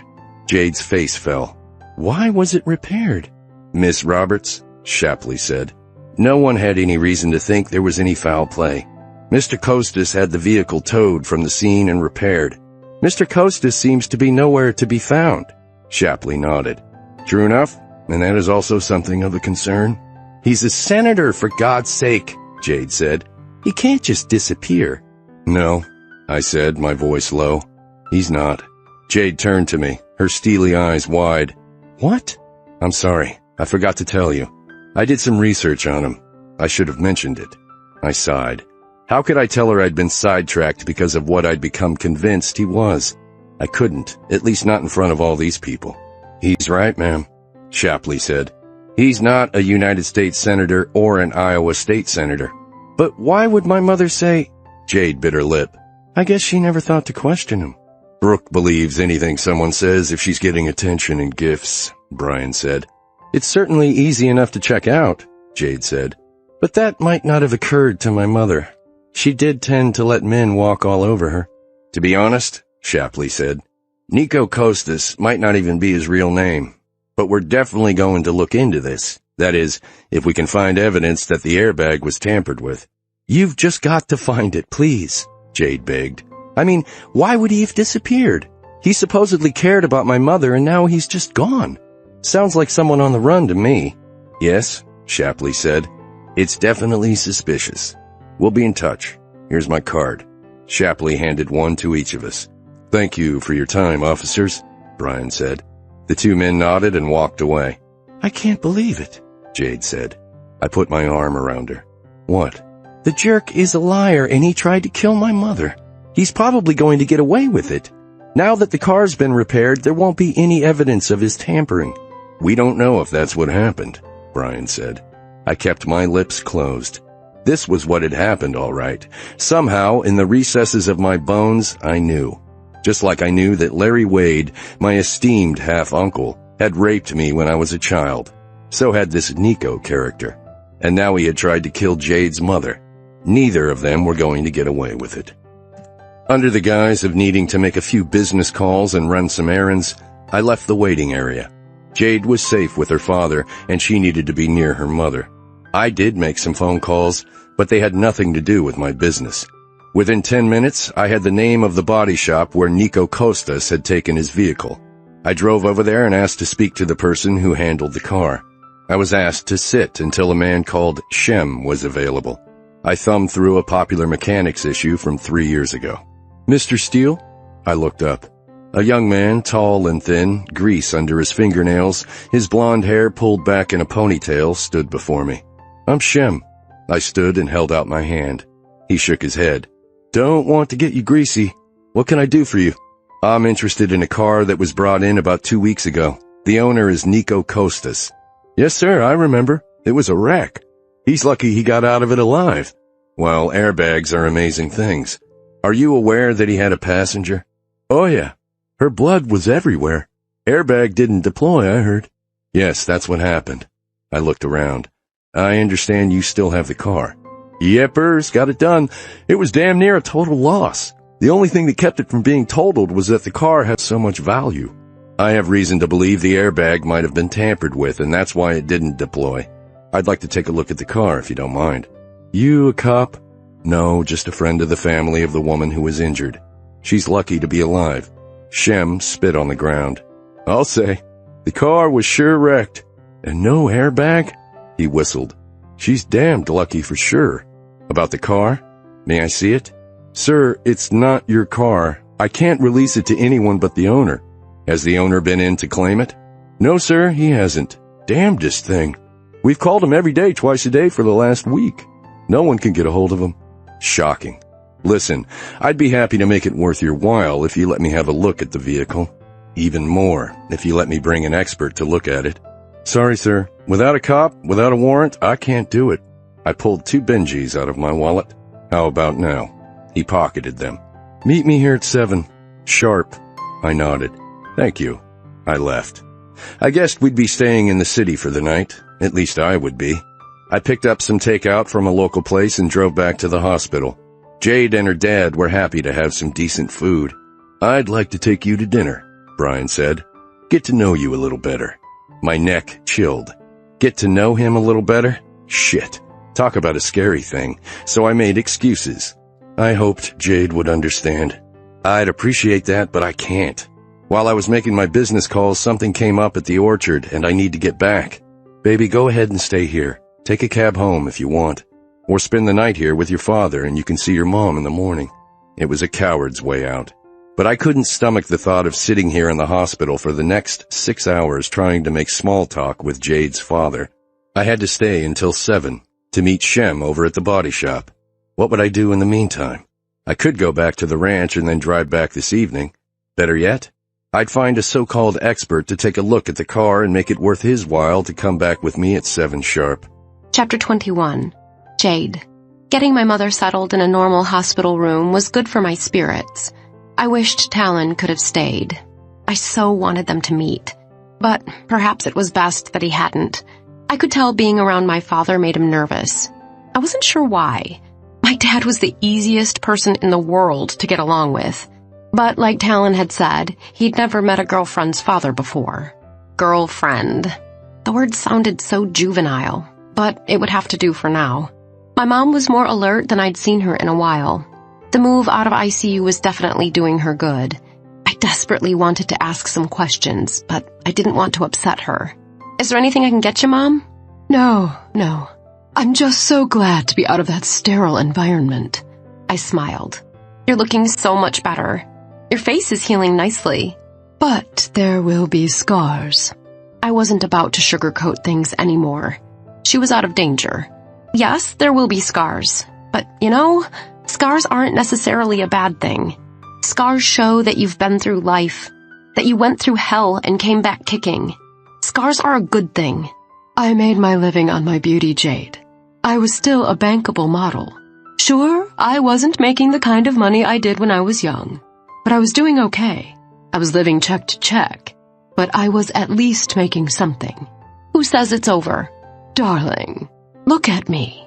I am looking at you, Mom. I see a strong and beautiful woman whose life is not nearly over. So stop talking like it is. No, I've taken everything for granted. I took for granted that I would always be beautiful. And then I started to get older. I started to get laugh lines around my eyes, a few age spots here and there. Nothing good makeup couldn't cover. But now, I have scars from all these lacerations on my face. I'm not sure my eye will ever look normal again.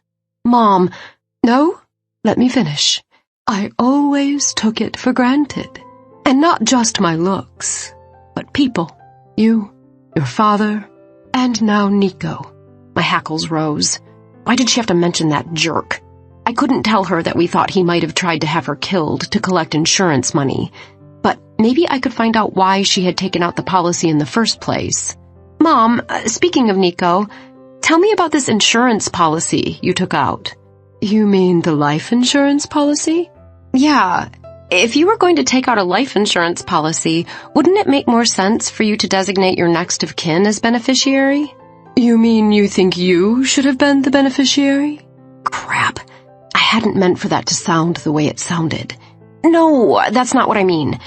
I mean, yeah, it's what I mean, but I'm not after any money from you. But why would you name a boyfriend?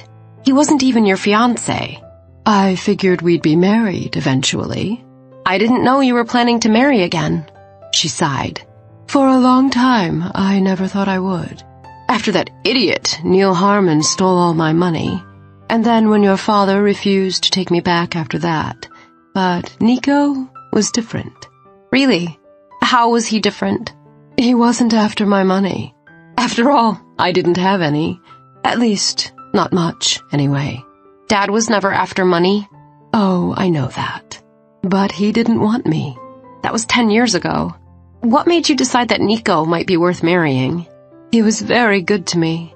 He bought me presents, flowers. He made me feel like I was important to him. So you decided to take out an insurance policy and named him as beneficiary because he gave you flowers? I shook my head. Actually, the policy was his idea. Why was I not surprised? Why would that be his idea? Is there something you're not telling me? Is your health bad? Of course not, silly. If my health were bad, I wouldn't have been able to get the policy in the first place. She had me there.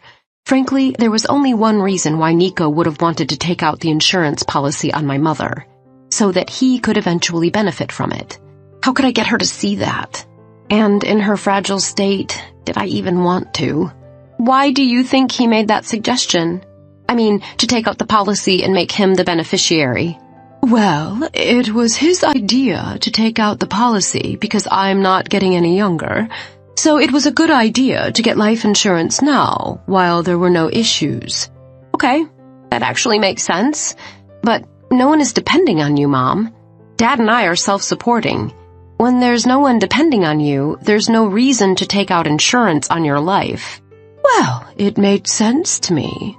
I could get the policy now, and it's amazing how cheap term life is from some companies. So you decided to get the policy, and he wanted you to make him the beneficiary? She shook her head. Oh, no, that was my idea. I arched my eyebrows. Her idea? Yes, he suggested you, Jade, or your father. Then why didn't you choose one of us? I did. I chose you. But then I started thinking that the one rock in my life for the last several months had been Nico. The last several months? You named a man your beneficiary when you'd only known him a few months? Not even a year? Well, yes. After I chose you, Nico and I talked about the future. He told me he loved me, and that he planned for us to live our lives together, and that maybe, since we were going to be married anyway, it might make more sense to make him the beneficiary. Then we wouldn't have to change it later. Aha! So it was his idea after all. Oh no, it was my decision. And once again, my mother had been played by a man. It wasn't bad enough that her second husband had sucked her dry of all her life savings. Now this lying jerk had come to suck the life out of her, literally. But I couldn't press it right now. She was clearly getting tired. All right, I understand. I didn't, but what good would it do to let her know that? I think we've talked enough. You need some rest. She closed her eyes and sighed. I'm so sorry, Jade, for everything. When Nico comes back, he'll explain it all to you. When Nico comes back. My poor mother. Still as naive as the day she was born. I'm sure he will. Don't worry about it, Mom. Right now, all you have to worry about is getting rest so you can heal properly. When she had drifted off to sleep, I went back out to the waiting area and told my father about our conversation. "He's a slippery fellow, that Nico, huh?" My father said. "He seems to be. I wish she could see him for what he is." "When he doesn't come back, she'll have no choice but to see it." I just don't understand. "Well, your mother has two faults. The first one is that she is as vain as they come." I let out a laugh. "Really? Hadn't noticed that." "Second one is that she has a hard time seeing people for who they really are. It happened with that second husband of hers, and now it's clearly happening with this Nico. You see, they both showered her with affection, compliments, gifts, and she falls for it every time. That's why she and I never worked." "What do you mean?" "Well, there's no doubt Brooke is beautiful. She was a knockout when I met her, Jade. Amazing. But I saw beneath her looks. I knew she wasn't perfect, and I loved her anyway. I never made her flaws any secret. But she didn't want to be a real person in my eyes. She wanted to be a princess, a beautiful woman who had no flaws. She wanted to be Brooke Bailey, supermodel. And that's how she wanted me to feel about her." "But you loved her." "I did. I loved her, flaws and all. But she couldn't accept that I saw her flaws." "Still, I feel bad that you couldn't be with the woman you loved, especially when she wanted you back." "We've been over that before, sweetie. You were my priority then. You're still my priority now. See, your mother had her priorities all screwed up. Clearly she still does." "She did tell me she wanted to try again with me, and she admitted she had taken a lot of things for granted in her life." My father nodded.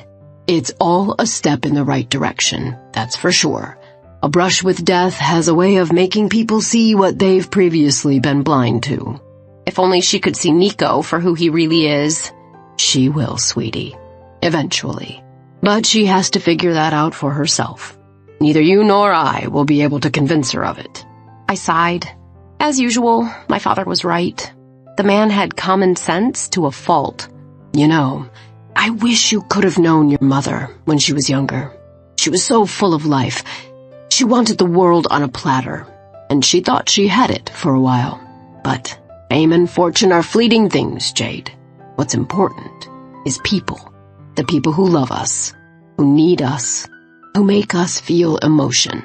That's what's important in life." My heart swelled. My father had never been a rich man, but he surely was rich in the area of wisdom. I reached over to pat his hand, but before I could, my cell phone buzzed. "Excuse me." I grabbed my phone out of my purse. Shit. It was Ted Morse again. Chapter 22. Talon. So here I was, again, gripping the arms of the green recliner in Dr. Carmichael's office. Since I had to stay in Grand Junction until 7 p.m. anyway to meet Shem back over at the body shop, I figured I might as well do something constructive.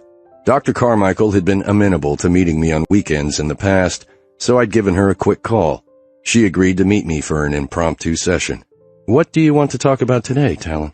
I shook my head. "Hell if I know. Have you thought about what we talked about last time? About why you wanted to survive even when you thought you didn't want to?" "Not really. I mean, clearly I wanted to survive. I did everything they made me do in order to survive, even though most of the time I wished I were dead. There's a big difference between wishing you were dead and actually being dead. I know that doesn't make sense, but the subconscious understands it."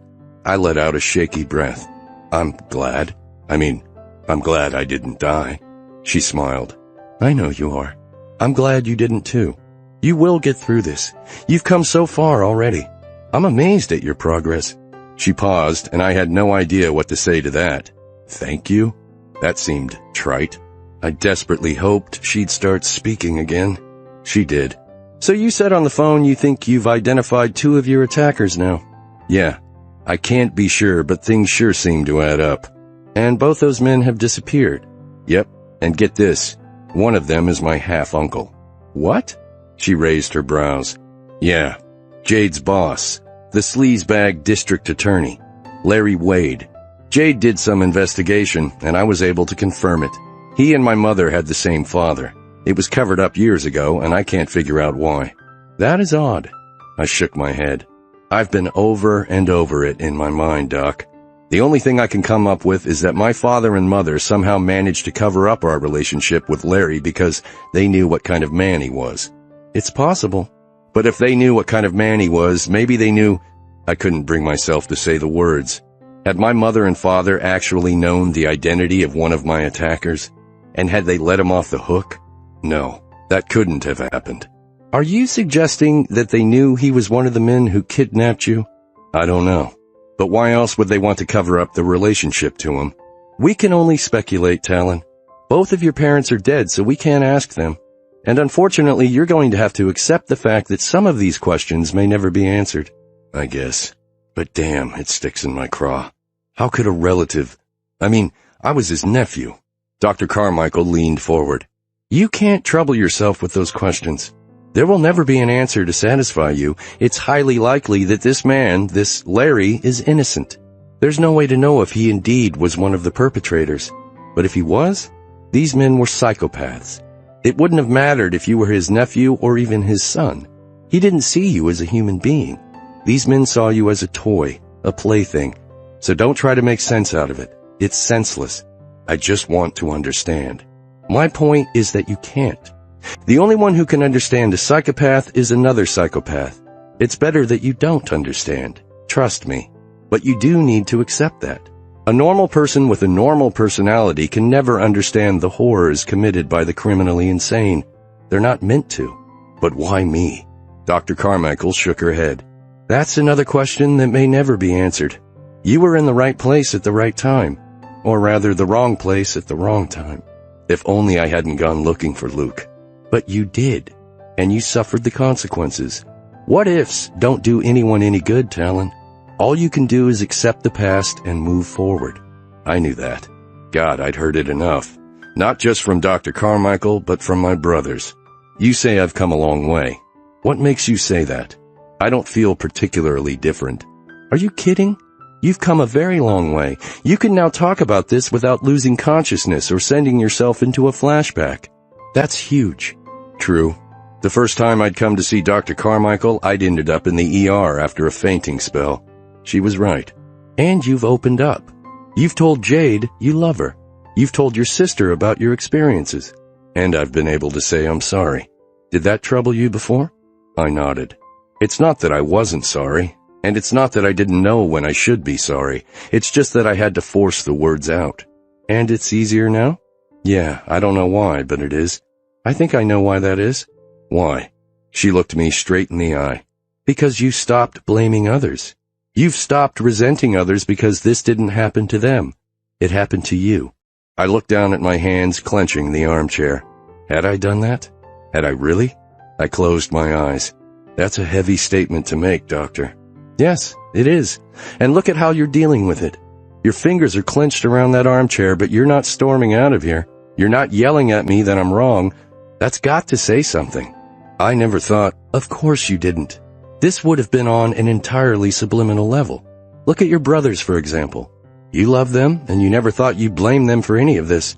But deep inside, you resented that it had to happen to you instead of them. That's not true. I'm really glad this didn't happen to either of my brothers. I mean that. I know you do. That's not what I mean. You wouldn't wish this on anyone. I absolutely believe that.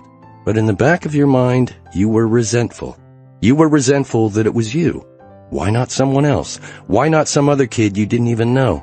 You may be thankful that it wasn't Ryan or Jonah, but in the back of your mind you wonder, why not one of them? Why did it have to be you? Could she be right? And you think that explains why I had such a problem saying I was sorry?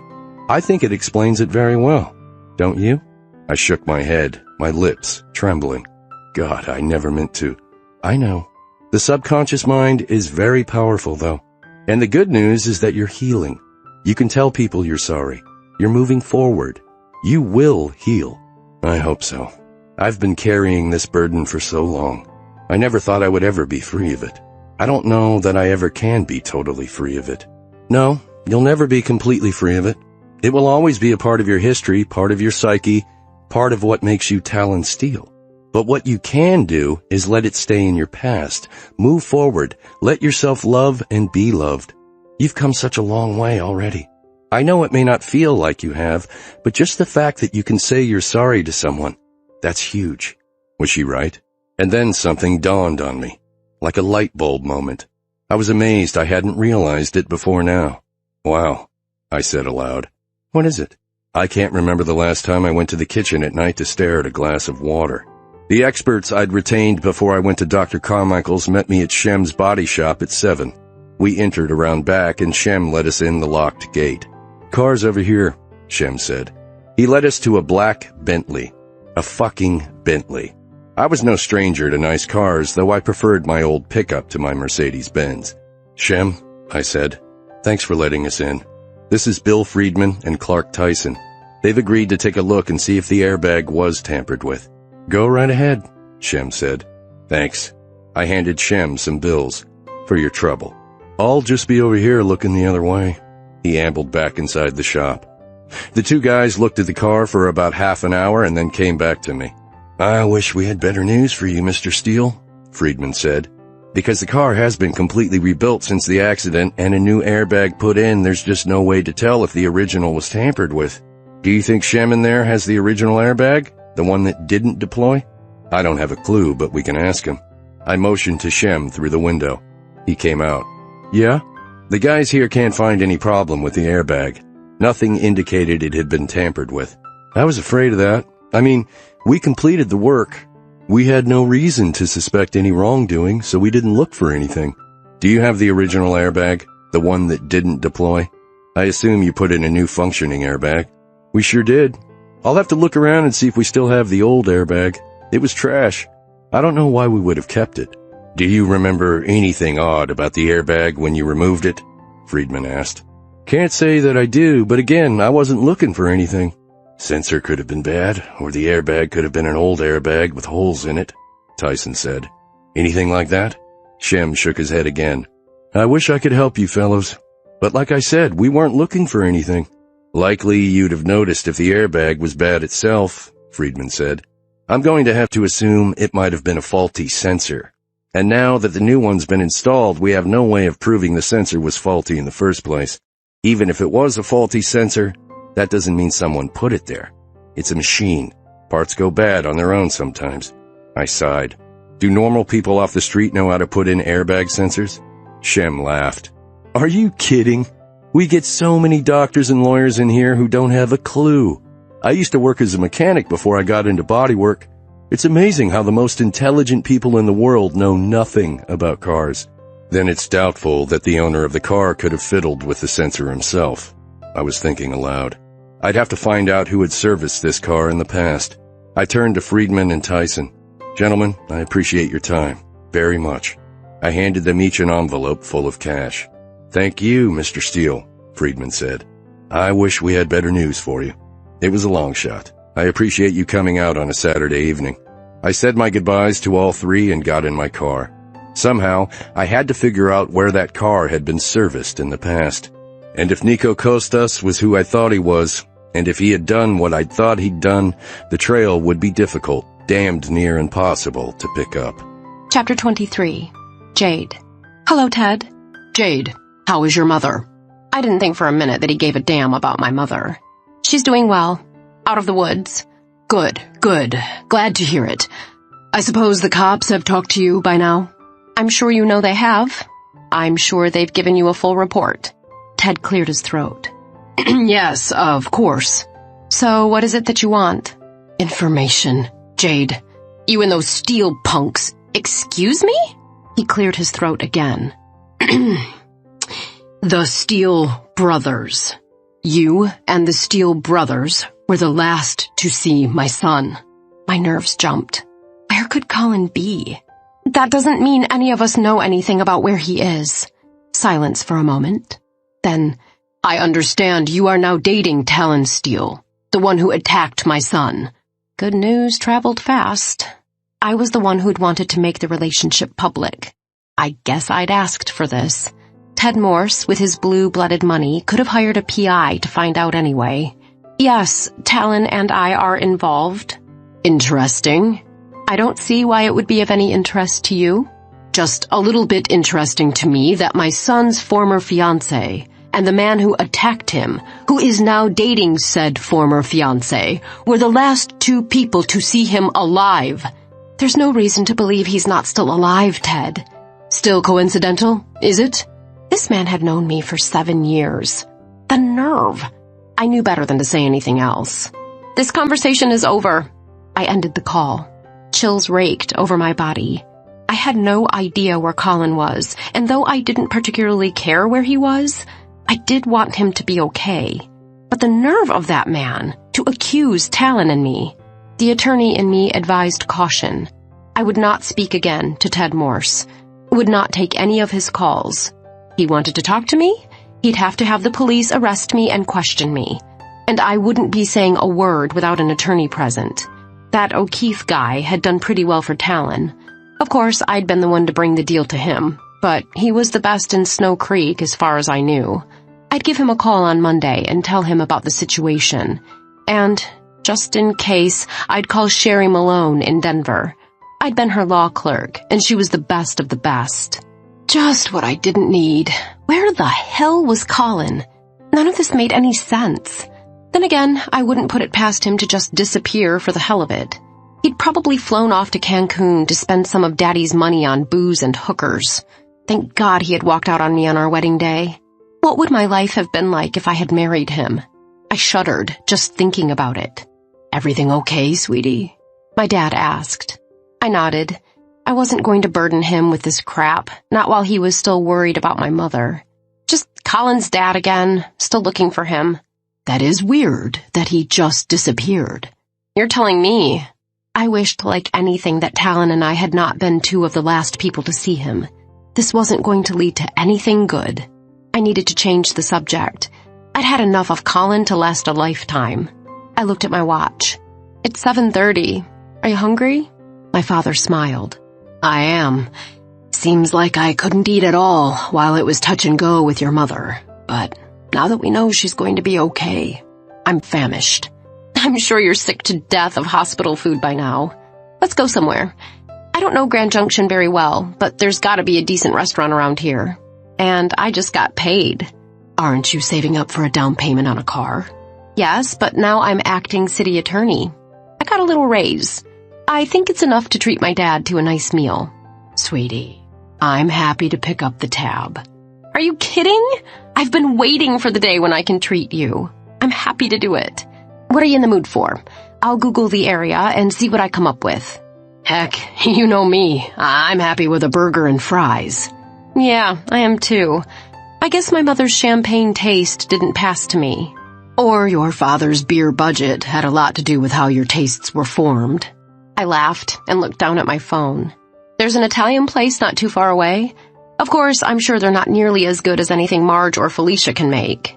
Felicia? She's the Steele's cook and housekeeper. Man, that woman can cook. Italian sounds good, sweetie. Let's go there.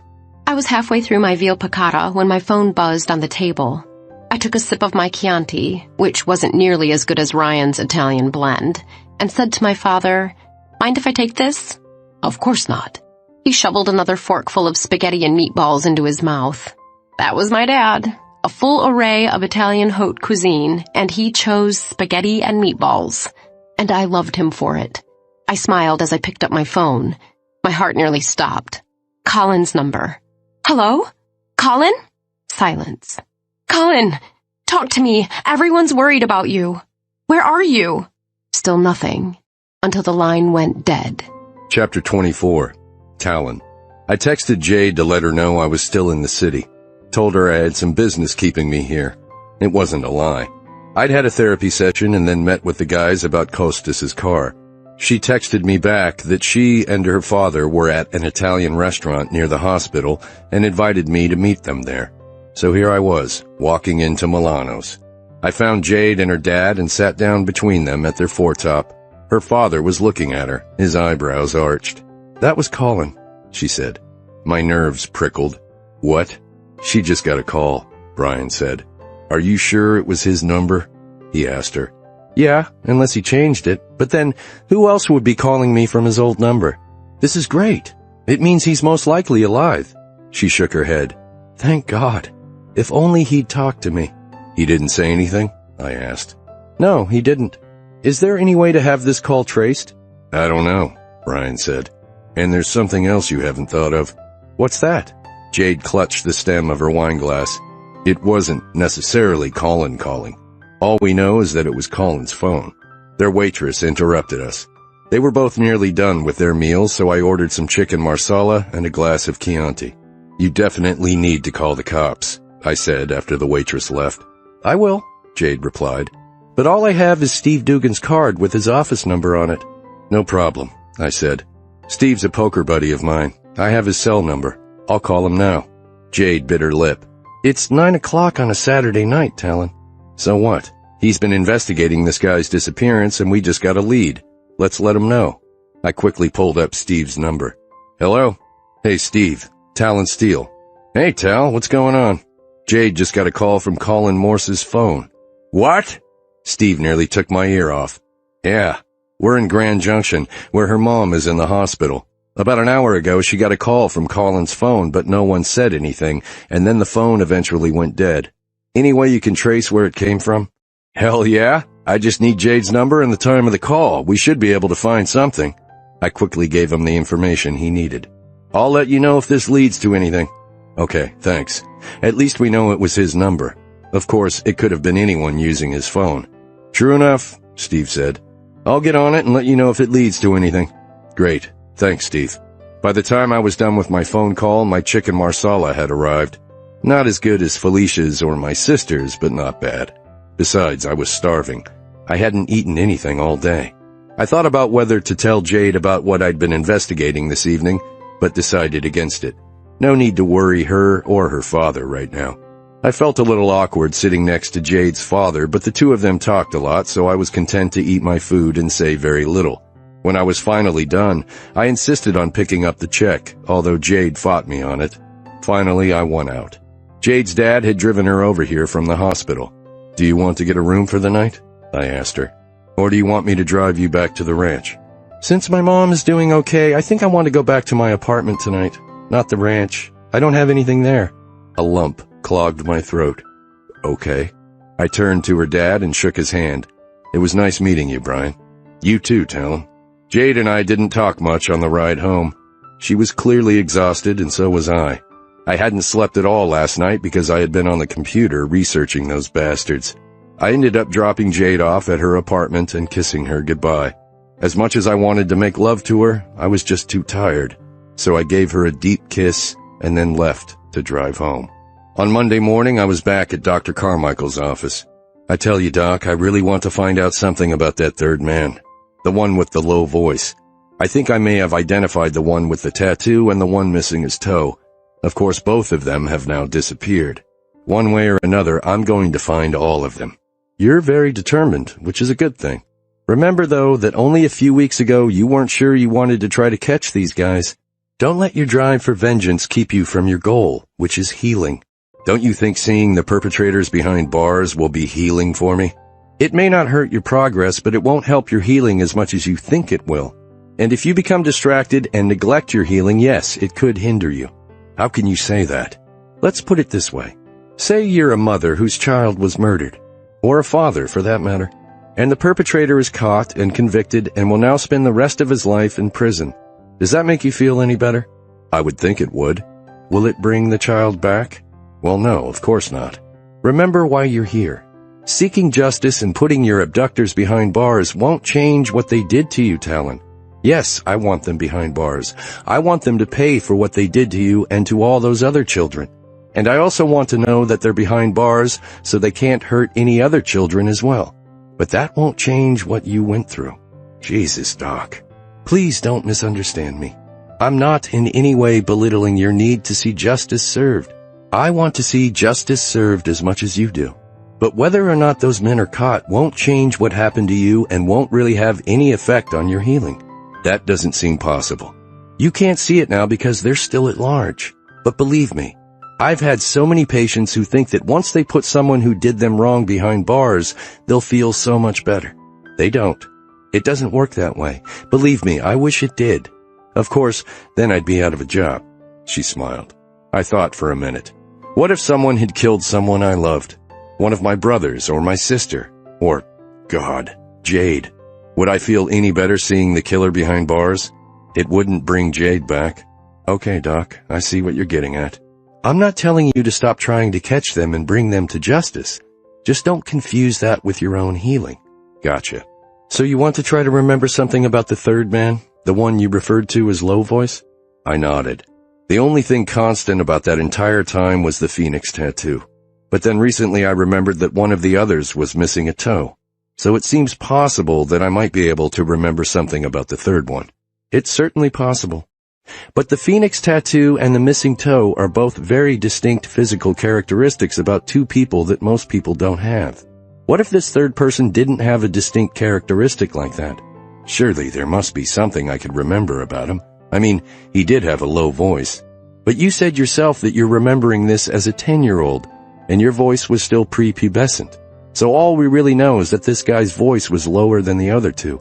Don't try to talk me out of this, Doc. She smiled. Talon, I would never try to talk you out of anything. But I just want you to understand going in that there may not be anything distinct about the third guy. What are the chances that all three of these men have some distinguishing characteristic? I've got to try. I've just got to. All right. Would you like to try guided hypnosis again? I have to warn you, Talon, it won't be like the last time. Last time we went back to a dream you had recently. This time, I would have to take you back to when you were 10 years old, to witness the horrors that actually took place. Are you ready for that? I closed my eyes and breathed in deeply. Slowly, I let my breath out, willing my hands to unclench from the armchair. I had to do this. Maybe finding those fuckers wouldn't heal me, but at least I'd know they were getting their just desserts. I opened my eyes and stared at Dr. Carmichael with all the intensity I could muster. I'm sure. Let's do it, Doc. Sometimes I dreamed about a beach. We didn't go to the beach much, but I'd been a few times in both Florida and California. I'd seen both oceans. Nothing was more fun than the waves. Joe and Ryan and I used to love playing in the waves, getting our trucks filled with sand, yet still going back for more. My mother would call out, "Ryan, don't go in any farther."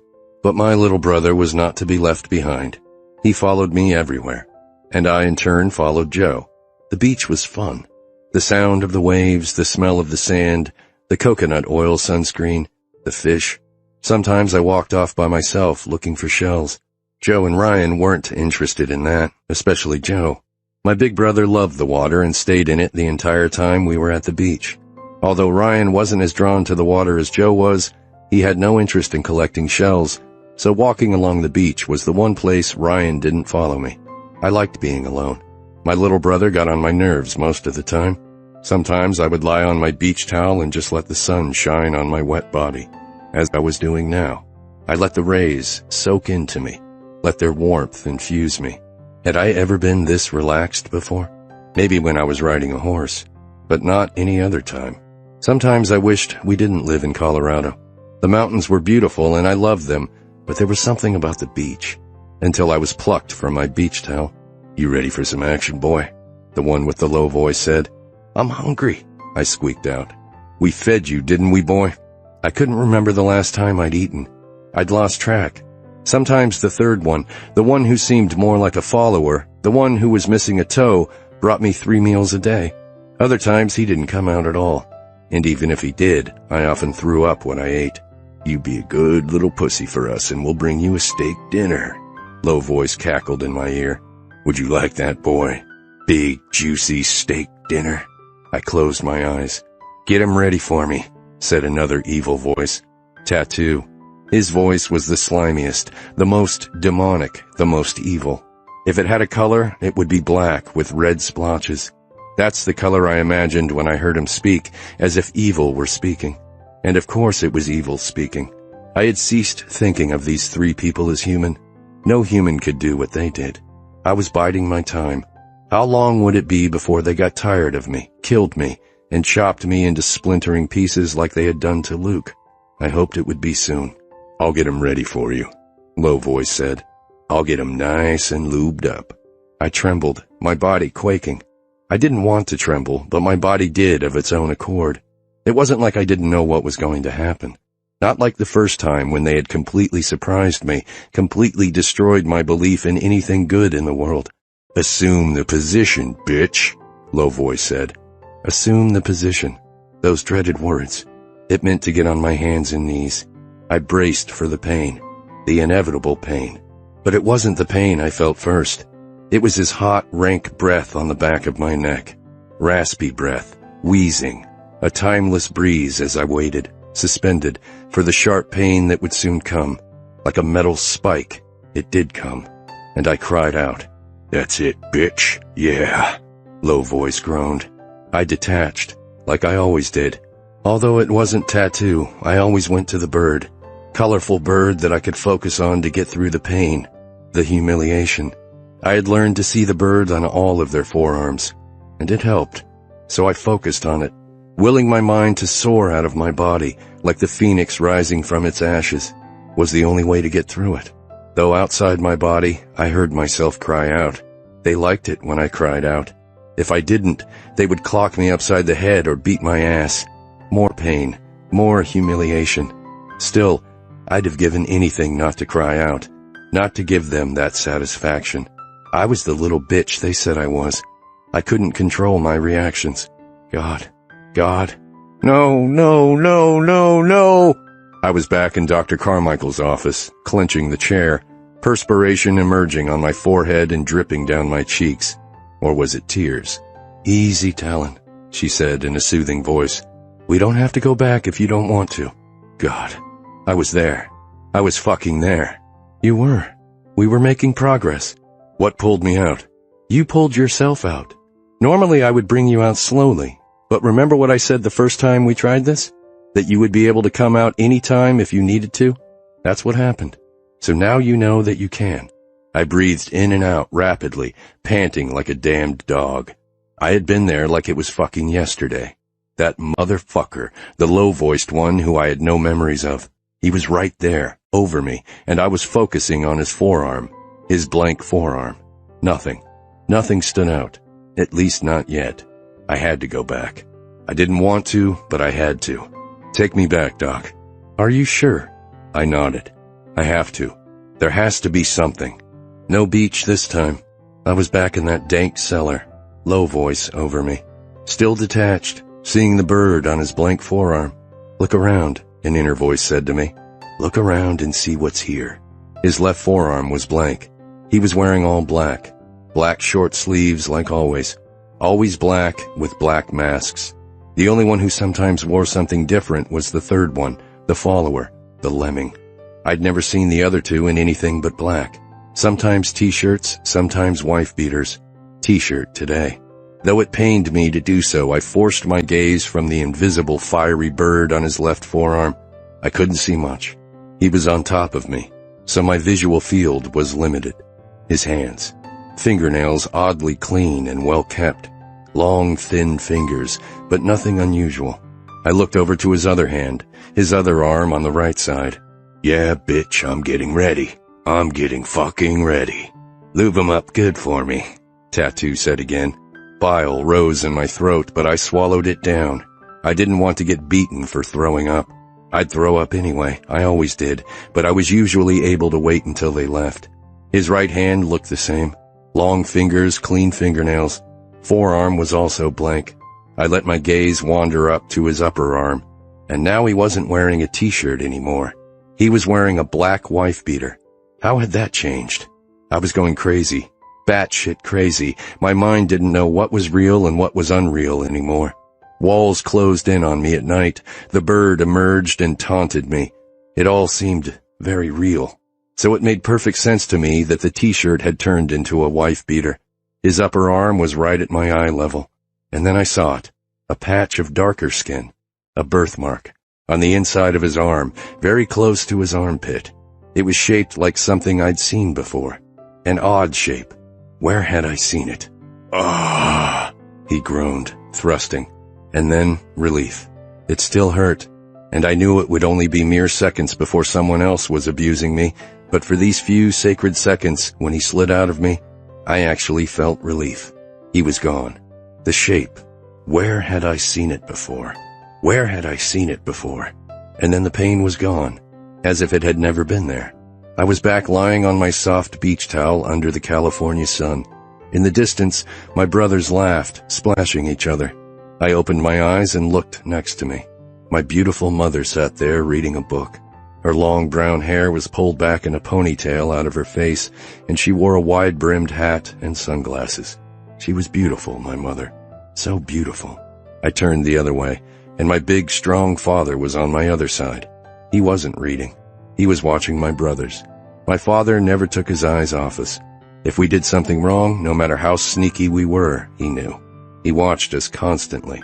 It was annoying, but I also knew how much he loved us. We were loved. I was loved. I closed my eyes again and let the warmth of the sun envelop me. When I opened my eyes, I was back in Dr. Carmichael's office, back in the recliner. Oddly, I wasn't clenching the arms. I looked over at her. I remember something. Chapter 25. Jade. After I had finished my morning court appearances, I decided to do a little investigation of my own. Not on the Steeles, as I'd been instructed to do by Larry. After all, Larry was no longer here. He had disappeared just like Nico Costas and Colin had. It didn't seem possible that Larry and Nico could have had anything to do with Colin's disappearance. I hadn't heard anything yet from Steve Dugan over at the station about whether my phone call had led to anything. If he didn't call me by the end of the day, I was going to give him a call. In the meantime, I had some time available, so I decided to do some investigation of Nico Costas. But no sooner had I started than I stopped. I had been so upset about Larry bending the rules and bending his ethics when he was city attorney. Now here I was, acting city attorney, and I was investigating something that had nothing to do with my job at the moment. Damned if I was going to be that kind of an attorney. If I had to, I would do my research here at the office, but I would do it on my own time, after hours. No one would think anything of it if I stayed late working on cases. For now, I was the acting city attorney, and I would behave as such. A couple hours later, when I'd finished everything on my agenda for the day, I went back to the last assignment Larry had given me, to investigate the Steeles. He had started out by giving me folders and folders full of bank accounts. The only thing out of the ordinary that I'd found was a $5 million transfer about 25 years ago. One thing I had learned about the Steeles, they weren't above paying to get what they wanted. That $5 million had gone somewhere, and I was going to find out where. Talon had told me once that something horrible had happened to him. I couldn't begin to imagine what it might have been, but I wondered if it had been 25 years prior. What could have happened that the Steeles would have been willing to pay $5 million to cover up? I didn't have any idea, but I could start by trying to find out where that $5 million had gone. As much as I knew she never wanted to hear from me again, I decided to call Wendy Madigan, the former national news correspondent who had helped shed some light on the Steeles a few weeks earlier. I found her number and picked up the phone. "Ms. Roberts." I couldn't help smiling. "Thank you for picking up the phone, Wendy. Since you obviously knew it was me, I'm surprised you did." A sigh met my ears. "I really do wish I could help you. Rather, I wish I could go back in time and do things differently." "Would that include your affair with Bradford Steele?" Another sigh.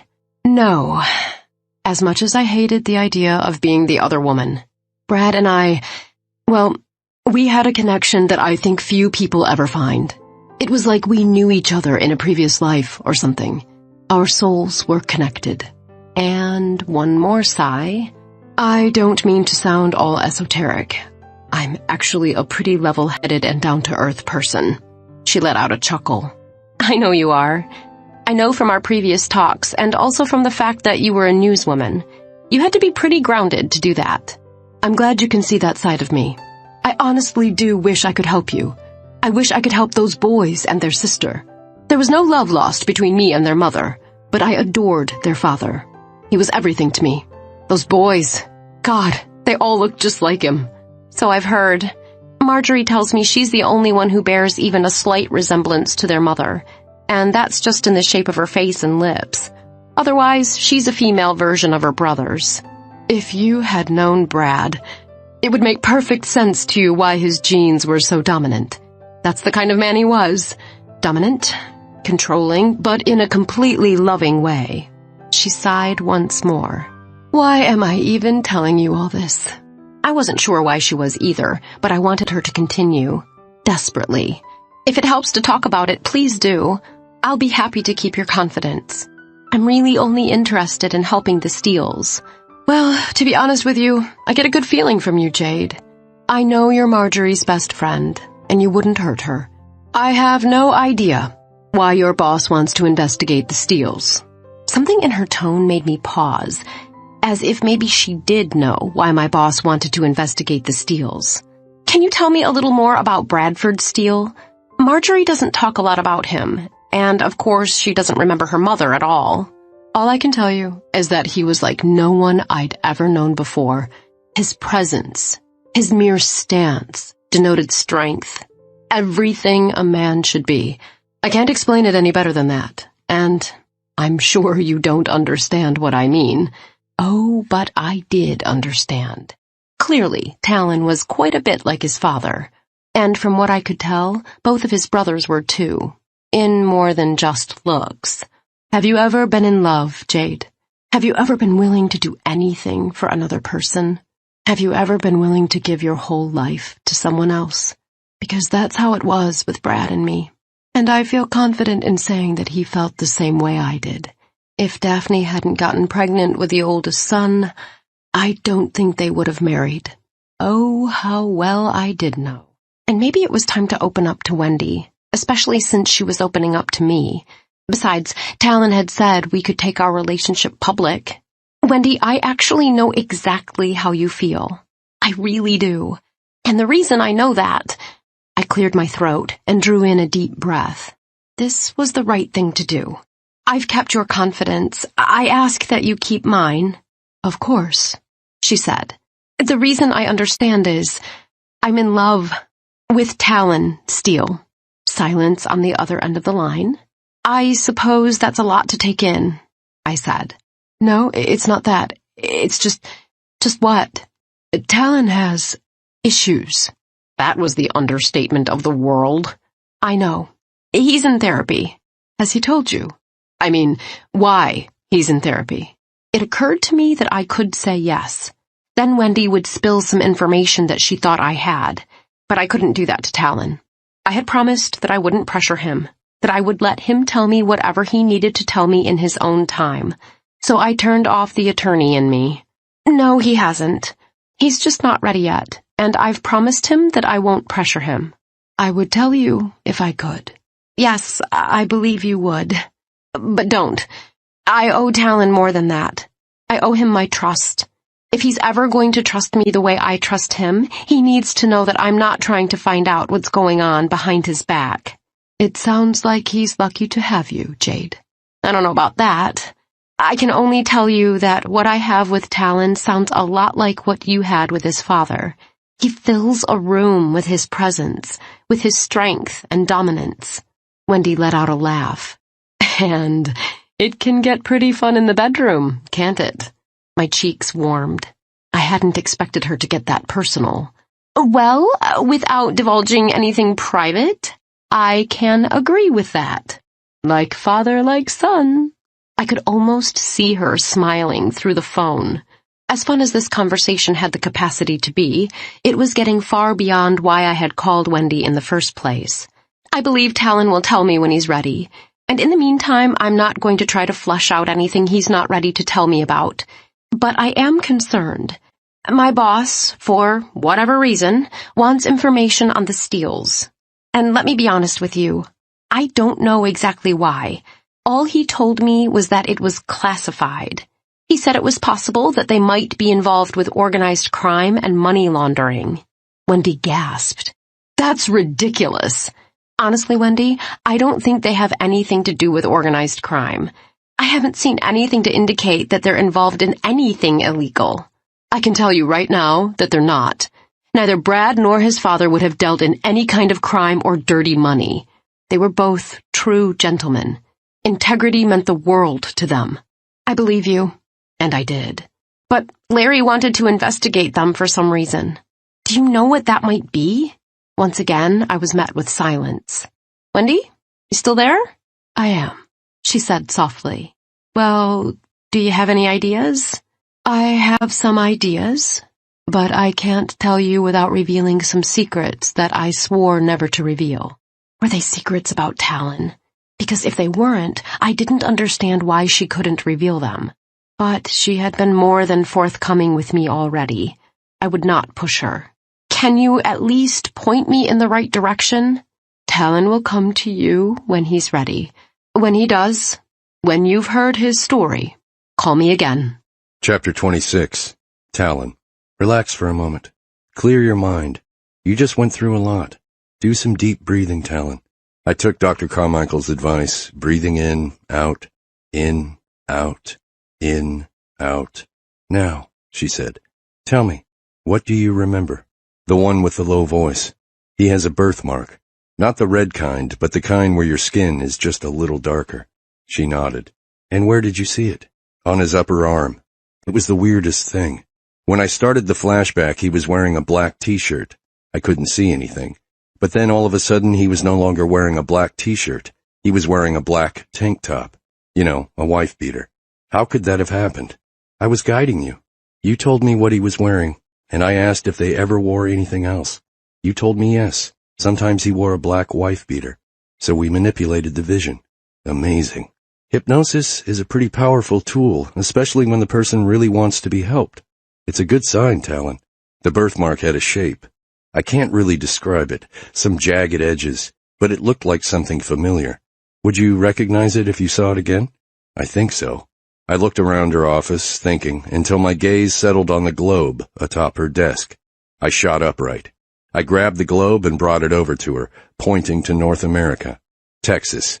It looked like the state of Texas. Exactly like the state of Texas? Of course not, but it reminded me of that. All I could think of when I was in the flashback was that I had seen the shape before or something like it before. I pointed again. And this is it. All right. Where was this birthmark? His upper arm, on the inside, almost to his armpit. I put the globe on the coffee table in front of us. Why didn't I ever remember that? Talon, you blocked a lot of this out. It was only recently that you remembered one of them was missing a toe. That's completely normal. But if I block that out, why couldn't I block out the worst? Why do I remember every single time they came to me, every single time they hurt me? Wouldn't it have made more sense to block that out? The mind is a unique thing, Talon. I can't tell you why you remembered some things and not others. What I can tell you is that during the time you were in captivity, you were hurt. You were hurt a lot by 3 deranged, masked men. You were a 10-year-old boy. All you thought about was that you were hurting. There was no reason for you to notice anything else. Perhaps she made sense. I didn't know at this point. And besides, how was I going to find a guy with a birthmark that looked like Texas? Of course, I had found a guy with a phoenix tattoo and a guy missing a toe, and even though chances were good that they weren't the right guys, I had a strong feeling they were, especially now that both of them had disappeared. How will I find that third one? I wish I could tell you. I wish I could guarantee you that every criminal who ever did something heinous to a child would be brought to justice. But unfortunately, we don't live in a perfect world. Many of them go free, and many of them are never caught. I knew the truth over words all too well. I can at least look for the other 2. Yes, if that will give you peace, by all means, try to find them. But don't let that control your healing. Your healing has nothing to do with them being caught. Remember that. We had been through that before. I'd like to believe that, Doc, but if I could beat those 2 into the next century, I think it would feel pretty damned good. And then you'd spend the rest of your life in prison. Is that what you want? I shook my head. My whole life up until now had been a prison. And to be locked up, after what I'd been through? Oh, hell no. No, I want to live. I want a life. I want a life with Jade. Then I think it's time we discussed one other thing. What's that? Have you thought about telling Jade? About what happened to you? I raked my fingers through my hair.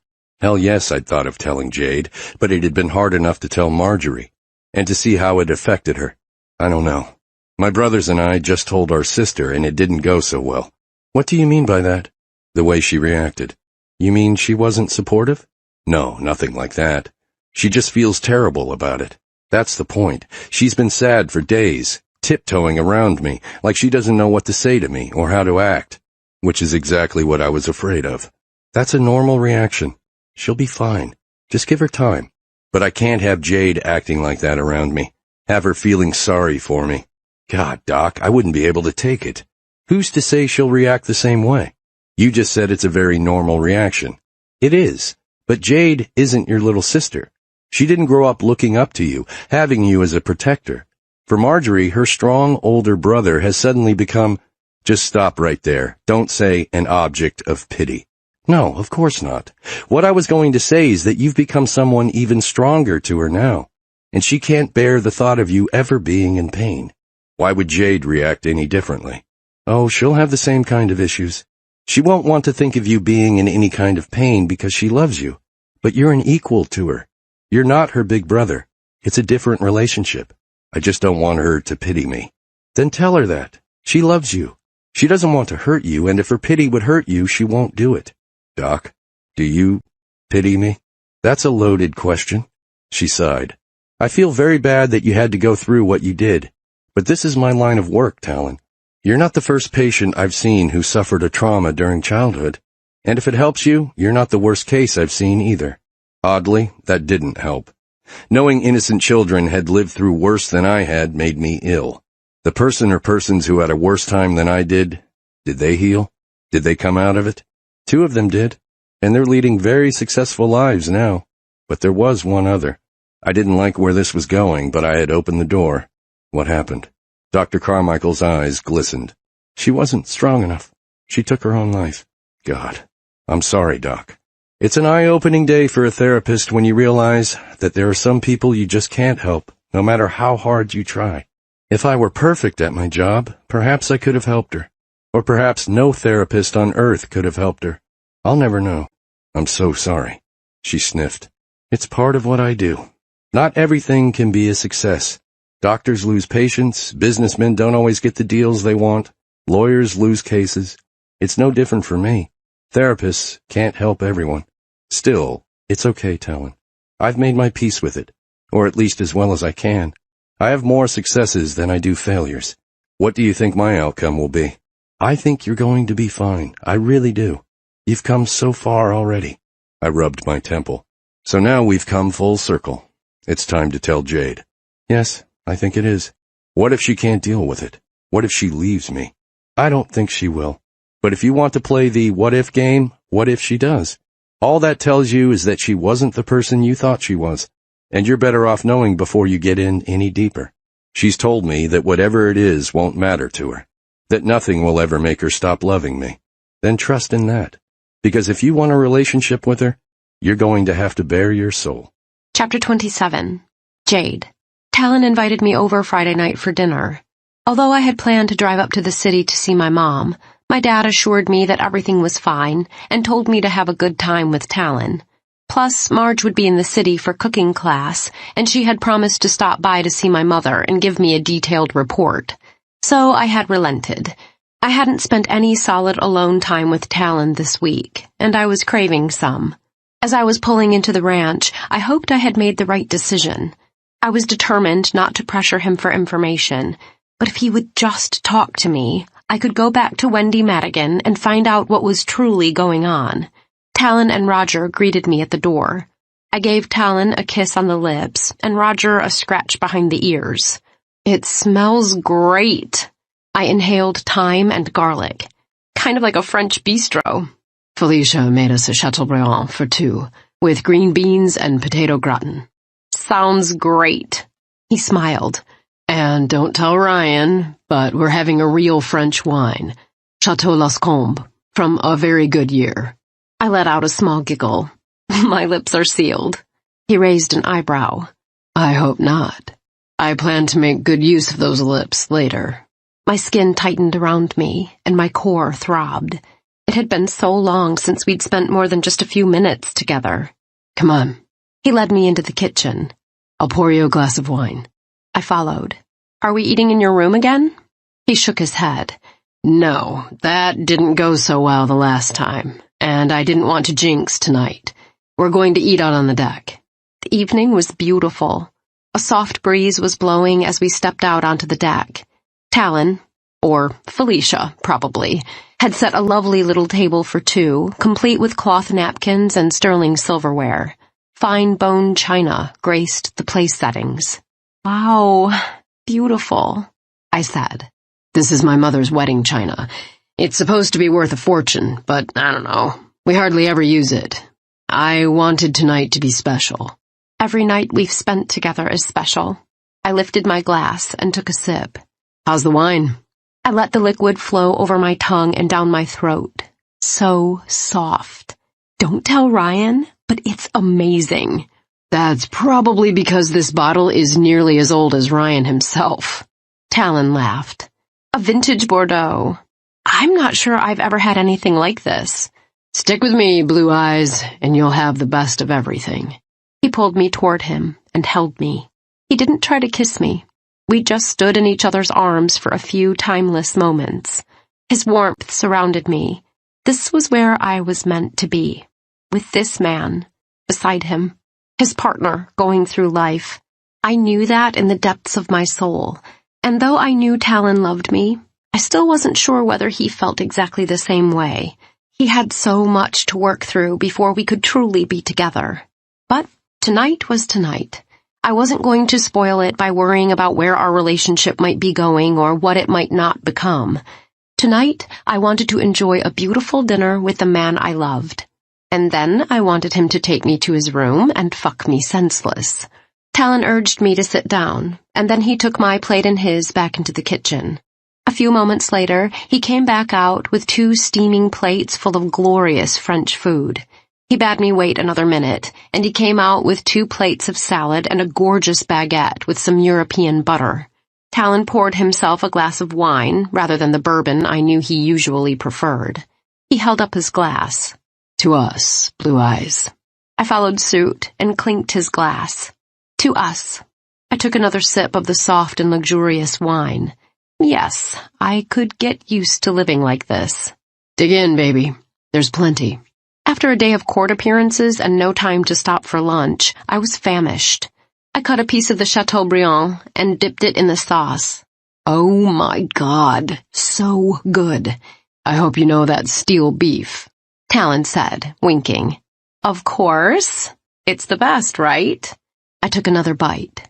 So tender, so flavorful. "This is the grass-fed beef too, Blue Eyes." "I didn't know you raised grass-fed beef." "It's a specialty line of ours. Joe knows more about it. For an operation as big as ours, it's impossible to raise solely grass-fed beef. But it is better for you, and I think better tasting. Although all of our beef is awesome." "It's been awesome every time I've tasted it." "Tonight, I wanted the best. Grass-fed and perfect for my baby."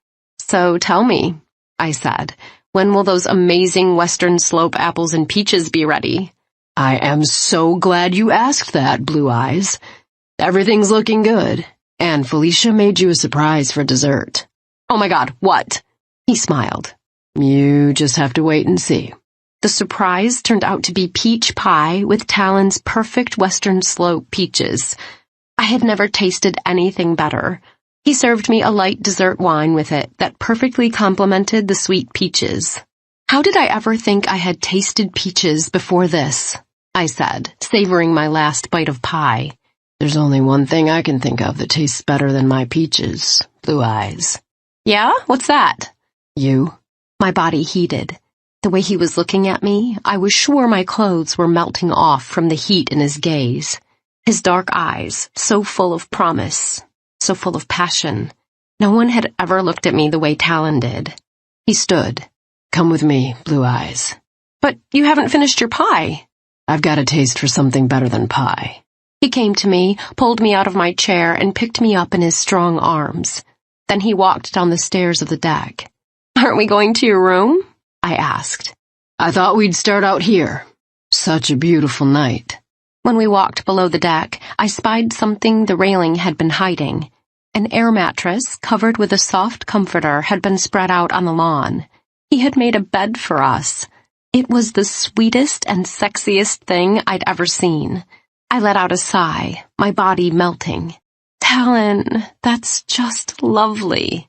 "Nothing's too good for you, Blue Eyes." Another bottle of wine and 2 glasses sat next to the little bed, along with a picnic basket. I couldn't begin to guess what was inside of it. I was completely sated from dinner, couldn't eat another bite, unless it was a bite of Talon's succulent flesh. He took my hand and led me over. I want to undress you, Blue Eyes. I want to peel every layer of clothing off of you until you're naked, standing before me, offering yourself to me. But we're out in the open, in plain view. This is my ranch. No one can see us. What about Ryan, in the guest house? First of all, he's half a mile away. And second, I've told him that if he dares come anywhere near this house tonight, I will kick his ass. I couldn't help but smile. He cupped my cheek, caressing it with his thumb. You're so beautiful, Jade. I'm going to undress you slowly. I'm going to savor every inch of you as you bare yourself to me. I sighed into his palm. I had come straight from work, and I was wearing a form-fitting stretch dress. But he was not to be deterred. He slid the sleeves over my shoulders and down my arms, slithering the dress over my ample breasts, down my belly, and over my hips. Soon it was a puddle of forest green at my feet. I stood before him now, only in a pink bra and panties and my brown wedge sandals. I silently wished I had worn some black patent leather stilettos. They would be so much sexier. Of course, I wouldn't have been able to walk all day. He raked his gaze over me, his eyes blazing with fire. So beautiful, he said again. He unclasped my bra and removed it from me, tossing it onto the grass. My breasts fell against my chest, my nipples already hard for him. Talon licked his lips, and my body heated. He skimmed my pink panties over my hips and down around my ankles. I stepped out of them. Lie down, Blue Eyes. I complied, and he unbuckled my sandals and removed them. My toes were painted a neutral reddish brown. I've never told you how beautiful your feet are, baby. My feet were just feet. Certainly not my best feature, but not my worst either. But here was this gorgeous man, worshipping them with his hands. He massaged them gently and then more firmly. I let out a sigh. It felt so good. He kissed each toe as he continued his massage. Then he began moving his hands up my calves, massaging my tired muscles and my thighs. Turn over, baby. I obeyed, and he continued his massage up my calves, up my thighs, kneading my hamstring, and then up to my glutes. Did he realize what he was doing? He had been in this position, getting a massage from me, when he'd flown off the handle that first time, when I had massaged his anus. Oh, God. He said something horrible had happened to him. Had Talon been raped? 25 years ago? Dear God, he would have been only 10 years old. My eyes began to flood with tears, but still he was massaging me, groaning endearments to me, telling me how beautiful my body was. I had to give him this. I had to let him make love to me as he wanted to. Here, outside. I couldn't let my fears of what might have happened to him in the past color this night. He would tell me when he was ready. He continued massaging up my back, and when he got to my shoulders, I couldn't help but groan. Sitting at a desk all week, whether in my office or at the courthouse, took its toll on my shoulders. I needed to get out and exercise more. As much as my body heated and throbbed, having him near me, this was more about comfort and love than it was about passion and desire. He was taking care of me, soothing me, and God, I loved him for it. I was face down so he couldn't do anything to my nipples, and he had avoided my pussy on the way up my body. Did he intend to make love to me tonight? It had sounded like that was his intention. He said he wanted to taste something better than the peach pie. When he was done massaging my shoulders, he worked my neck and then brought his face down so his thick, wavy hair caressed my neck and my cheek. I don't think I can explain to you how much you mean to me, Blue Eyes, he said softly into my hair. Sometimes I wake up, and I can't believe there's someone like you in the world. It gives me hope, you know. I had no idea how to respond to that. I was an ordinary girl that was a dime a dozen. There was nothing special about me. As if reading my mind, he continued. You are special, Blue Eyes. You've changed me. You've made me see things differently. You've made me want to be a better man. You've made me want to live. Live? Had he not wanted to live? Iraq. He had wanted to get killed in Iraq. All these thoughts were jumbled in my head, a mass of cogitation that I couldn't make sense of, especially not while he had calmed my body into a state of blissful relaxation. I'm going to be the man you deserve, Jade. I promise you. He brushed his lips softly against my neck. I promise you that. I turned over then and met his gaze. I've never asked you to be anything other than who you are, Talon. You are everything to me. And I spoke the truth. I want to make love to you, baby. I want to make love to you out here in the beautiful outdoors. I want us to make love under the sunset against the Rocky Mountains. And then, when the sky darkens and we can see the stars, I need to talk to you. I clamped my lips shut. What? I shook my head. Nothing. I had been about to say he could talk to me now. But this had to go at his pace. He needed to be comfortable. Perhaps he needed to be with me. Perhaps he needed to release. Perhaps he just needed to feel the love the two of us shared. Whatever it was that he needed, I wasn't going to stand in his way. I looked into his blazing brown eyes. Please, please, Talon, make love to me. Chapter 28. Talon. She was so beautiful, lying there, her steely blue eyes so trusting. I would turn her world upside down later, but first, I wanted to make slow, sweet love to her. Love like we normally didn't make, but love that had its own merits. I liked to dominate her in the bedroom, and she liked submitting to my desires. But this wasn't going to be about that. This would be the two of us as equals, joining our bodies, surrendering to the love between us. She watched me with those silver blue eyes as I undressed slowly. She sucked in a breath when I tossed my shirt on the soft grass. I smiled. I loved that she was attracted to me, that my body pleased her. "You're so gorgeous, Talon," she said. Her words no longer embarrassed me. They only gave me pleasure to know that I was making her happy. I took off my boots and socks and then unbuckled my jeans and slid them and my boxers over my hips. When I was naked, I sat down on the bed. She lay on her back, her legs spread slightly, her pink lips glistening, the musk of her sex wafting toward me. I inhaled. God, better than peach pie. She was wet. I could tell by looking at her hard little nipples, the glassy look in her light blue eyes. She was wet, and she was ready for me. So I climbed atop her and slowly slid into her. That soft sigh escaped her throat, and I closed my eyes, savoring it. We hadn't kissed.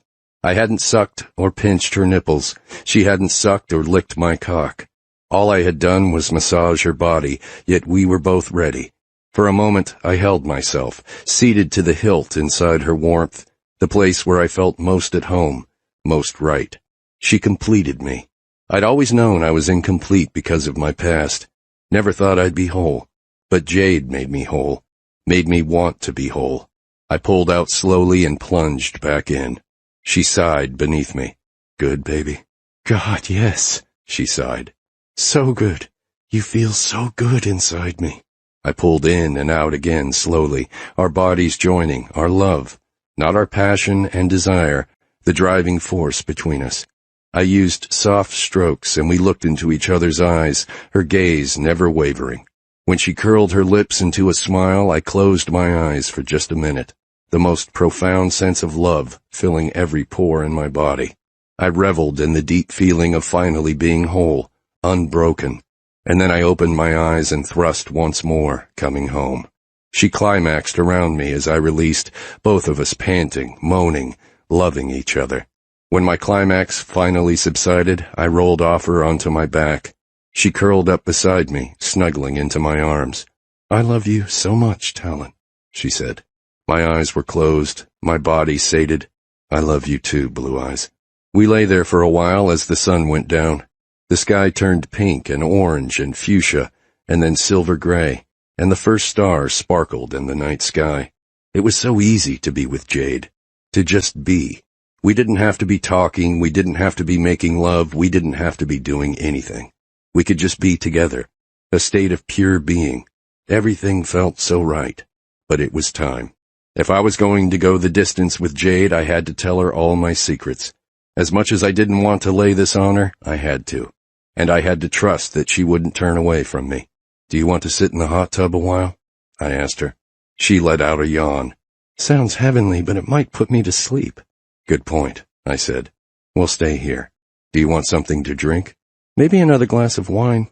Or some ice water's fine, too. You got it. I'd get her both. I got up and ambled into the kitchen, naked as a jaybird, for 2 glasses of ice water. When I returned, I poured 2 glasses of wine and took a plate of strawberries out of the basket by the bed.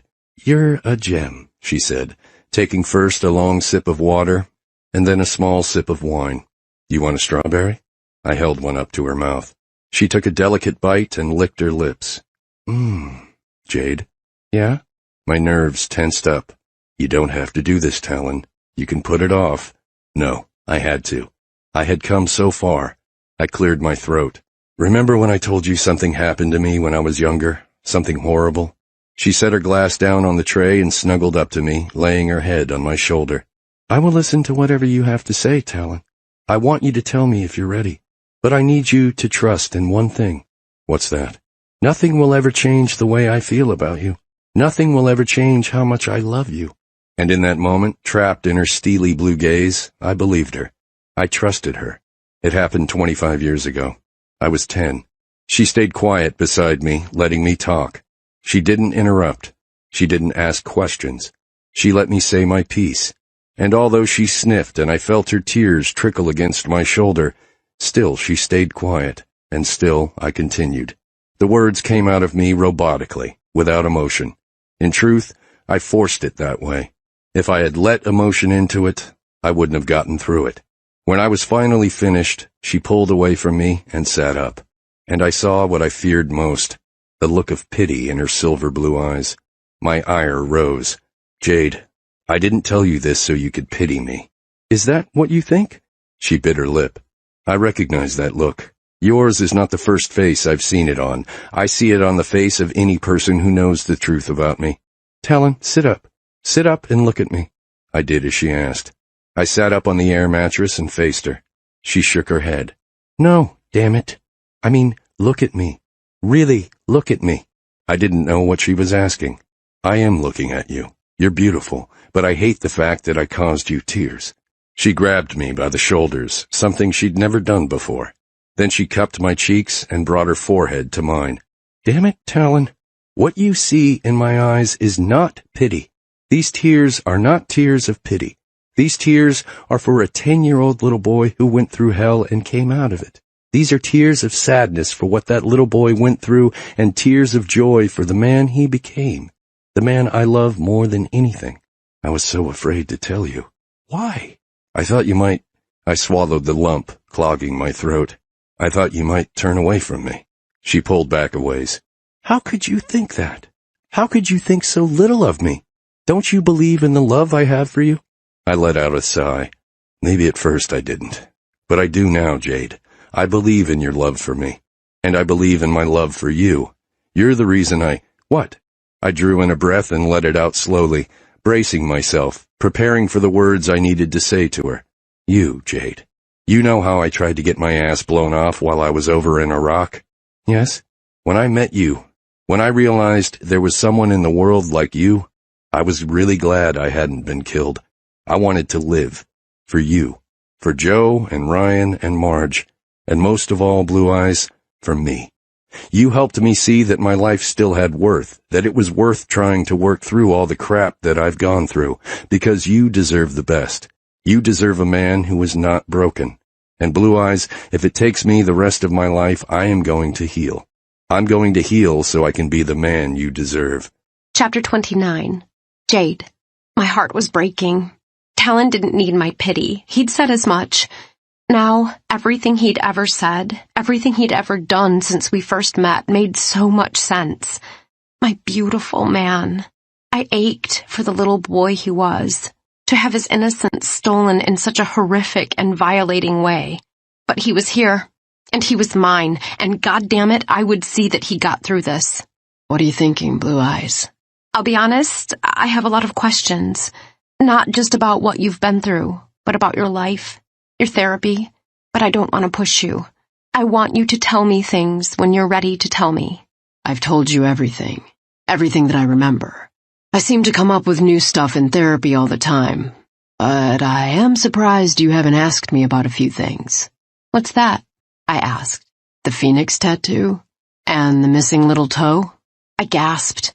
I had been so shaken up by Talon's story that I hadn't put two and two together yet.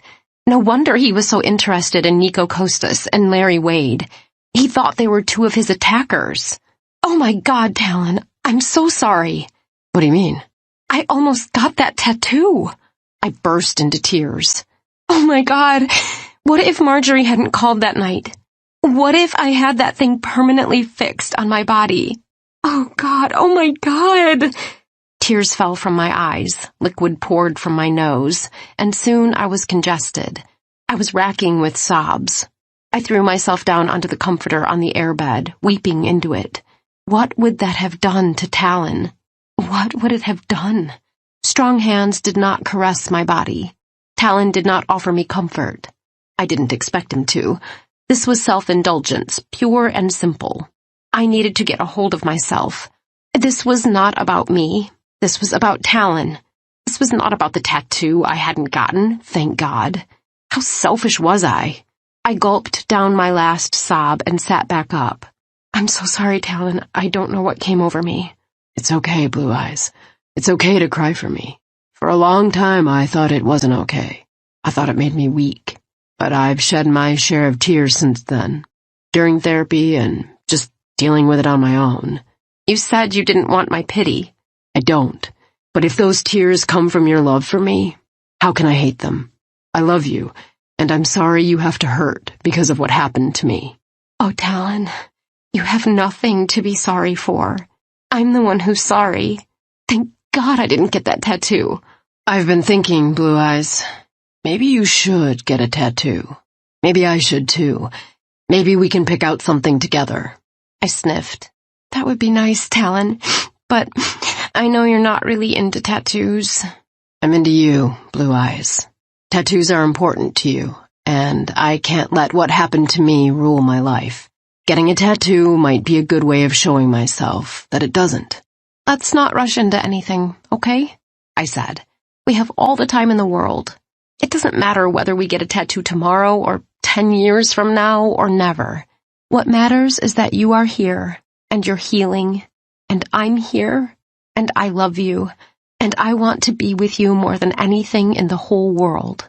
Then Talon turned to me, his gaze meeting mine, his eyes dark and burning, tears brimming. I could see he was trying to choke them back. I touched his face, skimming one away. It's okay, Talon. Everything is going to be okay. And then this man, this strong, beautiful, amazing man who'd had his innocence ripped from him at such a tender age, yet was a hero to so many, cried in my arms. Later, I lay awake in my own room at the ranch house. I desperately wanted to sleep next to Talon in his bed, but I didn't ask. He wasn't ready for that yet, and though I knew in my heart and soul that he would never harm me, he wasn't sure, and I wasn't about to push him. My heart was still breaking. I couldn't even imagine what had truly gone on. I knew he'd glossed over a lot of it for my sake. I had wanted to tell him that he didn't need to, that I could take it, but I had been determined not to interrupt him, to let him say what he needed to say, the way he needed to say it. Eventually, I must have fallen asleep, because the next thing I knew, I opened my eyes and light was streaming in through the window. I woke up and hopped in the shower, washing my hair and body. After toweling off, I sneaked into Marge's room and grabbed a robe again. She was still in the city because she had cooking class today. I went to the kitchen, started a pot of coffee, and then crept silently down the hallway to the other end of the house to Talon's room. I opened the door slowly and quietly. I walked to the sitting area and into the bedroom. He was asleep on his back, his arms strewn over his forehead in his custom sleeping position. Roger lay at his feet, his head bobbing up at my entrance. "Hey there, boy," I whispered. Roger panted. I didn't want to wake Talon.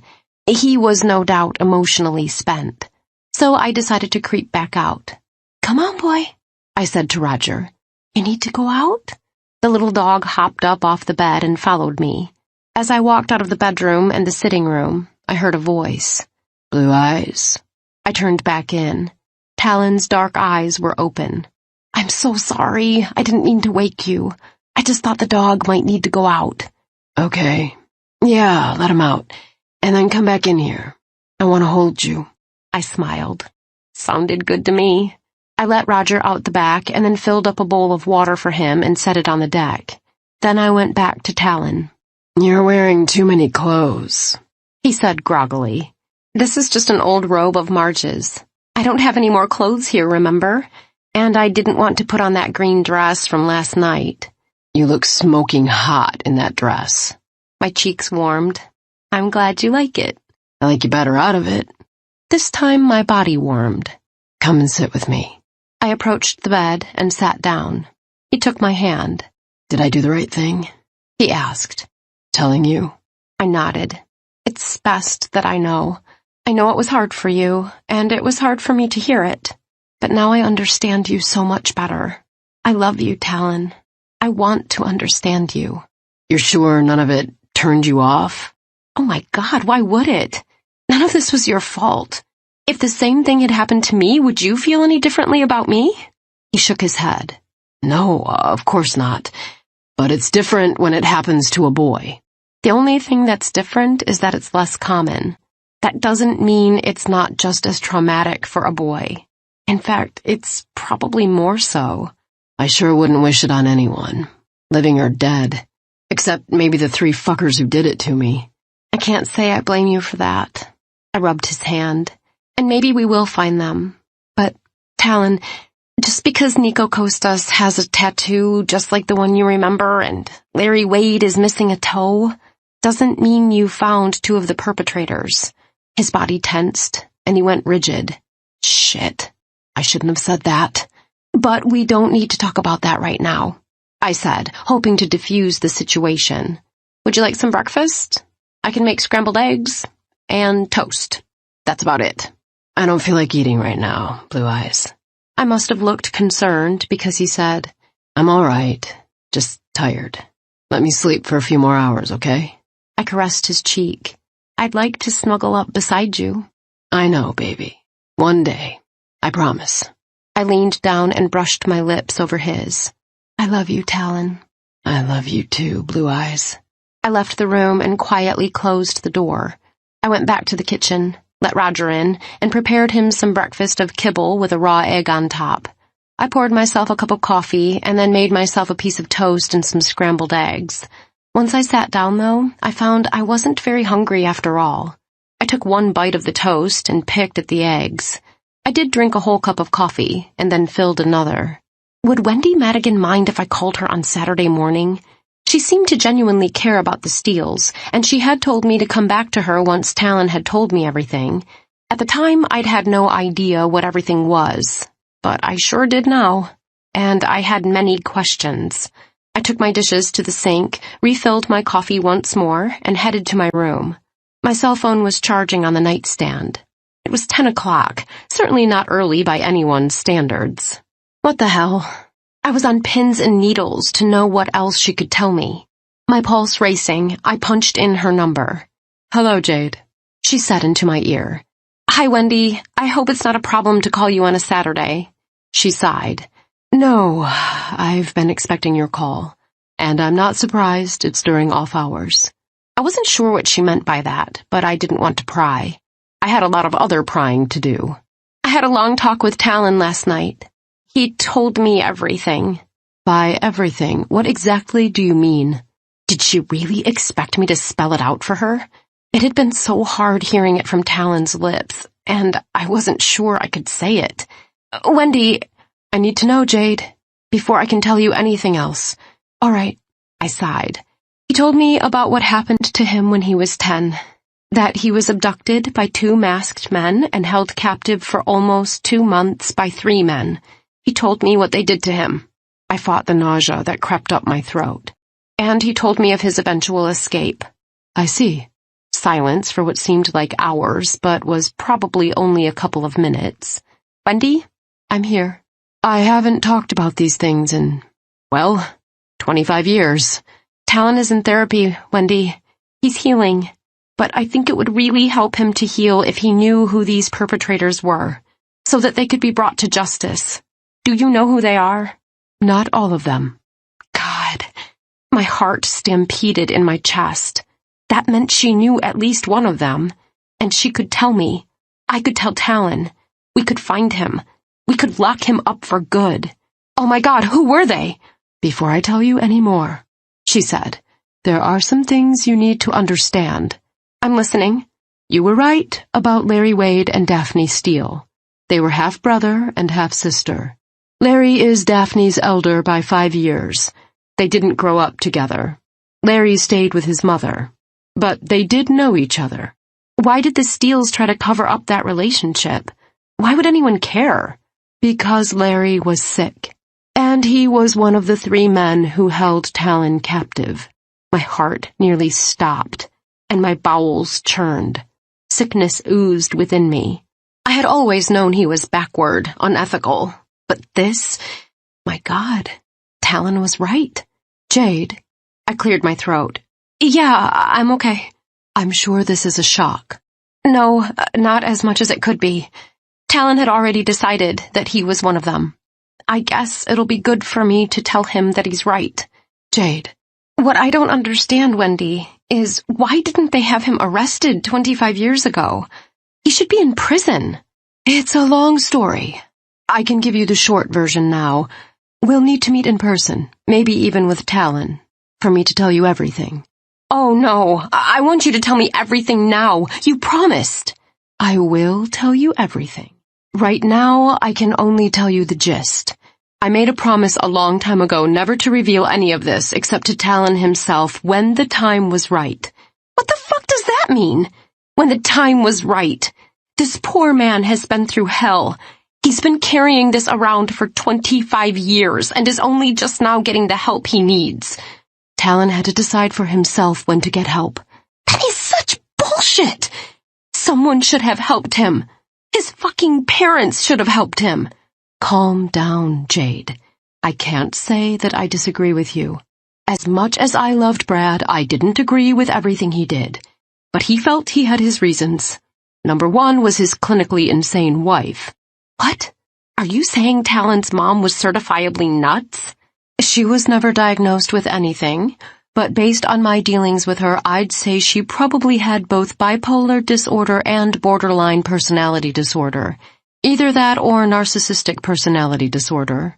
I didn't know much about psychology, but I knew that double diagnosis meant trouble. Why didn't the woman get help? Maybe she wouldn't have taken her own life. Brad tried. She refused. She was a very troubled woman, Jade. But she did dote on those boys. I truly do think that she loved them. The girl, though, I don't think she ever really bonded with her. After all, she killed herself when Marjorie was barely 2. Maybe she had convinced herself that Marjorie wasn't going to live after she was born so early, and then couldn't deal with it when she did. I was just tossing out words. I had no idea what I was saying. You may well be right, Wendy said. I really have no idea, and I can't speculate. Daphne Steele was, well, I'll just say it, she was a mess. All right, but none of this tells me why they didn't turn Larry into the police. Part of it was the fact that he was Daphne's brother. Her father begged her not to turn Larry in. Her father said that Larry was sick, that he needed help, and that prison would kill him. Still, Brad would have none of it. But Daphne, she wasn't close to Larry. Like I said, they hadn't grown up together, but she was close to her father. If ever there had been a daddy's girl, it was Daphne Steele. So she thought about it, but in the end, she agreed with Brad that Larry had to be arrested. Then why wasn't he? A day later, before he could be arrested, Larry ended up in the hospital. He had been severely beaten, most likely by the 2 other men who'd abducted Talon. Larry ended up nearly dying from the beating, but he would never name who they were. Why on earth would they have beaten him? Because, Jade, Larry is the one who helped Talon escape. Chapter 30. Talon. The dreams came again. I was back, walking on the outskirts of the Walkers' small ranch, but it wasn't Ryan with me, clutching at my hand. No, it was Jade.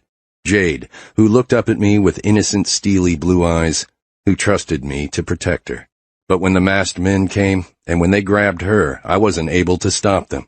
They dragged her away, all the while she was screaming, "Talon, help me, help me, help me!" until she disappeared into the rundown shack. I ran toward the shack, but my feet were stuck in mud. I was sinking in quicksand, and all around me, disembodied arms and legs came up from the mud to mock me. "Help! Help!" I screamed. "I'm sinking! I'm sinking!" In the abyss, a disembodied head floated upward, laughing at me. "You couldn't help me, Talon. I died anyway. You didn't get here in time, and now you will die too." I stared into the dead eyes of Luke Walker. "No!" And then my head went under. I held my breath as long as I could, but soon I was forced to breathe in.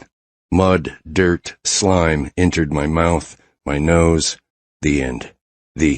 I shot up in bed. My heart was beating out of my chest. What the fuck? A new dream? I had to talk to Dr. Carmichael. She had given me her number, but I had never used it, other than to call to make an appointment. She told me point blank that she didn't normally give out her cell number except in rare cases. I guessed I was one of those rare cases. I had come so far. I had told Jade everything, and she hadn't turned away from me. I had to get through this, and I wasn't going to be able to get through it if I continued to have horrible and disgusting dreams. I looked at my cell phone. 10:30. Not too early to call. I punched in Dr. Carmichael's number. "This is Melanie." "Hi, it's Talon. Talon Steele." "Yes, Talon, I recognized your number." "Did you want to try to get an appointment today?" "No. I was wondering if you could talk to me now." "Of course. Are you all right?" "Yeah. No, but yeah. I'm not suicidal or anything. I'm not going to do anything stupid. But I'm a little freaked." "Tell me what's going on." "I told Jade everything last night." "I see. And how did it go?" "It was hard. I knew it would be, but still it was hard." "How did she take it?" "She bawled, I bawled, but we got through it." "And none of it mattered to her, did it?" I sighed. "No." "Is that what you need to talk to me about?" "No. I just had a really freaky dream." As I told Dr. Carmichael about the dream, my skin chilled. It's different than any other dream I've had. I really don't know why I would have it now, right after I told Jade. "Well, Talon, you've always been able to protect everyone. Everyone except yourself. Now you finally have the person who means everything to you, so you're afraid that you won't be able to protect her. It can't be that simple. Dreams are never simple, but that's my initial thought. You can come into the office if you want, and I can take you through guided hypnosis. That might give us more valuable information." "No, I don't want to do that. At least not today. I guess I was just surprised by it all. I woke up in a cold sweat." "Understandable. But dreams are usually manifestation of fears, sometimes fears we don't even realize we have. And that's a very legitimate fear. But she trusts me, Doc. She fucking trusts me." "Of course she does. With good reason. You're a very trustworthy person. But what if I can't protect her? There are no guarantees in life, Talon. I only wish that there were. But you will protect her. You protected her from her ex, remember? Even though he wasn't a threat. And if there was a legitimate threat to her, you would do everything within your power to protect her. Your feet would not get caught in quicksand. It was just a dream." I suddenly felt very foolish. Will the dreams ever stop? "They may never stop completely, but I feel certain that they will lessen. And you'll find in time that they don't bother you nearly as much. Even this time I've talked you down in a matter of minutes. That wouldn't have happened 3 months ago." I couldn't disagree with her. "All right. I think I'm okay now. Thanks for talking to me, Doc. I'll always be here for you, Talon, for as long as you need me." And I knew she would be, just like Jade would be. As I said goodbye and hung up, Jade came running into my bedroom, Roger at her heels. "Talon, thank God you're awake. You need to get up." "What's going on, Blue Eyes?" "I just got off the phone with Wendy Madigan." Wendy Madigan? That was a blast from the past. How did Jade know about her? Wendy? Yeah. But how? "I found her name at the bottom of that local news article about your heroics when you came back from overseas." "Okay, but that didn't help me understand why Jade was on the phone with her." "I'll explain all this later, but right now we need to act quickly. You were right, Talon. Larry Wade was one of the 3 men who abducted you." Chapter 31. Jade. His eyes widened into circles. He said nothing. In fact, he looked almost catatonic for a few moments. When I got to the point where I was actually beginning to worry, he finally blinked. What? I sat down next to him on the bed and took his trembling hand. I've been talking to Wendy for a while.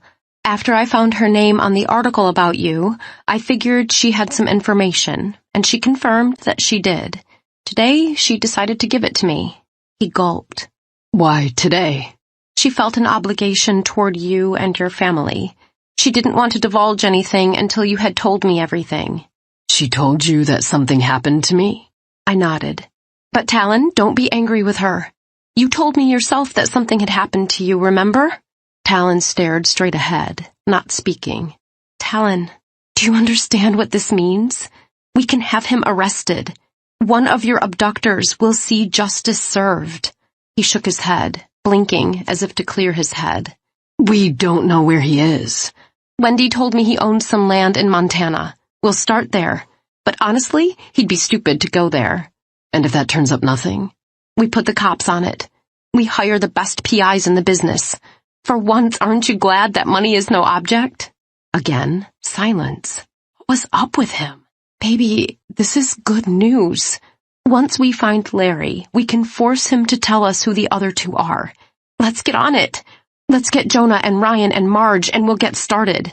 Not only do you have the money to bankroll a full-scale investigation, but the woman you love happens to be the city attorney of Snow Creek right now. I have access to all the databases. We'll find him, Talon. I know we'll find him. Still, he stared straight ahead. What's wrong? I don't get it.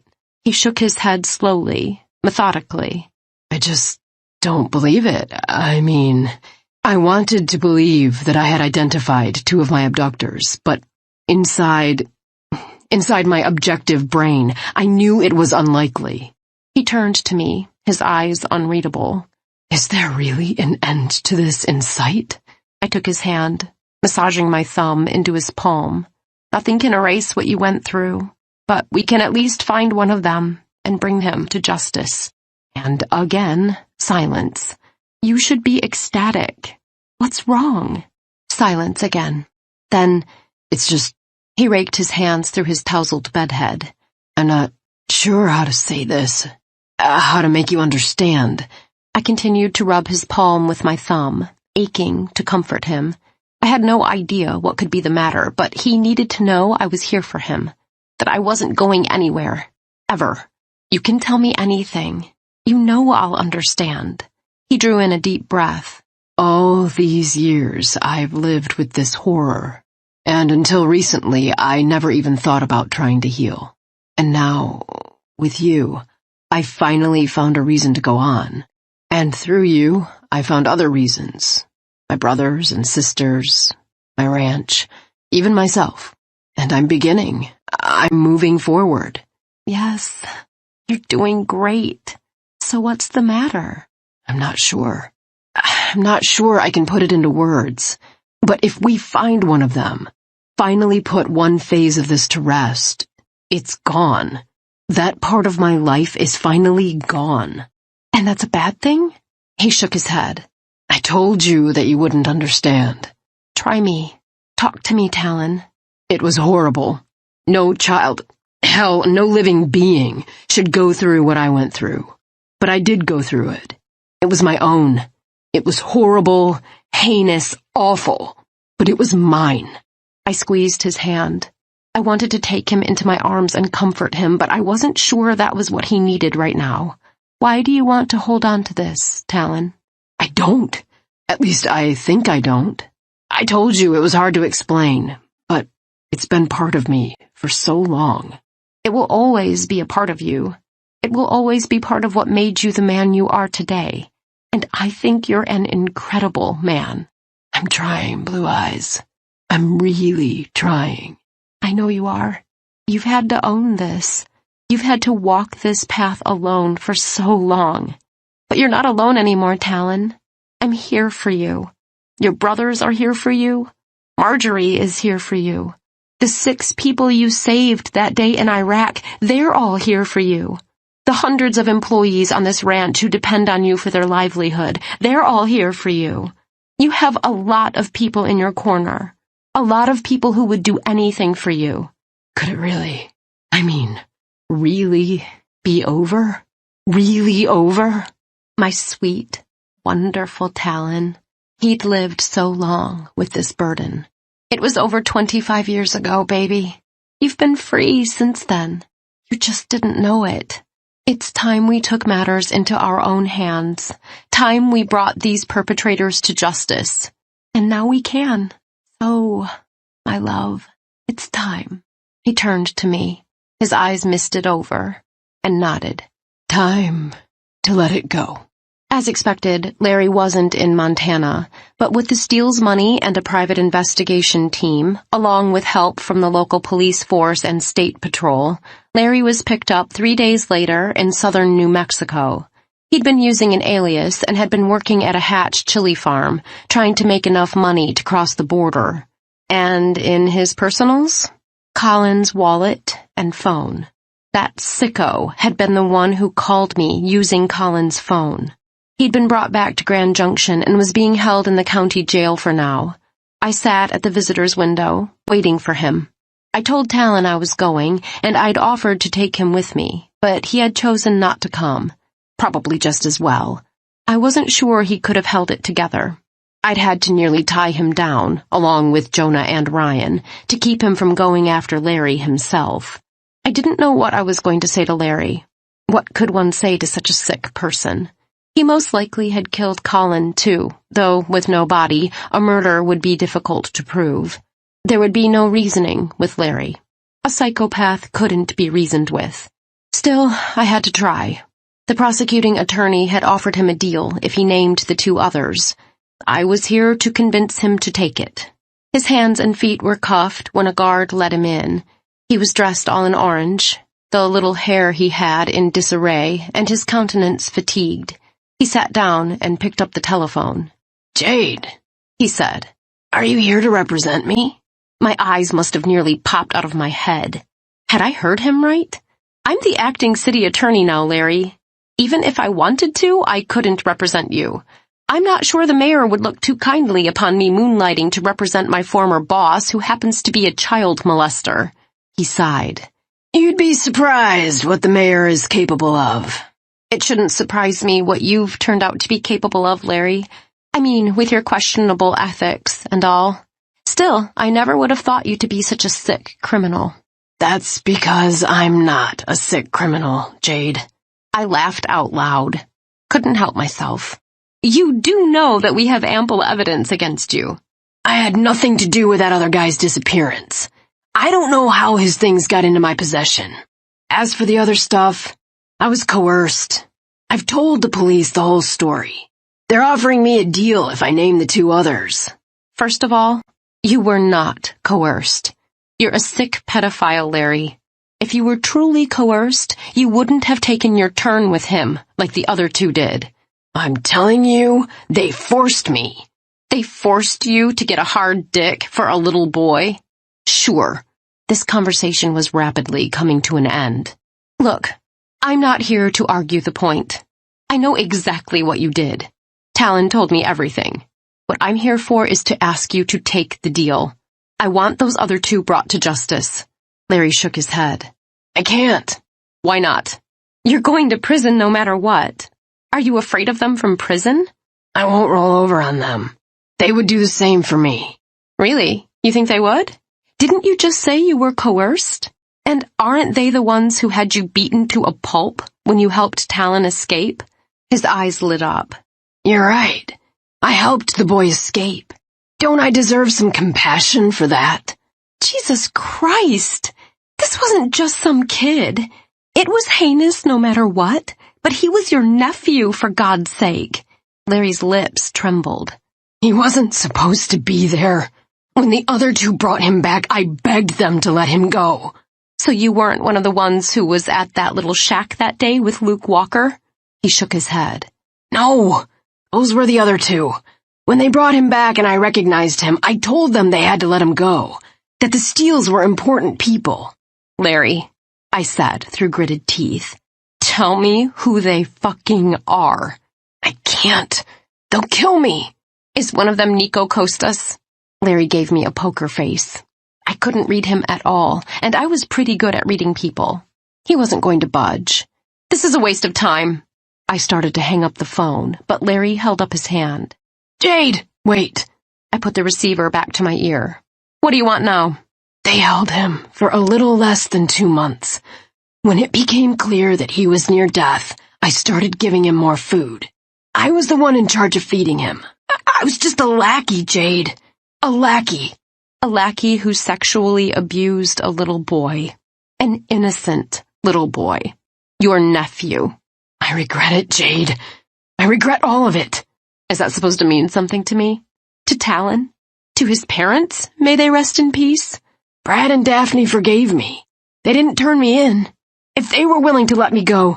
Brad and Devney are dead. Devney took her own life because she couldn't live with what you had done to her son. She left her children without a mother. One of them doesn't remember her. Talon needed his mother, Larry. And because of you, he didn't have her. Would you please just let me explain? How do you explain this? How do you explain your sick mind? Talon was never supposed to be taken. And you think that makes this all right? What about the other 6 kids? I wasn't involved with any of those. You expect me to believe that? No one's going to believe that, Larry. Jade, I let Talon go. Talon is alive because of me. This conversation is over. He stood again, urging me to wait with his hand. Doesn't that mean anything to you? That he's alive because of me? They killed all the others. Cut them up like firewood. It was sick, I tell you, sick. I know, except for the one body that was found. I know what they did to the others because Talon told me. They made him watch as they carved up Luke Walker. They made a 10-year-old boy watch that sickness. I had nothing to do with that. Sorry, I don't buy it. You were just as much a part of this as they were. So do yourself a favor and name the other 2. He shook his head. They'll kill me. That was a great argument as far as I was concerned. If Larry ended up toes up, I didn't really care. I've got to tell you, Larry, you're lucky to be locked up. If you were out, Talon and his brothers would make quick work of you. Steals. They think they own the place. Do you listen to yourself sometimes? You want them to grant you mercy, and you talk about them like that? I'm sorry. He really is alive because of me, Jade. I drugged his food and let him sneak out. When he lost consciousness, I put clothes on him and drove him to about half an hour away from his ranch at night. I knew when he woke up someone would find him. And someone did. He's alive. He was allowed to grow up because of me. Because of you, Larry. He grew up never dealing with this. It was all brushed under the rug because you wouldn't name the others and because Brad and Devney made the decision to let you go. They let me go because I saved their son. I had to leave the state. The $5 million. Of course. They paid you, didn't they? They gave you a chunk of their millions to get you out of Colorado and away from their children. No, they didn't. They didn't give me anything. But yes, they did make me leave. Said they'd have me arrested if I didn't stay far away. Liar. I'd have to push Wendy some more about that transfer. Of course they'd paid Larry. Where else could it have gone? I don't believe you. I left. I didn't come back until after Brad died. I was broke, dead broke. My wife had left me. I needed a job. So the mayor appointed me city attorney. I was a good city attorney, Jade. I couldn't even respond to that. The man was delusional. Please, Jade. Brad and Devney chose to let me go. I don't think Talon is as forgiving as his parents were. And I can tell you right now I'm not. So unless you tell me who those other 2 were, I'm leaving, and I will see you in court. Larry rubbed his forehead. I wish I could. I can't. I hung up the phone, turned, and walked away. Chapter 32. Talon. 2. Moving forward. Jonah lifted his glass of red wine. I sat at one of the tables out on our beautiful deck, surrounded by the 4 people I loved most in the world.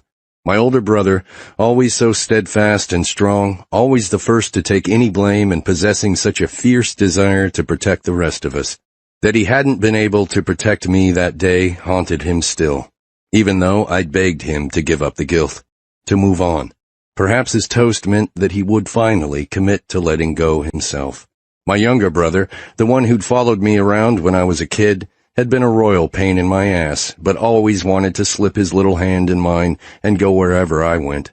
I was so thankful he had gotten away that day. And because I had protected him and told him to run, I was forever his hero. He would always have my back, but he needed to move on too, just like Joe and I did. My baby sister, who in her own way had saved me. When I came home, she had just come home from the hospital. Everyone had thought she would die because she was so premature, but little Marjorie was strong as an ox, so beautiful and so innocent. A tiny porcelain doll who stole my heart as soon as I laid eyes on her. She was the only proof I had back then of any good left in the world. I would have done anything for her, and I still would. And Jade, my beautiful Jade, whose mother was on the mend and with whom she was beginning to make peace. She'd been fighting her own demons, but still, she'd been here for me since she arrived in Snow Creek. I'd tried so hard to push her away at first, but I never had the strength to let her go. And even if I had, she would have come barreling back into my life, because she wasn't going to let me go. It was through Jade that I had finally learned that I wanted to live. Not just to exist, but to live, to embrace life, to hold on to another person. Life would never be easy for me, but with Jade, I would make it. If I started to drown, she would pull me out of the water, and I would do the same for her. She was my forever, and it felt so good to finally want a forever. I raised my glass in tandem with the others. To moving forward, we all said together. Marjorie and Felicia had cooked a celebratory dinner of beef tenderloin with fresh Colorado peach salsa from our own orchard, broccoli rabe, mashed potatoes with garlic and cilantro, and wild mushroom ragu. The table was decorated with 3 vases of multicolored roses that Marge had brought in from the florist in town. My brothers and sister smiled. Jade sat next to me, squeezing my thigh every now and then when I got quiet, just letting me know that she was there, that she would always be there.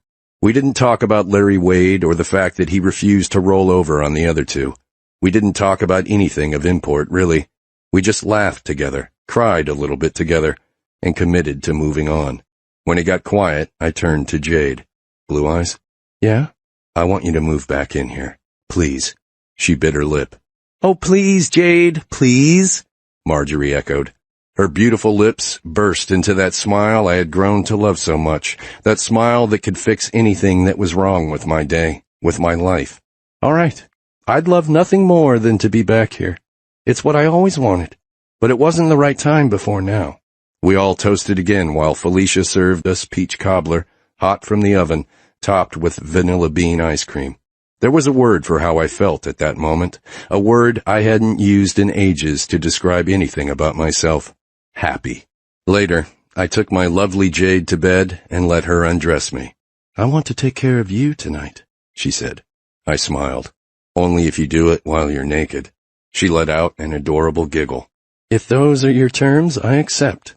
She undressed more quickly than I wanted her to, but what did it matter as long as she ended up naked? Lie down, baby. On your back. I'm going to worship that gorgeous body of yours. She smiled. My cock was already hard for her. I could take her now and be ready for more in no time. Come and sit on me first, I said. I need to be inside you. She shook her head, her eyes mischievous. Oh, no, you don't. You always get your way in bed. Tonight, I'm getting mine. My nerves jumped a little. I wasn't comfortable being submissive. She knew that. I grabbed her and pulled her on top of me for a passionate kiss, reminding her of who was in charge in this room. The kiss left us both breathless, but she was not to be swayed. Please, Talon, let me take care of you. I could deny her nothing. Even though the situation made me uncomfortable, I relented. Relax, she said. You know I would never harm you. And when her soft lips caressed the sensitive skin of my neck, I untied my muscles and let go. She trailed kisses over my shoulder and then down my upper arm and lower arm to my hand, where she kissed each finger and then massaged my hand with her own. She kissed back up to my other arm, repeating her movements until she stroked her sweet tongue over my chest, licking one of my nipples, which hardened under her touch. She sucked a bit at them, and my cock hardened even further. She continued downward, kissing my abdomen, burying her nose in my bush and inhaling. God, you smell so good, Talon. Please, baby, suck my cock. She lifted her head and met my gaze. In good time. She smiled. I was on edge, ready to go fucking crazy. I grabbed fistfuls of the comforter to keep from grabbing her, turning her over, and fucking her into oblivion. She massaged my thighs with her hands and her lips down to my calves, to my feet, my toes, and then back up again. She spread my legs and pushed my thighs forward. I tensed. Shh, she said. Let me. She kissed the inside of my thighs, the crease between my thighs and ass, and then gave me tiny kisses on my balls, which were bunched up and ready to release at any moment. Then finally, she took my cock into her mouth, as she slowly trailed her finger down the crease of my ass, until she found that place. I jerked. Shh, she said again. Let me. Trust me. I did trust her, but tension filled me. She moved her lips from my cock and began to work it with her hand. She withdrew her other hand from the crease of my ass and wet it with her tongue. Slowly, that hand drifted down to where it had been. Still tense, still afraid, but again her soft voice. Take it back, Talon. Take your body back. It was never theirs. It's yours, and it's mine. And she gently probed through the tight rim of muscle. I gasped. Easy, she said. Getting through that ring of muscle is the hardest part. I'd said the same words to her. Her voice soothed me as I eased the tension from my muscles. Determination surged through me, determination to do what she had asked, to take my body back, to give in to the pleasure. Let yourself go. Let this feel good, she said. I lifted my neck, keeping my eyes open so I could watch her, to know that it was her. Needed to know it was her. She worked farther in, still pumping my cock with her other hand. I was still hard, still wanted her so goddamned much. And as I watched her, her steely blue eyes fixed upon me, her gentle hands working parts of my body, I began to relax. I began to feel pleasure. That's it, she said. It's me. Always me. No one but me. And I love you. I love you so much. My breath caught, and I leaned back onto the pillow, closing my eyes. Her mouth replaced her hand on my shaft, and she continued to probe my ass as she sucked me. Oh my God. So fucking good. When my balls bunched up and the tiny convulsions started, I groaned. I'm going to come, baby. I want you to swallow all of me. Swallow me, baby.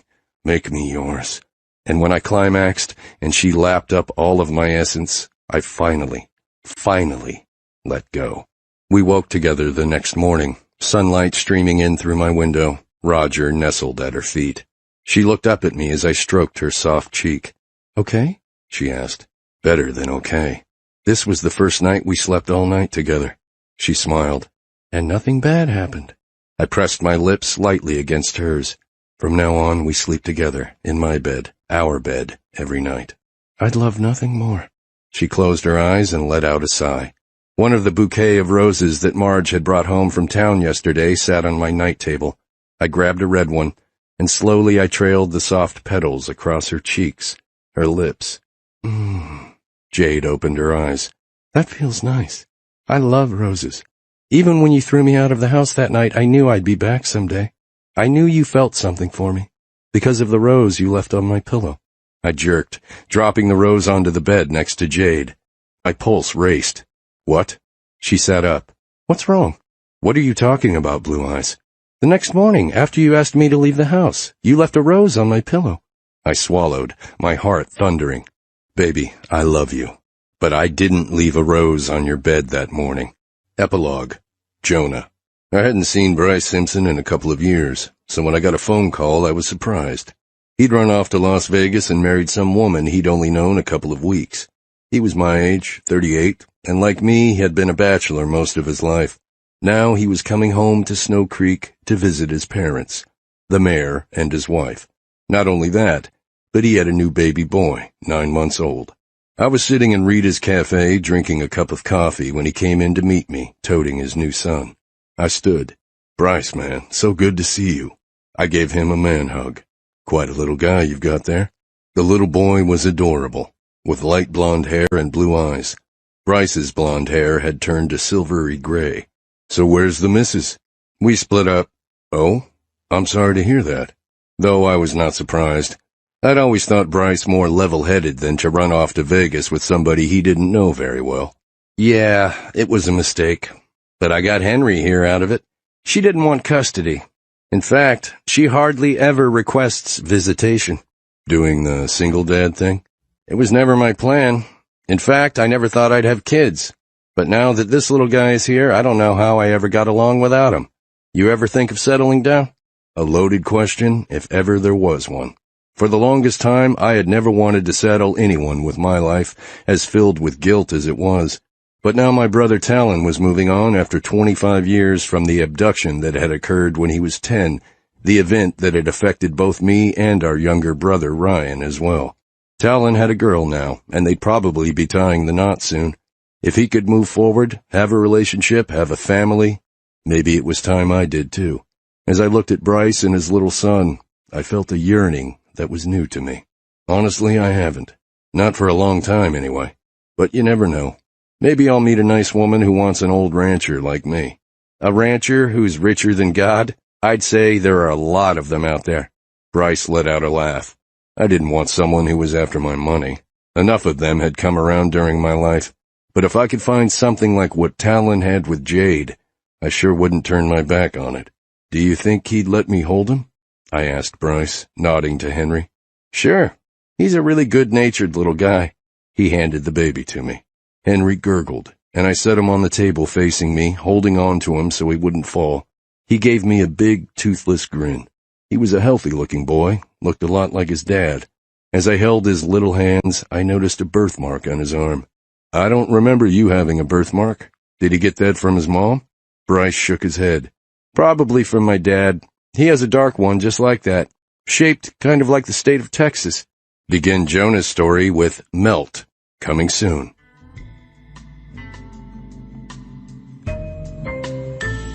We hope you have enjoyed our presentation of Possession by Helen Hart, performed by Sebastian York and Neva Navarre.